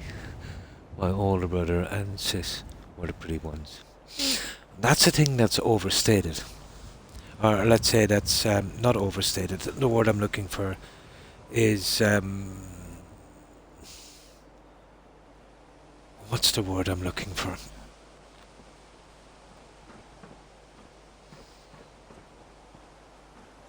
That's... well, basically overwanted in a relationship. It doesn't have to. Someone doesn't have to be outstandingly looking or handsome, or even average. Relationships go much deeper than looks. I will admit, let's say, initially, the more attractive you are, the more people you'll attract, but that's not necessarily a good thing, you know? A relationship takes more than looks. I've always believed that. Although looks will play a part, I won't be a hypocrite, obviously it will. But it should not be a defining factor in a relationship. You know, you've got to have, be similar, you be able to get along, be able to talk, almost even be friends. You've got to connect on other levels as well. If you ignore these and just go for looks, you're pretty much, setting yourself up for a fall because, you know, just like money won't make you happy, being in a relationship with someone who is extremely attractive, but you don't meet on any other levels, it's not very fulfilling, you know? Hmm. Ah, apparently I'm the prettiest now. Cool. I could always talk to anyone. And that's a good trait. That's actually the most important trait, Mikey. It is. Hmm. No. No. No, they don't last forever, but even beyond that, let's say, I do know the way the world has been situated, let's say, where women would be judged for looks, the old school way of looking at it. Let's say men for their job or what they can provide. That's the kind of old school way of looking at it, I suppose. Mm. Yes, it does tend to be that way. Let's say when a man passes 30, um, they most of the time actually become, you know, more attractive. Well, there's loads of ways of looking at it. Where women, let's say, basically once they reach 30 are on a downward spiral. While men, you see, when men get to maybe their mid-30s, they've gone through their little phase. They're probably in a decent job. They've got a decent amount of disposable income. They'll take care of themselves and they'll wear nice clothes and, they'll be more attractive to the opposite sex than, let's say, if you're 20 and you're unemployed and you're, lying around on the sofa. Um, that kind of thing. That would, let's say, be the kind of classic thing of it, I suppose. But let's say, take for instance Sean Connery. I know that's picking one, that's cherry picking. But let's say, look at him when he was 30, then look at him when he was 60. I think he was a more distinguished man. That forget about him being a movie star or whatever the case may be. Mm. Whereas look at a lady, let's say, who was 30 and is now 60. You know.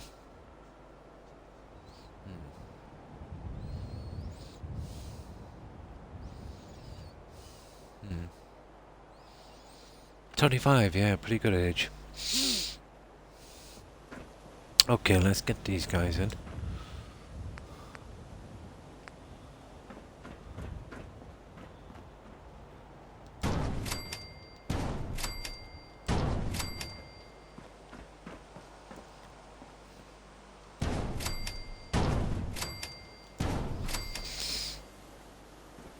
These should work, I think. Mm. He was a model, yeah, before a movie star. Hmm. But I thought, to be honest, let's say he was a more, well, for want of a better word, a more attractive man at 60 than he was at 30. But out from him, let's say take some of the friends I had. Let's say in school, that would be probably in around my age. They look a lot better now at my age than they did when they were 20.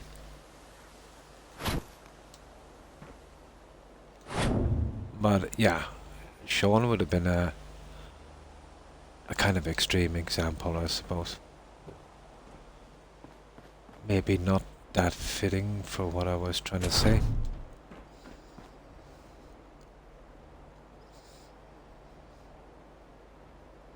Hmm. Was so, yeah. Yeah, and a bodybuilder. He grew into an actor.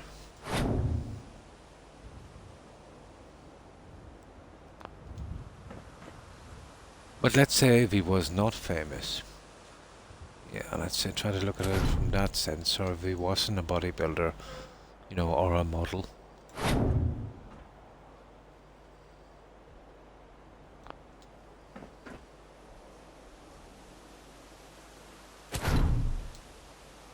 Now that, you see, And this is where it kind of goes wrong for me because these guys will have to be done properly. They're slightly out too far.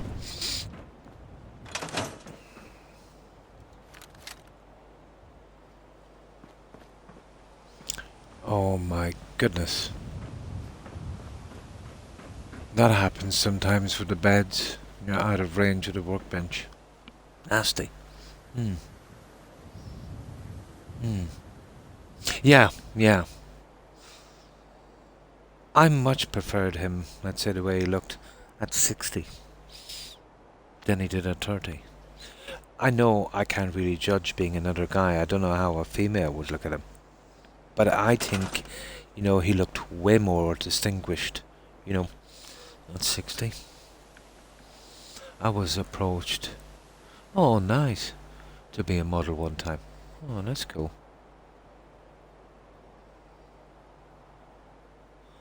Those dogs were funny, English masters, and one of them thought the name was, oh really?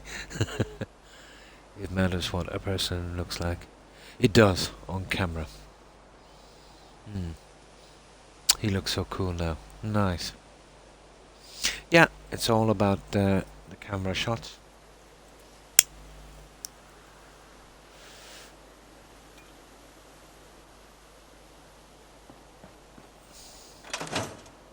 Okay, we can get it from here. That's not too bad.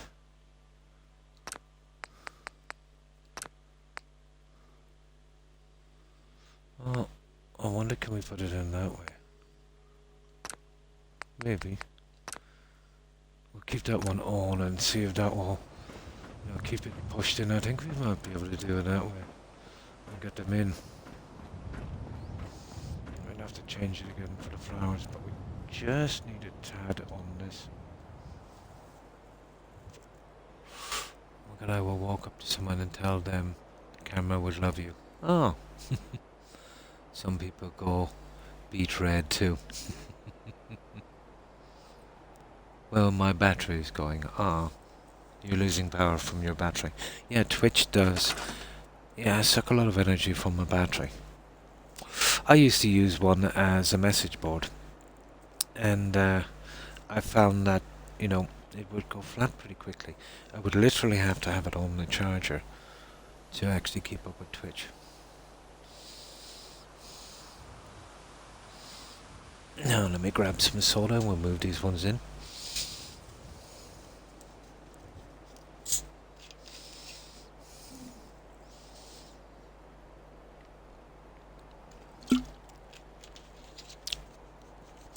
Why am I drinking so much soda? Alright, we'll push that to one side. Way too much soda. It really drains it, doesn't it? I found that, say, any time of let's say stuff, obviously the sound as well, anything like that will drain it, but especially Twitch. Oh yeah, I forgot, we can't use that one. Oh, but we're not moving that, hang on, we're moving these. Yeah, we're moving these. We just bring them in a tad, at least it's just two. Do you all know the really good looking women on TV selling whatever, are actually little girls, a lot of them anyhow? Oh, you mean quite young? Yeah, probably. Gonna love you and leave you all for now. No problem, Mikey. Thanks again for stopping by. I appreciate it. And thanks for the support. Take care, have a good rest, and have a great day tomorrow, Mikey. Stay safe. Bye. Of course, your face looks good at your so-called age when you are 14. I do see, let's say, a lot of TV, well, especially media programs, do tend to use certain women in look a certain way in certain age groups. what do they call them? Uh, I think there's a name. Bait, something bait. Yeah, you know, to get more viewers and that. Let's say if a particular program was aimed for maybe 25 to 45, they would probably have an attractive lady in maybe very late 20s or early 30s. That kind of thing. That's pretty much the standard, isn't it? Yeah, stay safe, Mikey, and take care. Bye. Oh, yeah, it ain't gonna work. So we'll have to do it the hard way. That's a pity.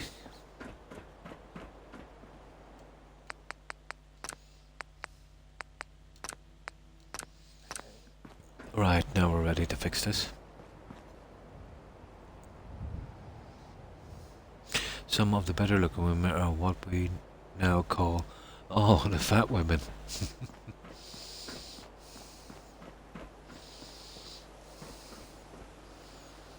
And what's this obsession, let's say, in the past 20 years, of being really, really thin? That I could never get. You know? There is obviously an ideal weight. That we know. But I'm like being like ultra thin. Like unhealthy. I could never get that one.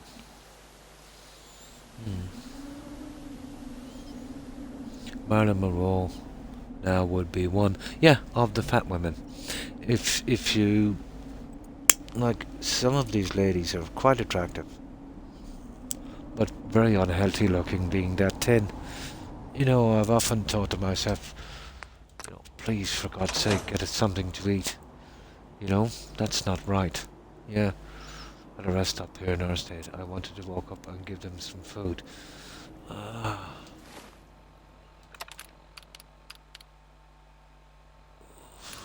Like, who brought these rules out?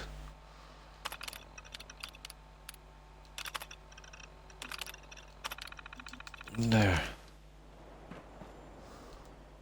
Oh, no wonder.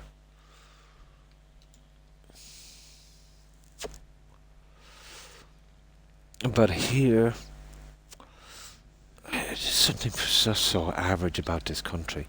You know, the weather, the height, the weight. You know, pretty average.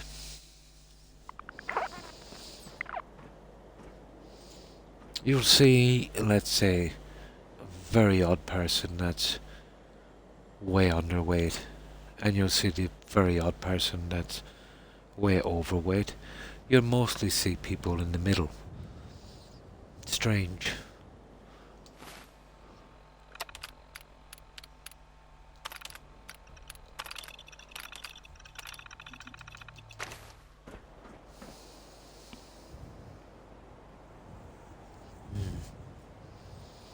Heroin.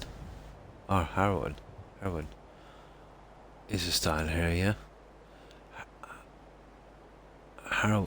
Do you mean heroin? Like in the drug, or? I'm not familiar with the word. Heroin. Slang. Ah. It is a style here. Ah. Oh, you mean that kind of... Yeah. Ah, I see. Yeah, not familiar with the term here.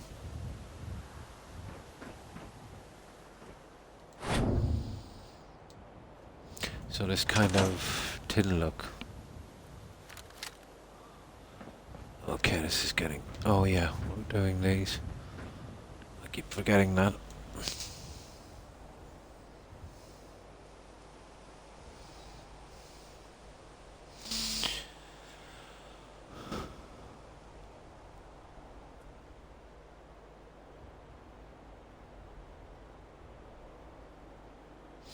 But I see there's a lot more instances of people, you know, getting eating disorders, you know, trying to become too thin.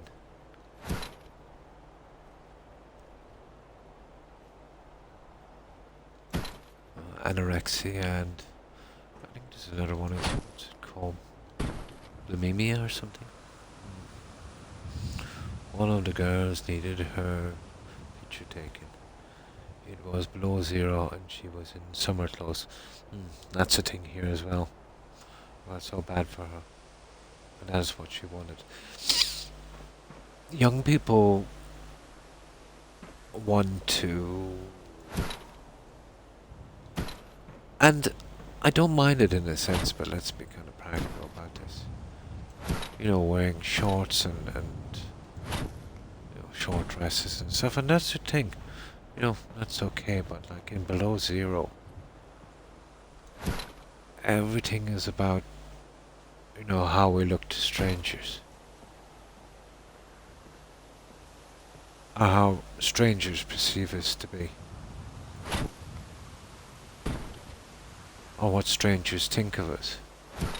When we should really be thinking about how we feel about ourselves.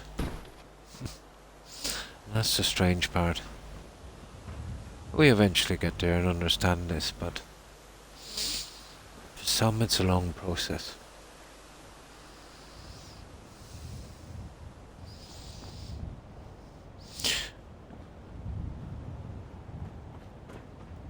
There. That would probably work.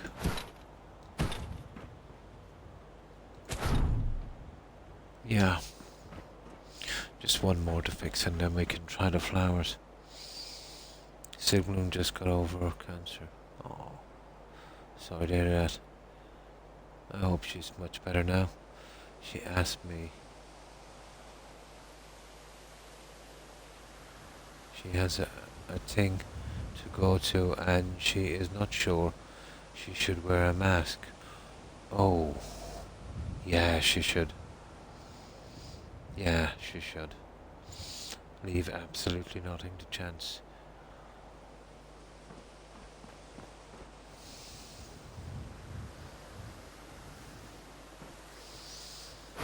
Like even if it's gonna stop a common cold, or at least, you know, improve the odds of not catching it.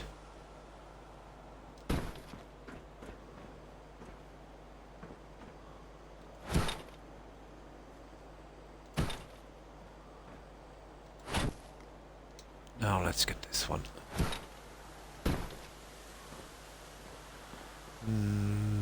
Not bad. Just a little off, to be honest. Let's see if I can push. Oh. Okay, what's the story with that guy? I see. There. There you go. It looks... Yeah, well... That one is kind of off, isn't it?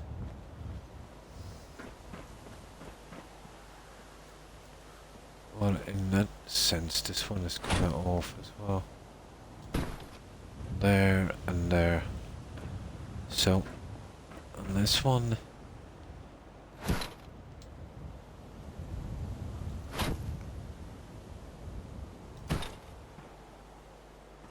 Yeah, I think that might do.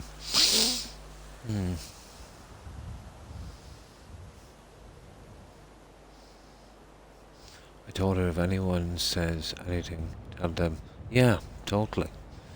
Amazing what they can do. Yeah, these days. She says she is... And back at work. Good for her. Good for her.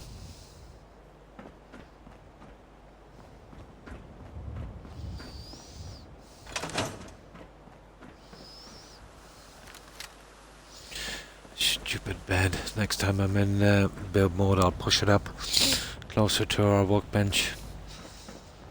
It shouldn't happen, but it happens sometimes with a mod. You're gonna get out of range of the workbench. No.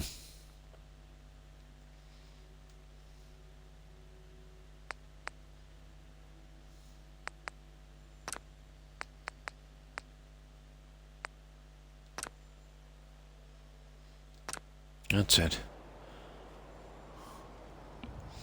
We'll move a bed as well.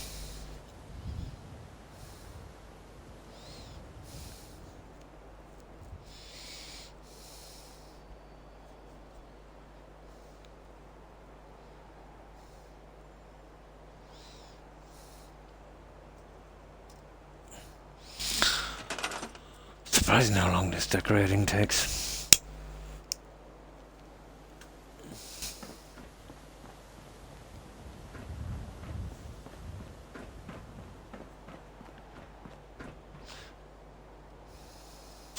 So, have you been playing any new games lately, Roadrunner? Or anything lined up, let's say, that you're interested in? That might be coming out or is already released?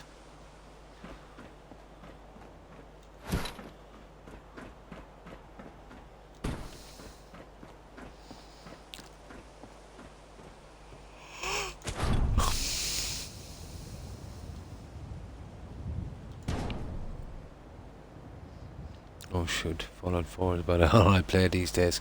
It is hard to get out of when you get into it, isn't it? I see Mister's new games, but no, just don't interest me.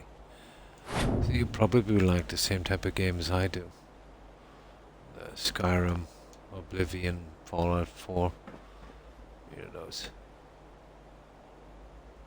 large scale maps, questing and that kind of RPG thing.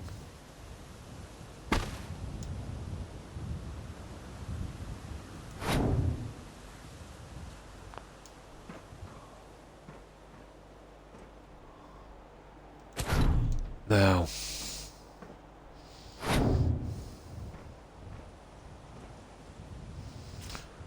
we should be able to get this one in a reasonable position. There. And eventually get through this. I think Fallout 4 interests me for the topic, of course. And I can change the game, yeah.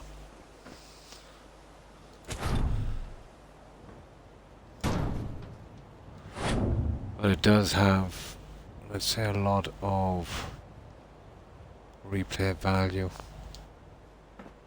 Well, even if, let's say, you weren't doing mods, the building in particular, let's say, you can always change your builds and go for something much, much different. But the quests, yeah, they get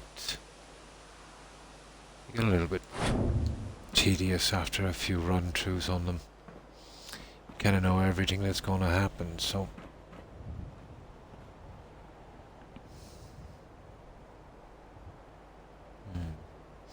I am not, nor ever was into guns, armor, or killing. No, not so much myself either. I'm into telling other people to attack. Oh, I see. Get them to do your bidding.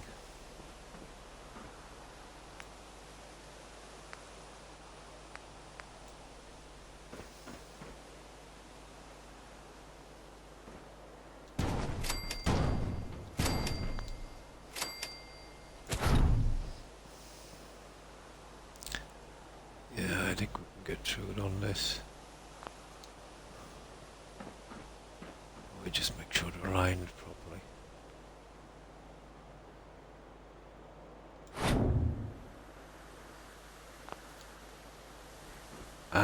You see, that's the killer on these ones. Well, we'll give it a chance and we'll see.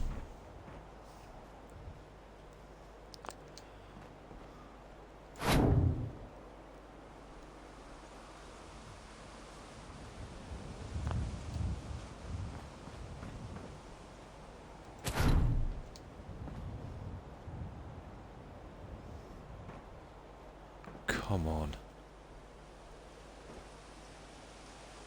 Yeah, not the worst.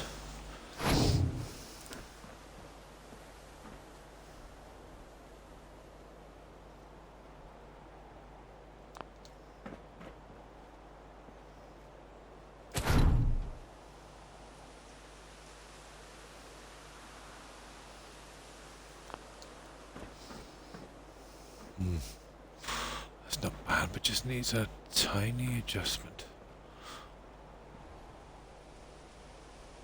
Relay. Unbelievable.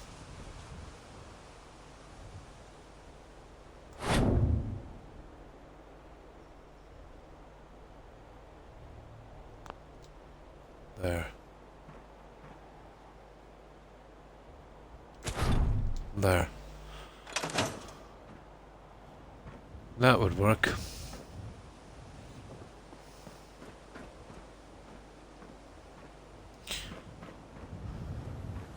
Yeah, that would work. Just one more. In my game, I am mother leader. Yes, man. I love my wolf. I need to do a video on just her. Nice.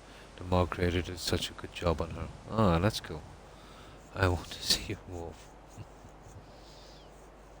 She's on my vids over there on YouTube, but I need to do one on just her. Oh, cool. I adopt all babies, I find. I have like 20 plus babies. And prego right now. In Fallout, is it? So you're repopulating the Commonwealth. Nice.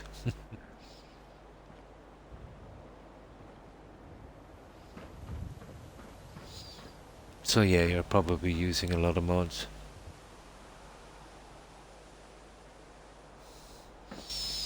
Now, this one.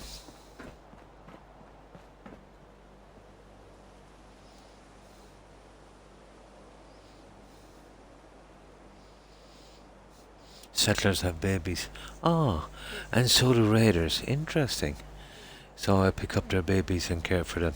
You kill all the raiders and take their babies. Oh my god. Oh my god.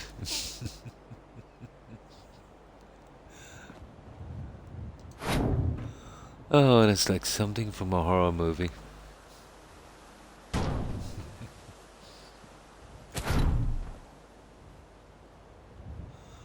But interesting. That would have been pretty cool in the original game.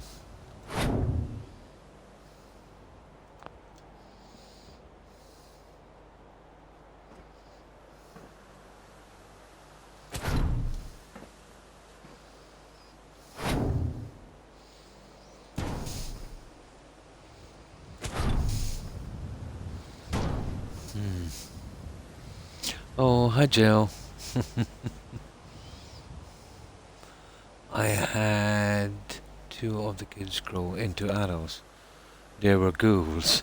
Oh my god.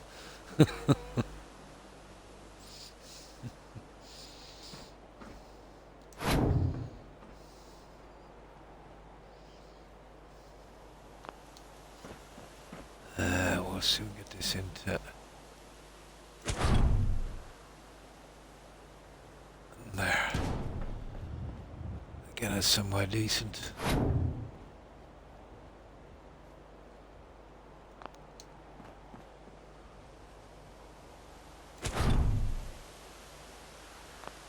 There we go. That's one end. Oh, thank goodness, just one more to go. That's the silly flowers and stuff down here. They were always going to be a hassle until I got them done. Unbelievable how long it takes to do these little things. Well, let's look at this as all the stuff we're going to be using in this.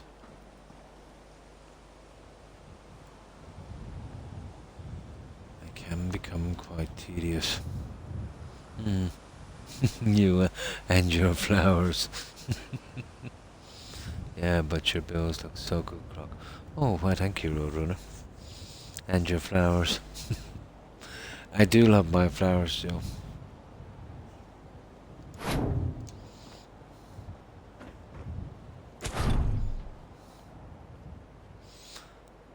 If I build like you do, I would frame the photo and hang it on my wall.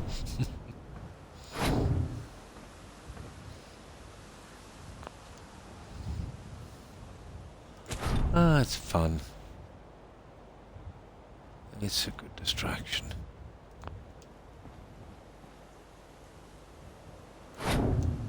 And that's what life is really, isn't it? A distraction.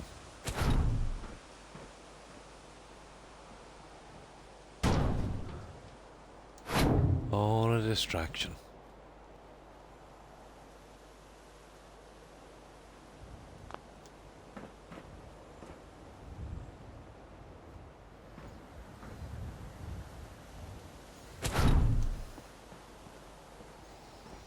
There we go, guys. We have liftoff.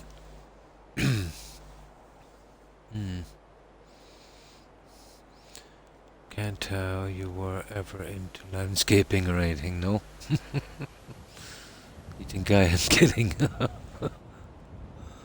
Okay. Now.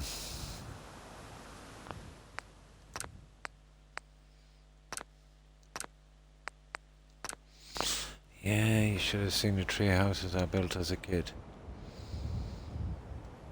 Oh, they always had to be different.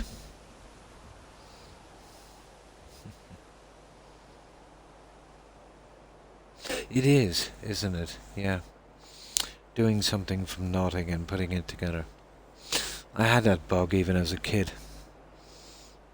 You know, making those little forts and tree houses and all of that thing. Ah, let's see if we actually save this one. Because we need to make sure the settings are okay. There. Now, let's see what we can do with the finishing of these. The fact you can say tree houses, plural. I'm totally jealous.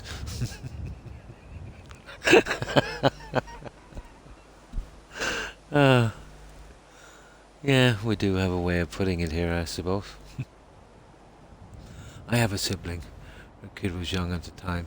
She asked me if I was spoiling her kid, if he has a TV, VCR and all of that. No. If you can afford it, why not, yeah. He had a nice tree house, but he did not build it on his own. Well, that's still not too bad. It's just not for every kid. I've always wanted to live in a treehouse when I was a kid.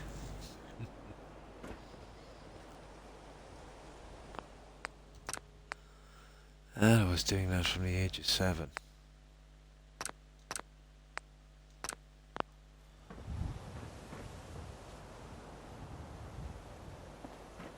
I started working at a pretty young age.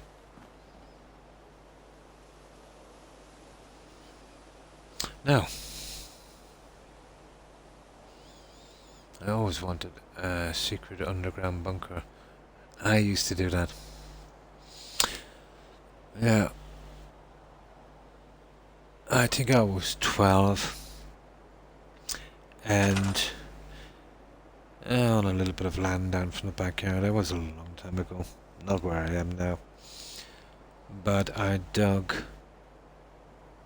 you remember that holiday that I did in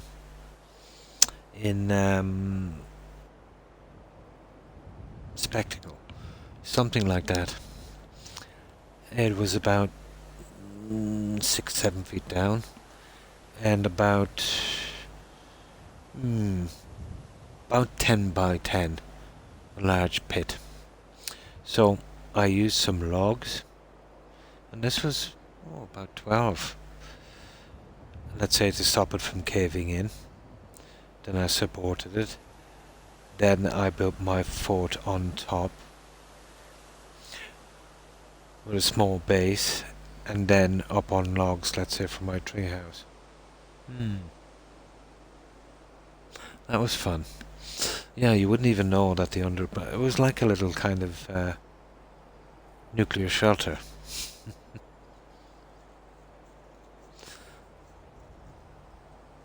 Yeah, I remember my relatives were not too amused. They were afraid it would cave in and kill me until they checked it out. They were surprised that it was structurally sound. Yeah. The amount of energy goes into something like that for a kid. Yeah, not your normal kid. Like, you look out now, let's say, and if you see a kid 11 or 12, I don't know, maybe a bit crazy. You're not going to see your kid, digging a 10-foot square pit, maybe 6 or 7 feet deep down. That takes some time to do with a spade. Oh, totally, kept me busy. And yeah, kept me out of trouble. No, not anymore. I don't think you see anyone doing that now.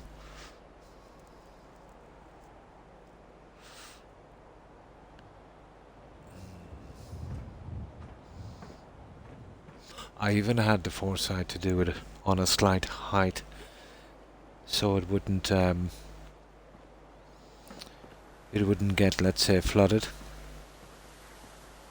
And even at that age, I had a pretty good guess where the water table was as well.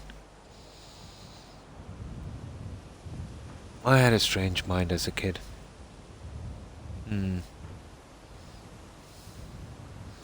I swear kids are bored these days, can't do anything.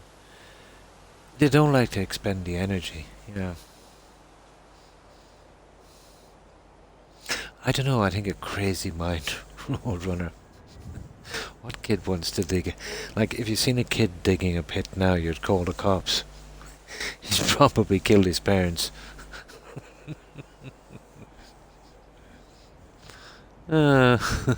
Oh, hi, C-Dub. Hi, how are you? And he's probably collecting his inheritance early, Joe. Kids who typically get into trouble or do what they are doing typically. Yeah, probably. I'm just bored. So, how have you been, C-Dub? Yeah, we got this going. We basically got the decoration we want. Now, I need a little something for here. But signs are probably a no-go, to be honest. I don't really know what I've got here. Tree houses were my favourite.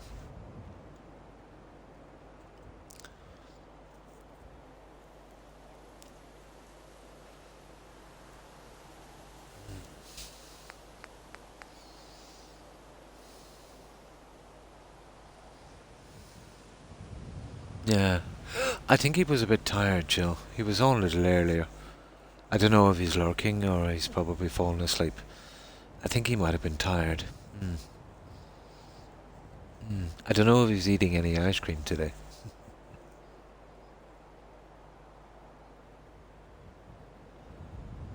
That is cool. We'll run some, yeah. So, what have you been up to, C-Dub? And how have you been keeping? That's the point, yeah? Now, I don't really know what I have here, guys, for this. So we want something a little more on this one.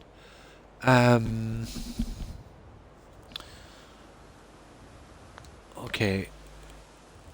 Oh, there's a couple of pieces here. I know it's not going to work, but let's have a look at it. These, I'm considering putting another wall at the back on that. I'm really considering a wall on the back on that one. Right, what could we put on that one? Okay, let's check up this front. We check the signage we have. It's pretty nasty, to be honest.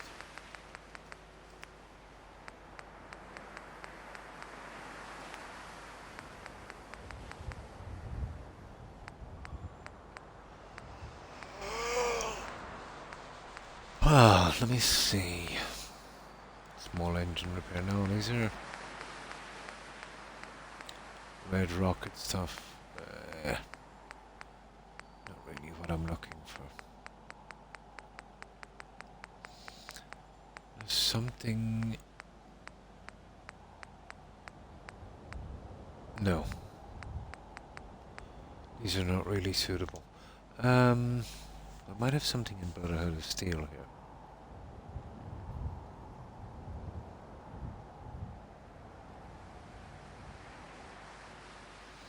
He does it to me every night. Oh yeah, talking about the food, yeah. Had a huge dinner party at work today. Nice. They all wanted lobster tail. Just got out of here a little bit ago. Oh, nice. Paycheck, right? Yeah, exactly. And I thought it was going to be slow night. Yeah, that's the way it goes. Yeah, always unexpected. It sounds like an expensive night. Yeah, totally save us some. My company made some bank. Ah, that's for sure. Hopefully they tipped well. I still get paid by the hour regardless. Oh, those cheapskates.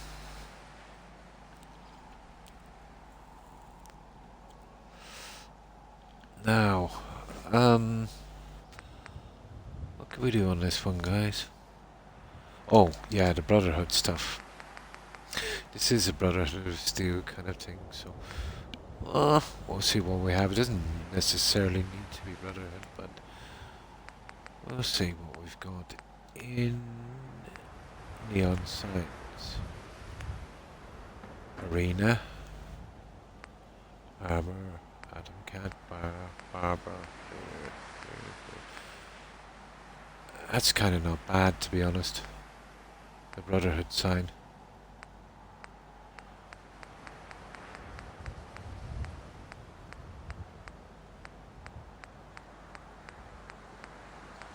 Oh, these ones, guys.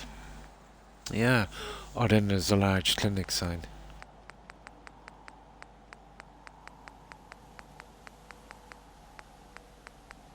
Where is that stupid clinic sign? Yeah, we'll go with those ones.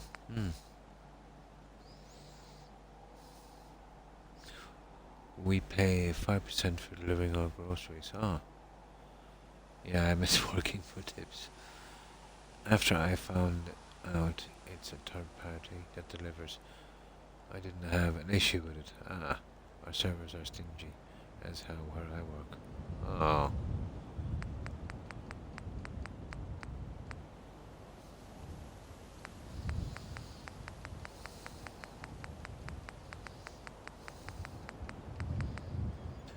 The clinic. What do you think? No, we've already done the clinic thing up there, guys. So I'm thinking we go with that smaller one. And we get it over with that one there.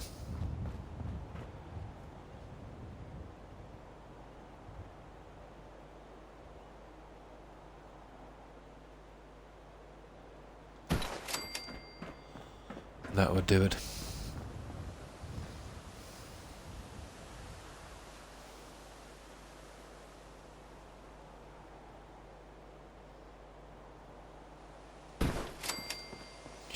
Just something that will glow out in the dark. That would work. Can't kind of put too much. I think that would work.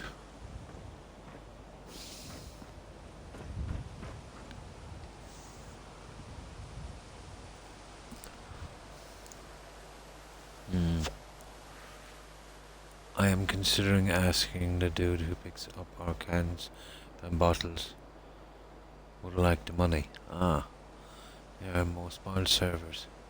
That's why they've been there for 10 years or so.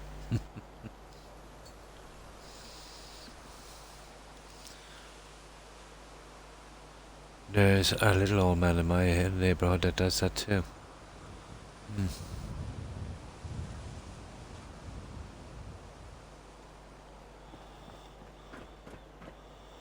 Now,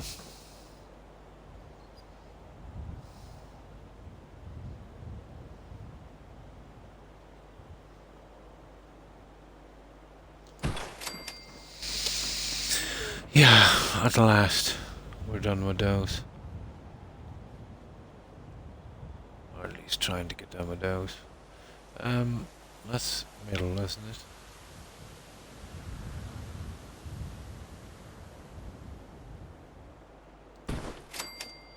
Yeah.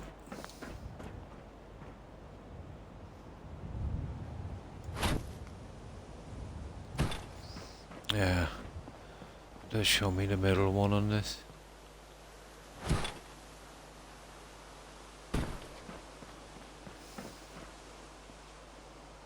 That one is pretty much okay. There. Hey guys, that's not too bad. We can't over-decorate. We get the money for them, so yeah, why not? First time I met him, I didn't know what he was doing going through my garbage. He kind of freaked me out. But yeah, that recycling is pretty good.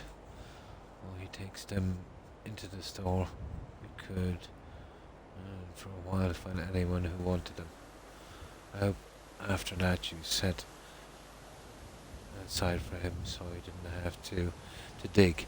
Yeah, maybe have a little container so you could just throw them in and he could just collect them. Kind of works for everyone.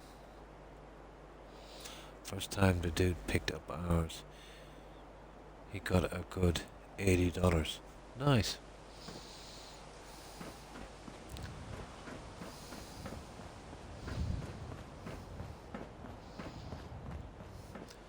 Now let's bring down that bed.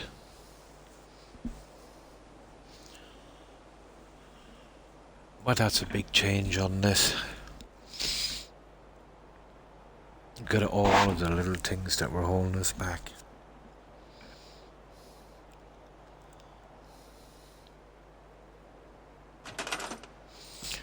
I was even thinking about something.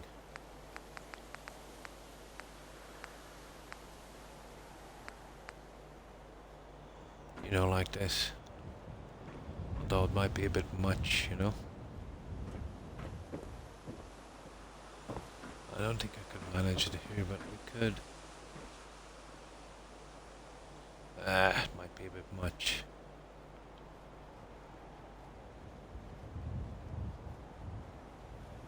We'll see. We'll see. We need to move this bed. Picking him up. Yeah, he definitely deserves it. His name's Bucky. We call him the Can Man. Ah. Used to do it as a kid when father got home from derailments. He saved them all for me and my brother. Oh, nice. That's to make up for it. Can Man.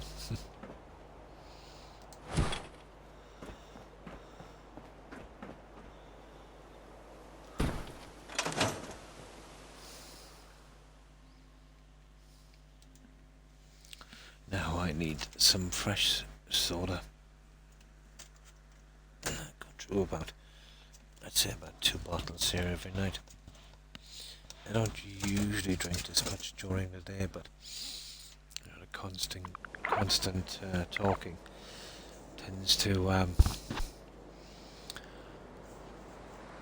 make me pretty dry.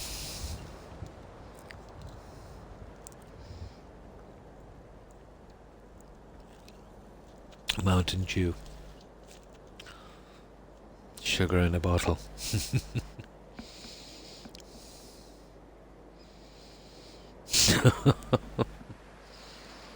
Water.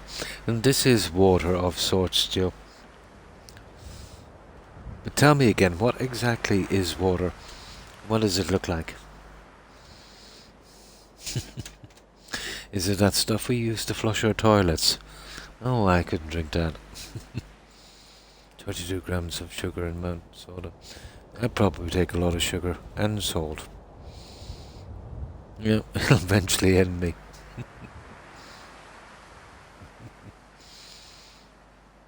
Yeah, have sugar. Yeah, I do drink too much soda. Way too much soda.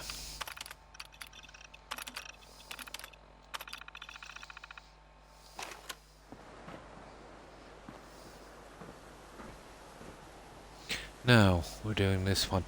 You see, the problem with this is doing this in the day. I cannot see the lighting. We will most likely have to wait till night again. Yeah, it's easier. Moon sugar. That's the one I want. Yeah, the moon sugar. Oh, Croc, you may not live another 100 years, but who wants to? Yeah, somebody said that to me before. He noticed I was a smoker. And I said it out of hand. But he said, you do know, he said, that smoking will take 15 or 20 years off your life. So I paused for a moment and I said, well, yeah, I said, but it will take it, I said, off the end of my life. I said, I would probably be spending that, I said, in a retirement home. You know, getting people to chew my food for me. And then he looked at me and paused for a moment and then started laughing. It's like that old joke. It's this guy walks into the doctor and he says, Doctor, he said, if I give up, he said, alcohol, cigarettes, and dating women, will I live longer? And the doctor pauses and he says to him, no, he said, it'll only seem that way.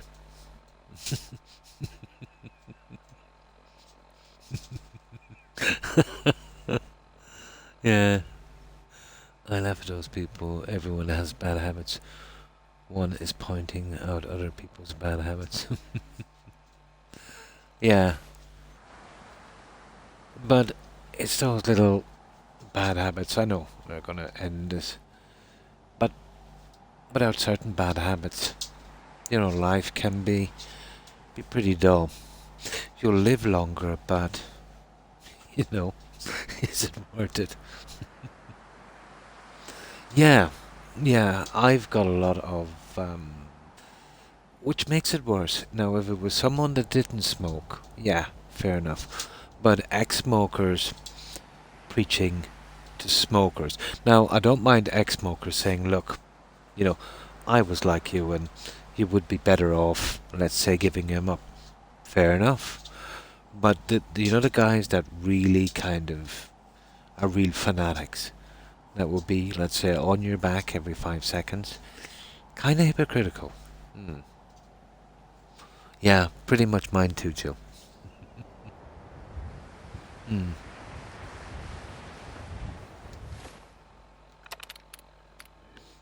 You know, it's like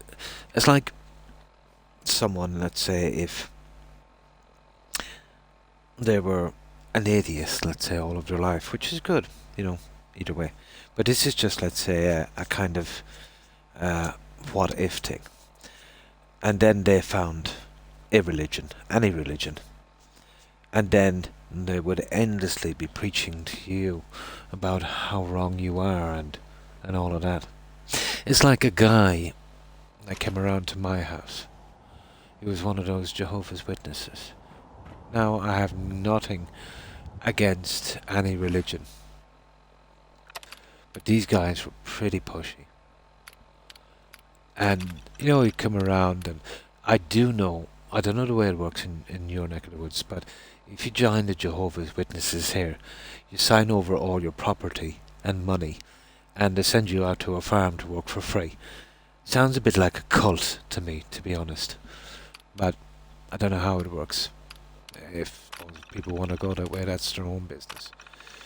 But, you know, they kept preaching and that and all that stuff. I used to smoke. Someone was, oh, hi to you, was getting on my nerves about quitting. So I dropped my cigarettes in their coffee cup. That didn't bother me anymore. Nice. Working for free. Yeah. Yeah, it's nice, isn't it? And they'll take all your property and money as well. Decent. They will unburden you of your worldly sins. But they were pretty condescending. Hmm. Oh, hi TM. And he was telling me about how stupid my religion was. I'm not a really religious person, and I rarely talk about my religion. Um, but I found him pretty offensive. But he basically tried to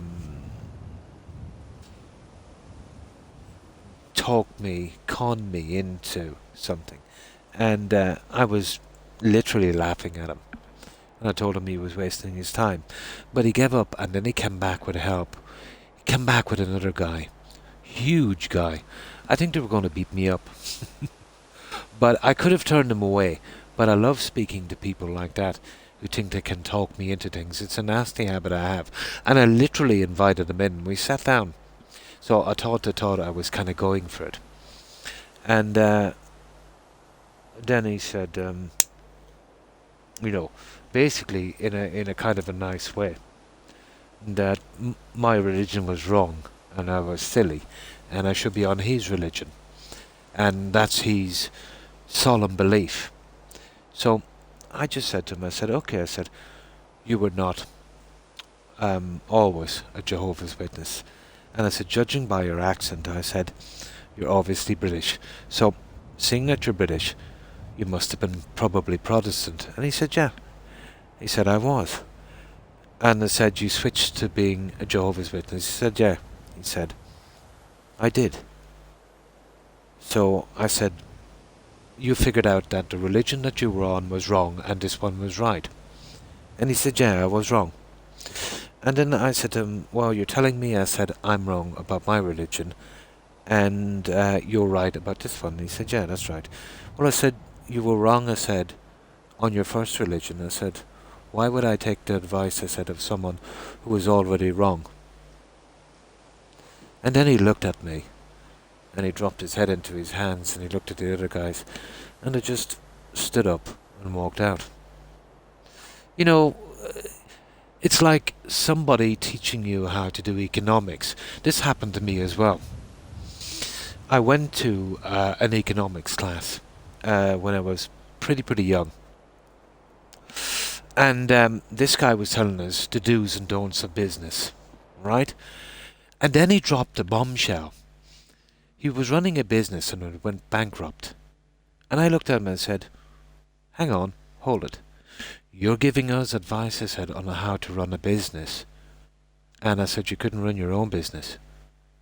Oh, I said, are we doing the old thing? I was pretty angry, to be honest. I said, we're doing the old thing.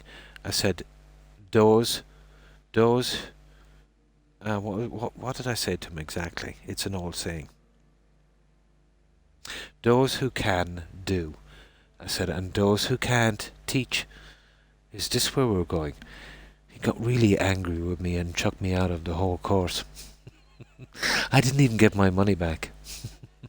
You know, don't take advice from somebody who's failed in something. You know, that guy failed in the religion he was in.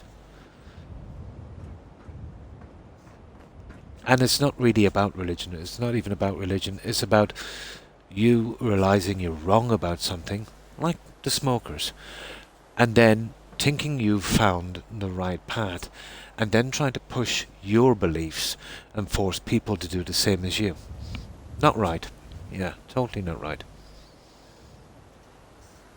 Yes, there are. Exactly. Now, who knows? In another 2 years, he might bounce to something else. He might be a Hare Krishna, you know.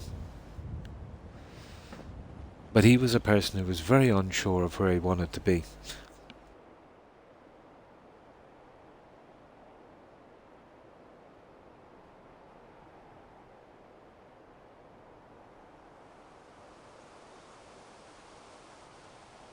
No, sorry about that. He was a guy that, you know, I suppose if he was trying to convince himself that, you know, of something. Hmm. Yeah, totally. But, oh, I don't know. But I couldn't resist it. I could have turned these two guys away. Just made up an excuse. But I think they took my invitation, inviting them in as somebody that was falling for their BS, you know? Oh, one of my Mr. Doctors told me to nag him about his bad habits. Not a good idea. I told her my mister is a full-grown man. Yeah, not a good idea to nag him. Giving him a little bit of a friendly advice now and again, it's okay. The nagging thing gets... guys don't react well to nagging. They'll tend to go in the opposite direction. Yes, his decision, by trying to convince me the same. True. I also wonder how her marriage is going. Yeah, totally. You don't nag someone into submission. If you're able to nag your partner into submission, they're maybe not the right partner for you. Yeah. Well, they'll stick it out for the longest time, Roadrunner. But every time you cross a line in a relationship, even if you make up for it, a little bit of damage is done. And when that little bit of damage is done, you know, a little bit of affection is lost and a little bit of respect that cannot ever be earned back. And eventually it gets to the stage where there's too much respect and too much affection lost, and the relationship is unworkable. You know, that kind of a way. Yeah, exactly. Yeah. That's the way it goes.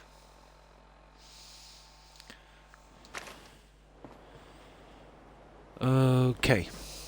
Let's get this one in. No one thinks I smoke. Not sure why.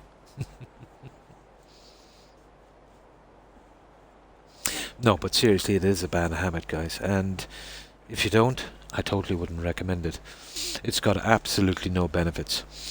You're paying a fortune to basically shorten your lifespan. But it's a silly habit I picked up when I was quite young. And it's now a kind of a stress crutch. Almost like an old friend. Yeah, if you can understand that. And, you know, what can I do? We all have some kind of addiction.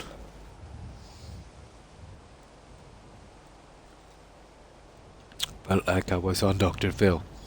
Last time I wanted, I vented to you and chat about it, yeah? Dr. Croc. That would be a great name. Doc Croc.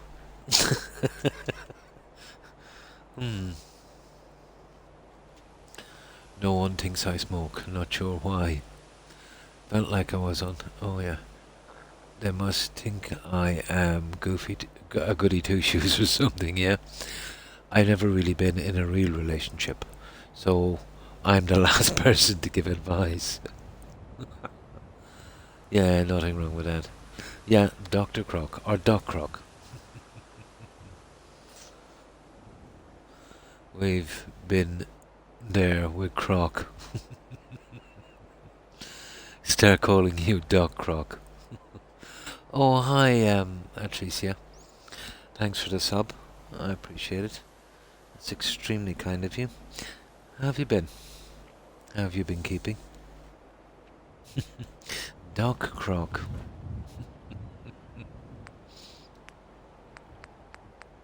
So, what have you been up to today, Atricia? We're just getting a last of the decorations in. We're kind of quite slow, but we're kind of having fun chatting as well, so all good.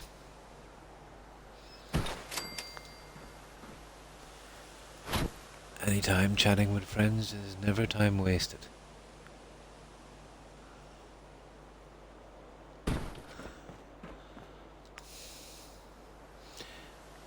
Tonight has been a real fun chat. Yeah, chatting can be... Yeah, it can be fun. Especially if you never know what we're going to chat about.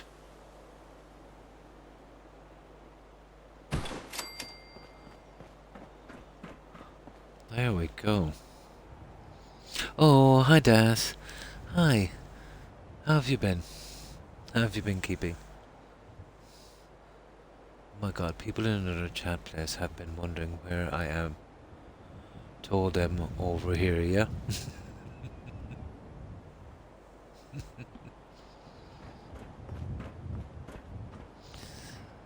What do you think, Daz? These guys have been calling me Doc Croc. I think I inadvertently started it off.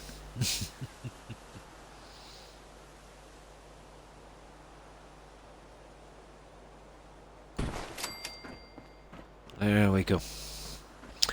We get it central, and we get it in, and that should work nicely. In, out. There. Just two more. Couldn't really see this in daylight because this will be, let's say, for a nighttime look. About there. That should do.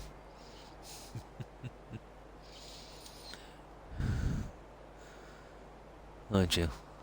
Nighttime therapy with Dr. Croc. Oh, it's pretty fitting, so you're all ganging up with me. That's you, traitor. You sided with the opposition.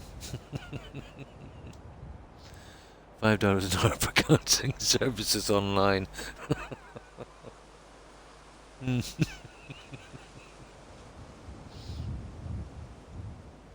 That is a great title for the channel.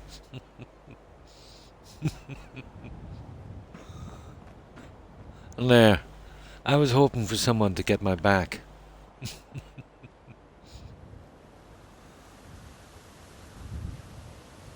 No. There we go. That's our lighting, guys. And at long. Now, that's breaking down the way I want. That's kinda half right. Now we're starting to get some kind of look on this. So, just a tiny bit more. It's the sign on one side that's looking a bit iffy. What could we put on that one? Oh, thanks, Daz.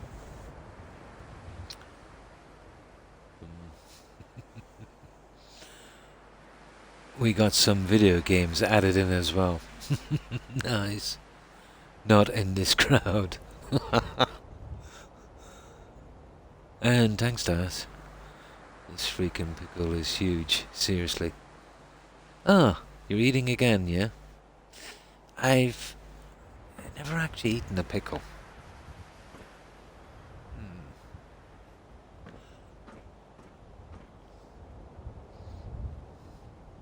Maybe.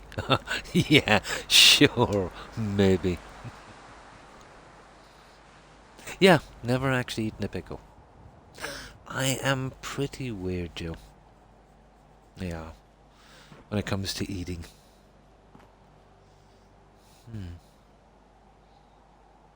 Nighttime therapy with Dr. Croc.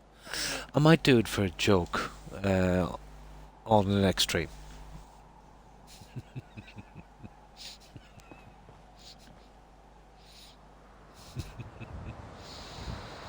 Frozen pickles are the best.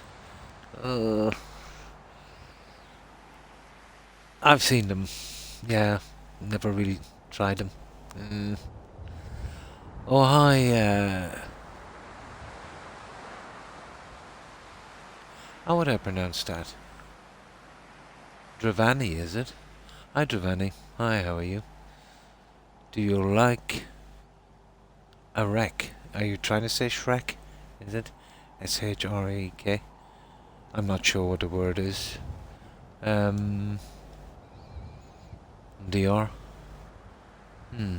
I was seeing a guy whose last name is Pickle. I'll let you make the jokes.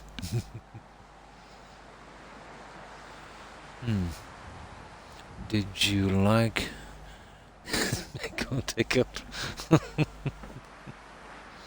Yeah, we're doing some settlement building here. I still don't know how to pronounce your tag. My apologies. Is it Dravani? I think it is Dravani, is it? Thousands of people join the stream for therapy and Croc becomes super famous. Oh my god, I want to school family. Okay. I felt sorry for them. Ah. Yeah, so that's what we have here. Let me see. Dr. Phil gets cancelled and replaced with Dr. Croc. Oh my.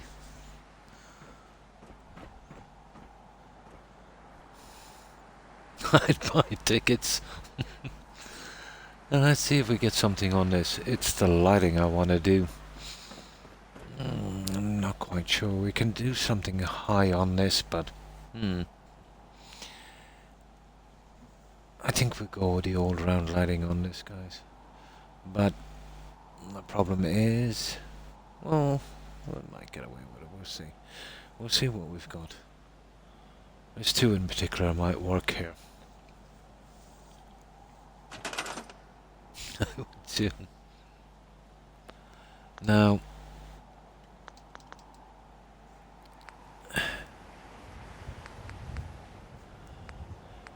The problem with this, we can get a bit iffy on this, but if we go to the SOE stuff, there's ones here in particular that might work. But not those ones. These guys.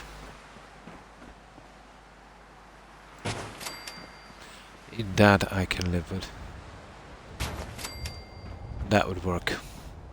All we gotta do is, yeah, I wonder what it would look like on this, on the other side.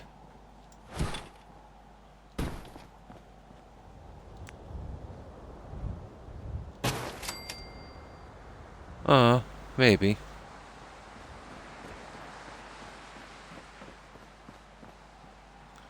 You think that might maybe be too much? Maybe on this side. It might be a bit much. Let's have a look at it. No, I actually like that. I think that would work if we could get a right... If we could get a right level on it. I think that would work. Croc, when's the first show? I need to book my vacation time for this. Probably next week. I kinda like it. Yeah, it does. Yeah. Yeah, if I can get the right side of it, it does. When it gets really dark, we've got the spotlight that covers most of the middle. Well, that would probably work. Right, let's see if we can... let's see if we can fit it correctly.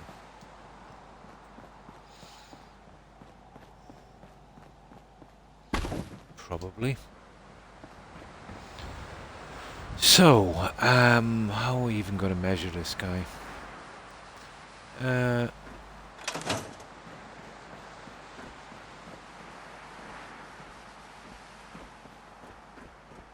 Oh, I'm gonna have to guess it, I think.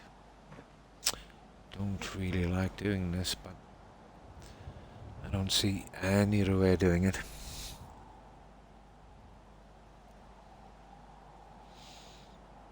As long as we're roughly, let's say, in the center, and I can...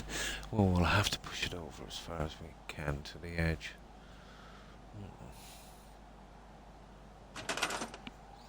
Might work. awesome looking. I'll be there, yeah? Wish the writing was on the other side.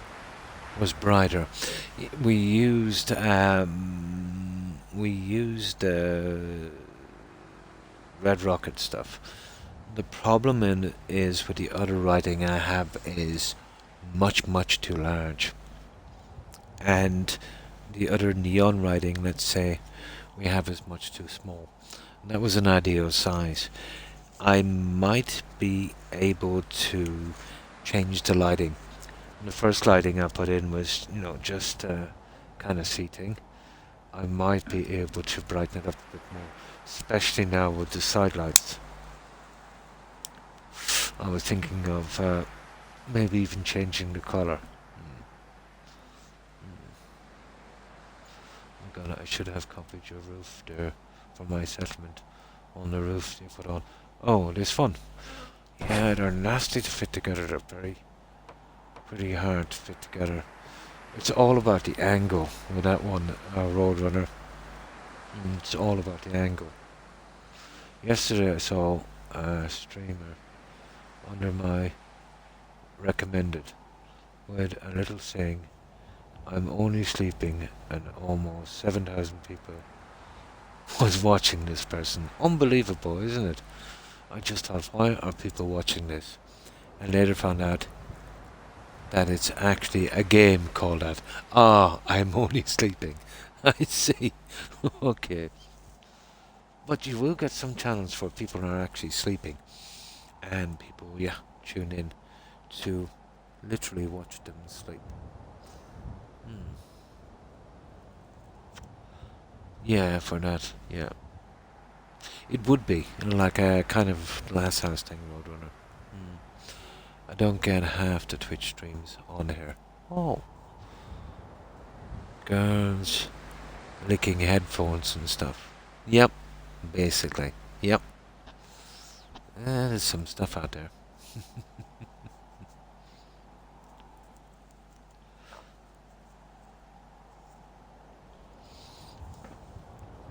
Now.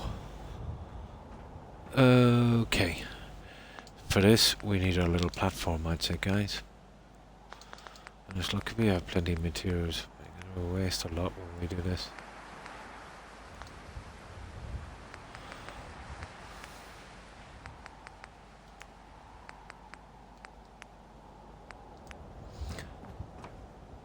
So at least we'll get this out of the way. Now, we'll use that block there as a centerpiece. So we'll go the far side of the block,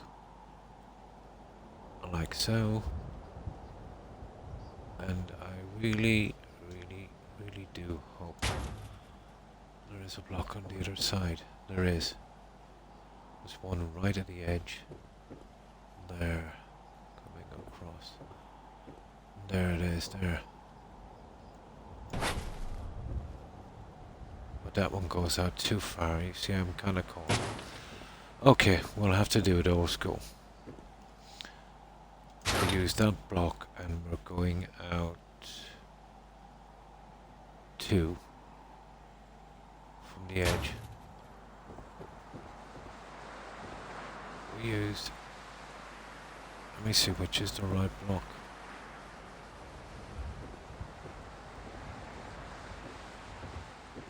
It is that one. And again, 2 from the edge.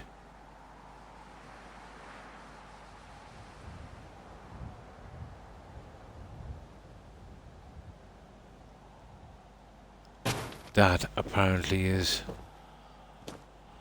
the right level. There we go, guys. And we need to do something on the other side.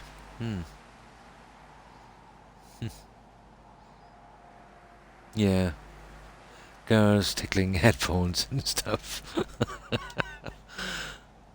I have not looked around Twitch that hard. Just went to Fallout. I see. I read something about this chick who got rich. Yes, I did as well. Yeah. Yeah. Yeah. Totally. Yeah. Wasn't there some guy was selling his urine? there at one stage, and people were buying it like it was a vintage wine. There's some weird people out there.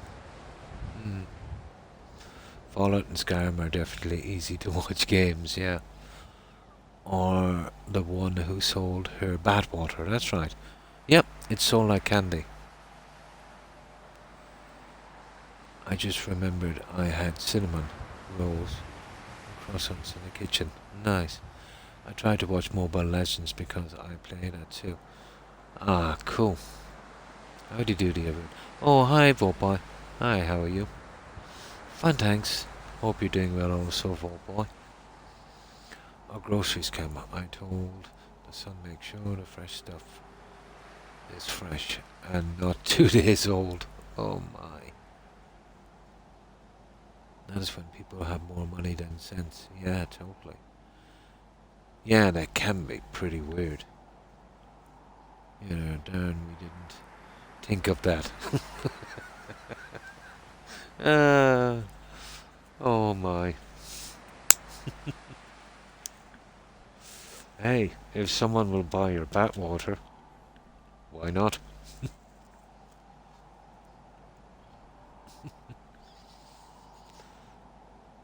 Right, I'm laying here trying to think of something I can sell.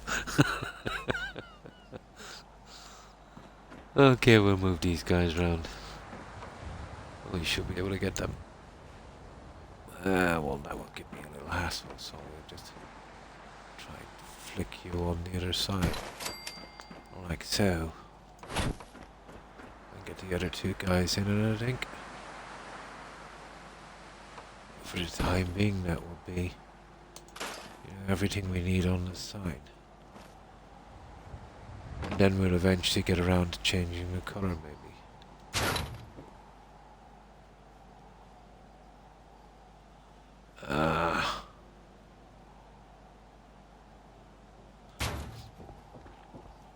This is a little different, so we're trying to get middle. And I think we went with here. 2 back, so where exactly is 2? Roughly.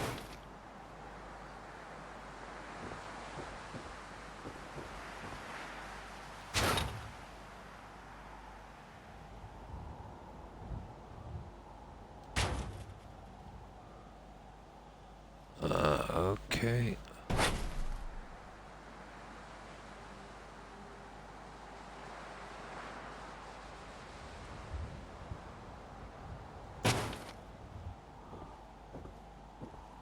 Well, they're a little higher, let's say. They're not exactly central, but neither are those ones. A little higher on the top.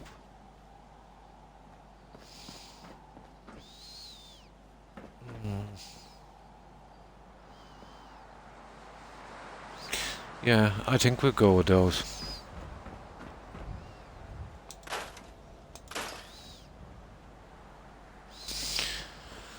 I think we'll go with those ones. Not too visible in the day, but at night time.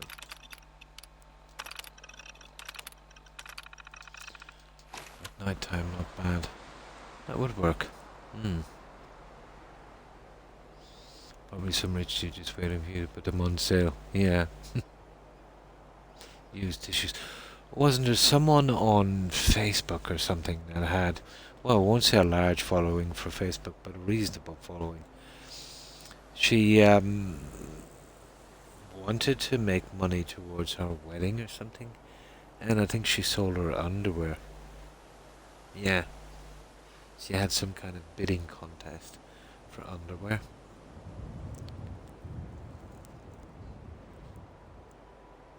I could afford to buy luxury sheets then. Yeah. Then sale there for more cash. I was just typing that. Yeah, is pretty gross. She got to be female for the rich old guys.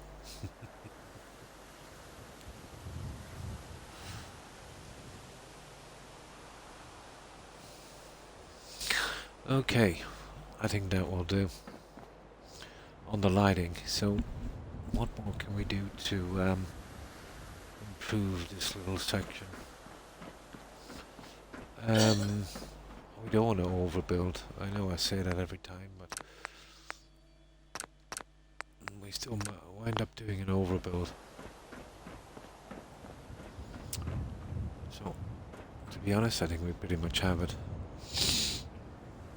Now, I could build up, but that's just silly. You know, coming with a fence. But if we were using a fence, it would have to be pretty small. We'll have a look. But I know what's going to happen if we put in a fence. We'll have to put in 2 strips, and that's just not going to work.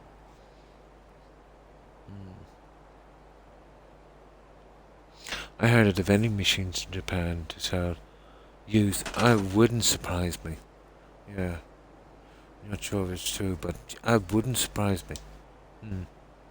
We should go and find out. Yeah, would not surprise me. They've kind of been on the cutting edge for that kind of thing for quite some time, haven't they? Toe Jam. It is what is on sale tonight. Oh my god. I'm looking.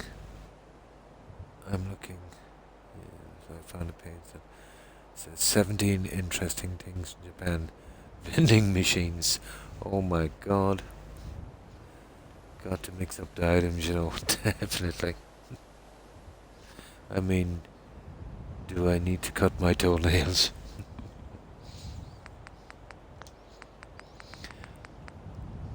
I think we're pretty much done here, guys, but I will have a quick look here. Might as well.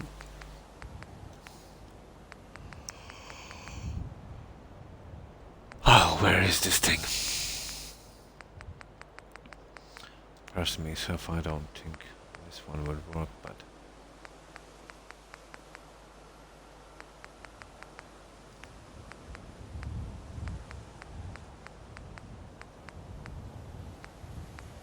those I kind of like, but nah.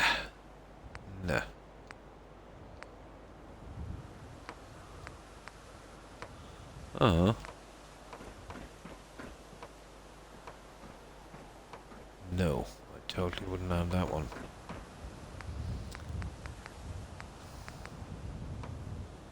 Well, they're pretty decent, to be honest. What do you think, guys?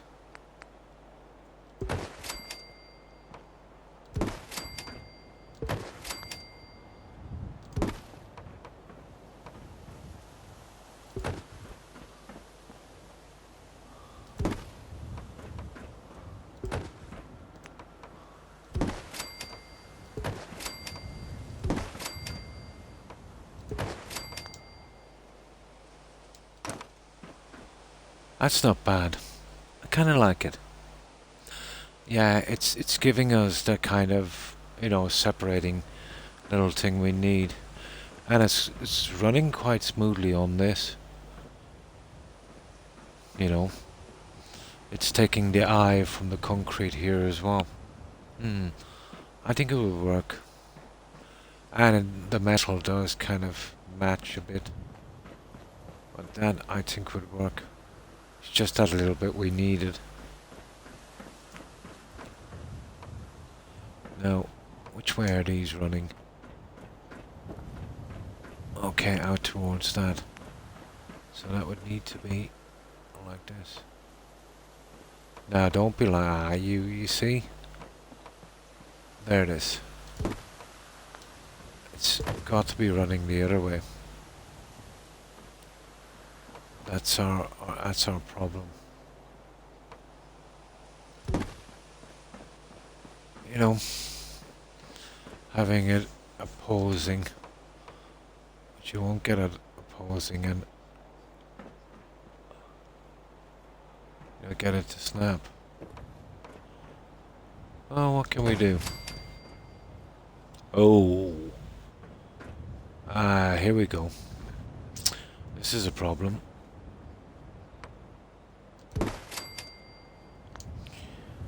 Okay. Oh, I better be able to do this. We do have it saved anyway, so if we get into trouble...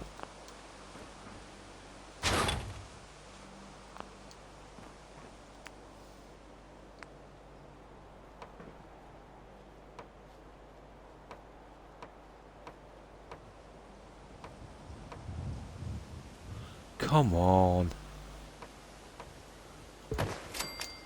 Can we fit it back?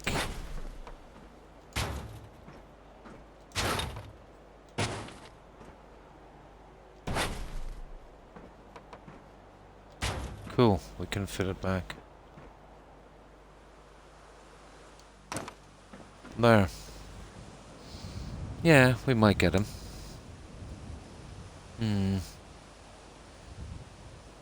Some of those would be awesome. You can buy gifts, flowers from one and have some fruit. Yeah, that would be nice. That's freaking nuts, so yeah. There's... Yeah. Yep, there's an underwear one. I would visit your hospital, Grok. You can buy insects off the web. Yeah. Moths and things like that. Kind of reminds me a little bit of Silence of the Lambs, to be honest. I bought praying mantises. They hatched, and one ate them all. Oh. Yeah, those things murder each other all the time.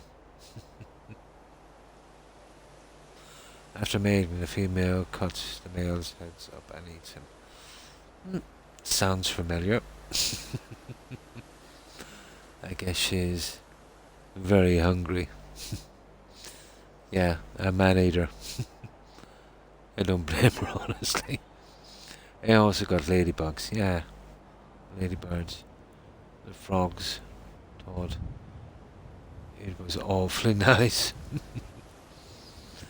Yeah, we'd have to go in the same direction with that, but that would work.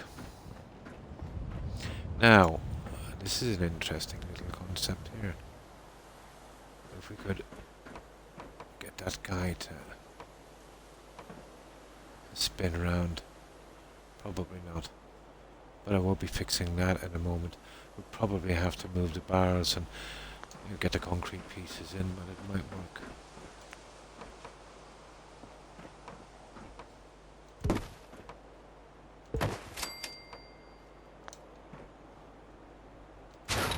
It just might work.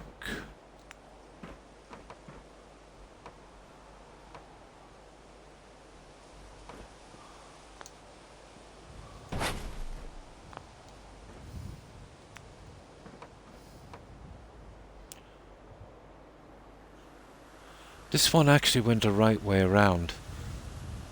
It actually did. Now that is stunning. This is what I want here. Going out and this way in. This one is perfect. We might be able to carry it down, but I doubt it, to be honest.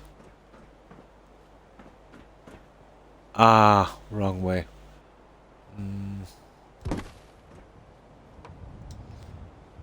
I could change this one. I would actually go to that kind of trouble to change that one. Let's have a look.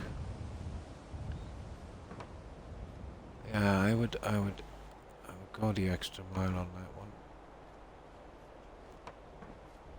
Ah, come on, dude.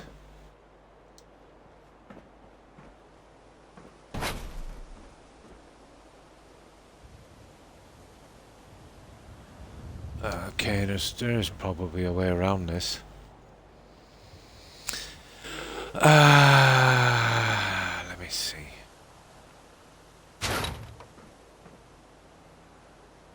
Okay, let's remove this one here. Put you back there. Let's get this guy. Let's see if we can get you to lock. There. Put this one back on. Move this one out. Move that one up. There we go. That's... I see. It's exactly like I said, guys. We'd have to do a double. I did say that from the start. But it's worth it if I can get both of them around the same way. Here, let me save this. And we'll see if we can save this one.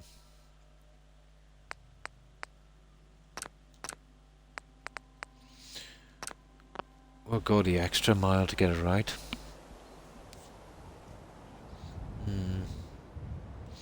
I didn't know we had that many frogs, yeah? Sounds familiar. I was waiting for you to say something like that. Spiled froggos. My room is only, what? 8 foot by 11. Oh, nice, comfortable. I don't mind small rooms. I find them comfortable.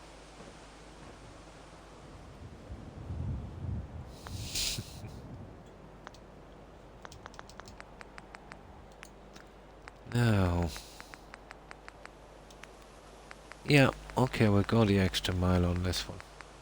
Where's the bathroom?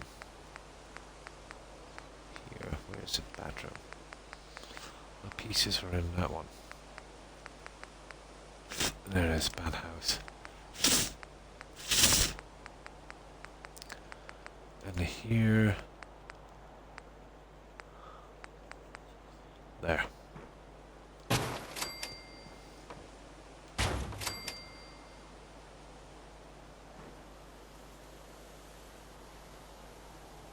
Come on now. There. We'll have to double. I knew that from the start. I did say that we'd be probably doubling up on that one. Now, it's all about getting this stuff in again.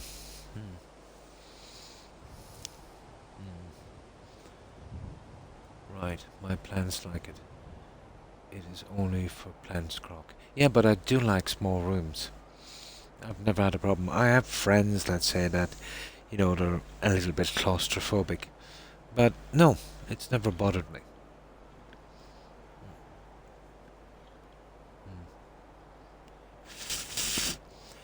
I thought about a hot tub in the middle. Then there would not be anywhere, yeah, for your plants. But yeah, ideal size for plants and stuff. Yeah, but me myself, I've always preferred smaller rooms. But I have friends, let's say, are very uncomfortable in small rooms. Like even, let's say, whether you're living there or even just for plants or that.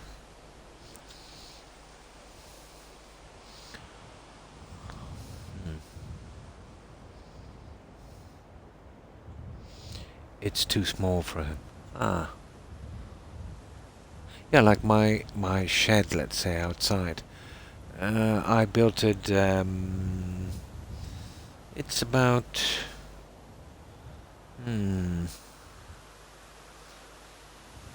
It's about 9... About 9 by 18. I know it's a bit bigger. I might have a lot of stuff in that. I feel safer in a small room, yeah. Unless it's a jail cell, which I hate small rooms.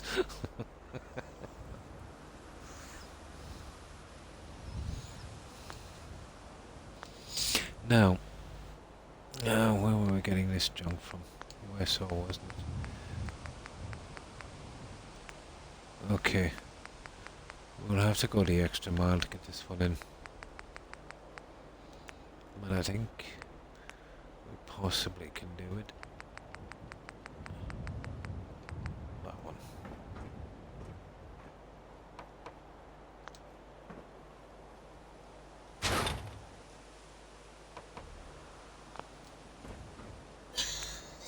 Possibly.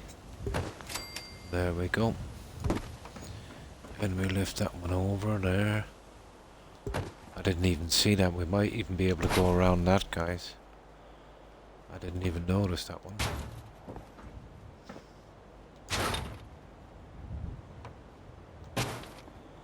Yeah, we might be able to do our little doodah on this. Probably not. I don't think we've got the side pieces. No. Unless we go with single ones. No,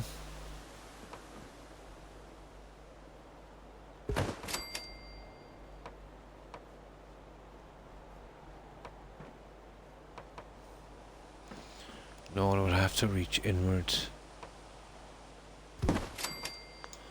That would not be the way to go. Let's move you for a moment. Ah, such a pity. Yeah, and then we're talking about the double guy, aren't we? Yeah, maybe too much hassle, to be honest.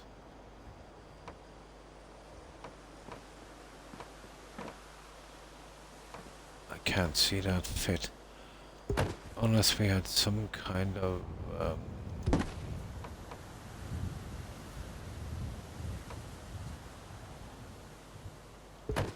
have we got some kind of corner pieces for that guy? Doubtful. Yeah, yeah. No. Nah. I'll think about that later. It's too much anyway. Now, we'd have to smack that one around, so it's most likely we'll have to go on the inside again. Yep, I think we can manage this.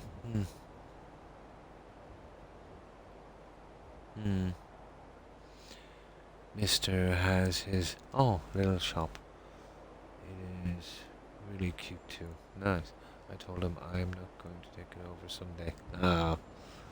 I should probably try to get some sleep. I have to be up in 5 hours. Yeah, thanks for stopping by, C-Dub. And have a great rest. And have a great day tomorrow. I appreciate you dropping by. And stay safe, C-Dub. Bye. That's me every day, C-Dub. I hear ya. You have a good night and a good rest. Yeah, totally. Oh, Jill, 22 hours. Although, like, I'm not one to judge. I do the same. Yeah, have a good one, C-Dub. If I don't get my 8 hours, I am useless. I'm lucky to get 4. And even at that, let's say probably broken sleep. Yeah, hopefully I can actually sleep, because it seems as soon as I lay down, that's when Carnival begins. Yep, been there. Good night, everyone. Talk to you soon. Stay safe, C-Dub. Bye. I can barely sleep these days. I'm literally in the same boat. That, unless I run myself ragged. And then it's less of a sleep and more of a coma. Me too. And yeah, me too. Lately for me it's gotten much worse as well. Not better, but actually worse. I'm thankful for the weekends. I'm dead to the world. Yeah, it's nice getting some Z time in. Right, let us get this done. So, we'll cover these and hopefully be able to drop that back one once this snap point goes in. Where is this? Here. There we go.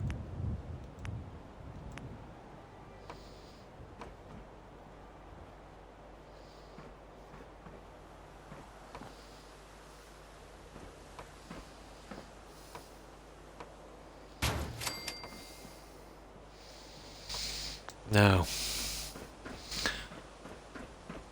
let's see where this one is set and where the second line is. Yeah, right in front. Perfect. This would work.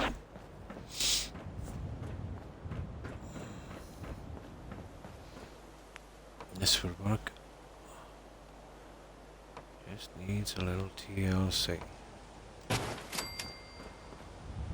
I did say we'd have to go with a double one, and I was not wrong.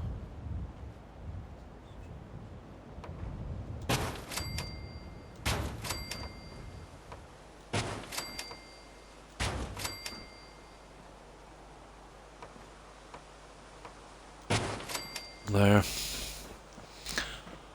So, what on the front of this is it? Well, that's providing this one was. Let's see where this goes. Okay. Yeah, on the front. Let me see if we can snap that round. Oh, okay, on the back. That's weird. Let's see here for a moment.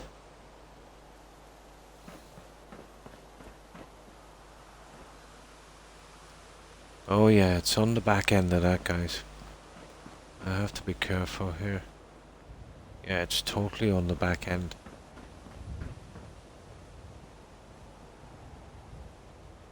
Yeah. Okay, let's see if we can get that round. I've been catching up on American Greed before sleep. Ah, TV series, yeah. I thought about putting Twitch on, but then I would want to say hi or something. And the Bluetooth keyboard is here. Is a joke. If I pass out, just know I meant to say goodnight first. No problem, Jill. What time is it? I'll be going quite shortly anyway. Just try and get this fencing in. Shouldn't take me a few more minutes. I've been here making another coffee soon. Have a good night, Jill. Yeah, stay safe, Jill. And have a good rest and great day tomorrow.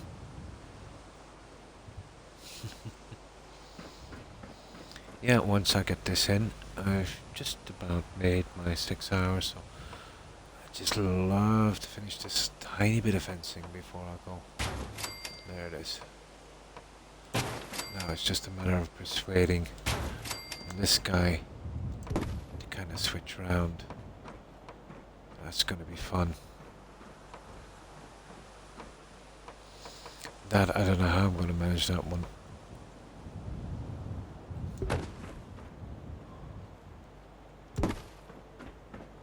And I totally don't want to remove an entire... You see what I mean? It's ridiculous. I don't know what I did wrong here to deserve this, but let's try it from here.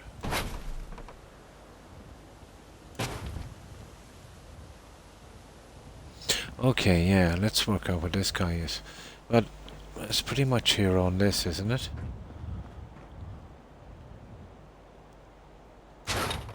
Yeah. Yeah, I got that one right. Now... Yeah, you're snapping on that, but that's totally not where I want you to go. How would I get that to... This is absolutely going to do my head in.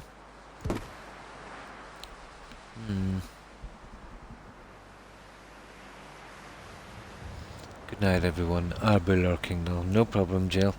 And thanks for the lurk. Yeah, I'll be raiding quite shortly. Then we go chatting tonight to queue away. Nah, that's what I'm here for the chatting. Build a secondary roadrunner. Nighttime therapy. Yep. My dock roll comes first. Don't forget. Yeah. Yeah, I'll do this later. This is going to do my head in. But we almost have it done. So, what I will do here, and I've just done my 6 hours, and I'm trying to keep a kind of regular schedule. I think at 6 o'clock I can still manage to get, you know, a couple of more hours sleep, and I seem to be feeling a lot healthier doing these streams.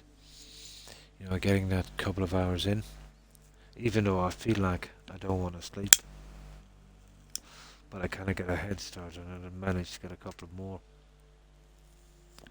Trying to get back to a kind of reasonable sleep schedule. So yeah, I'll leave it here, guys.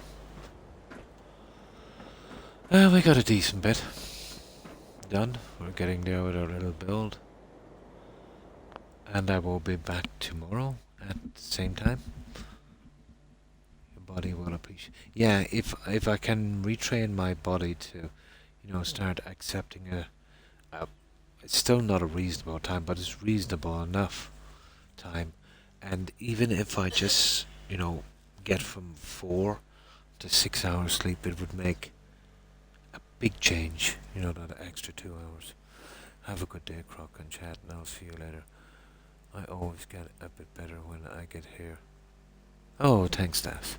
And thanks for stopping by, and see you also. Have a good one, and stay safe, Das. Bye.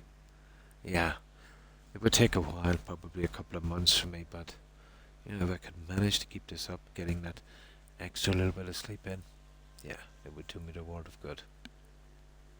So, yeah, we'll see if any of our friends are streaming, and then we'll go straight over for a raid. But not before saying goodbye to as many of you as I possibly can. And yeah, I'll be back on tomorrow at the same time, my usual 6 hours, and usually at the same time, give or take 10 minutes. So, okay, goodbye, TM. Thanks for stopping by, and you too, have a great day. And stay safe, TM, and you also, Das, take care.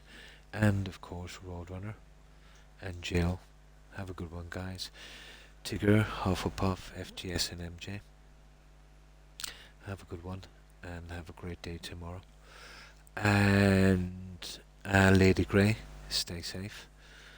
And let me see, that was from memory. Now, memory is starting to run out now. So let us check. And Voltboy. Yeah, Voltboy was on. Have a good one, Voltboy. And let's see what else is on here.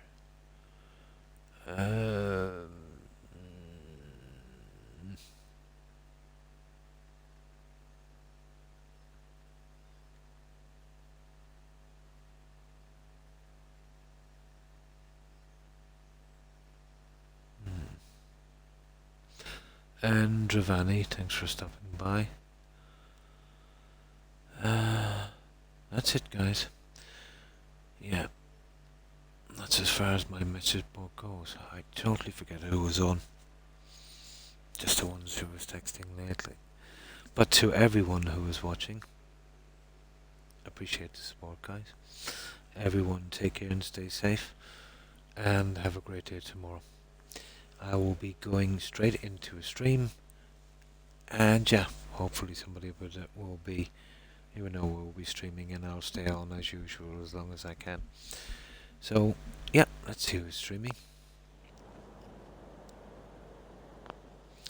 Right, let's see.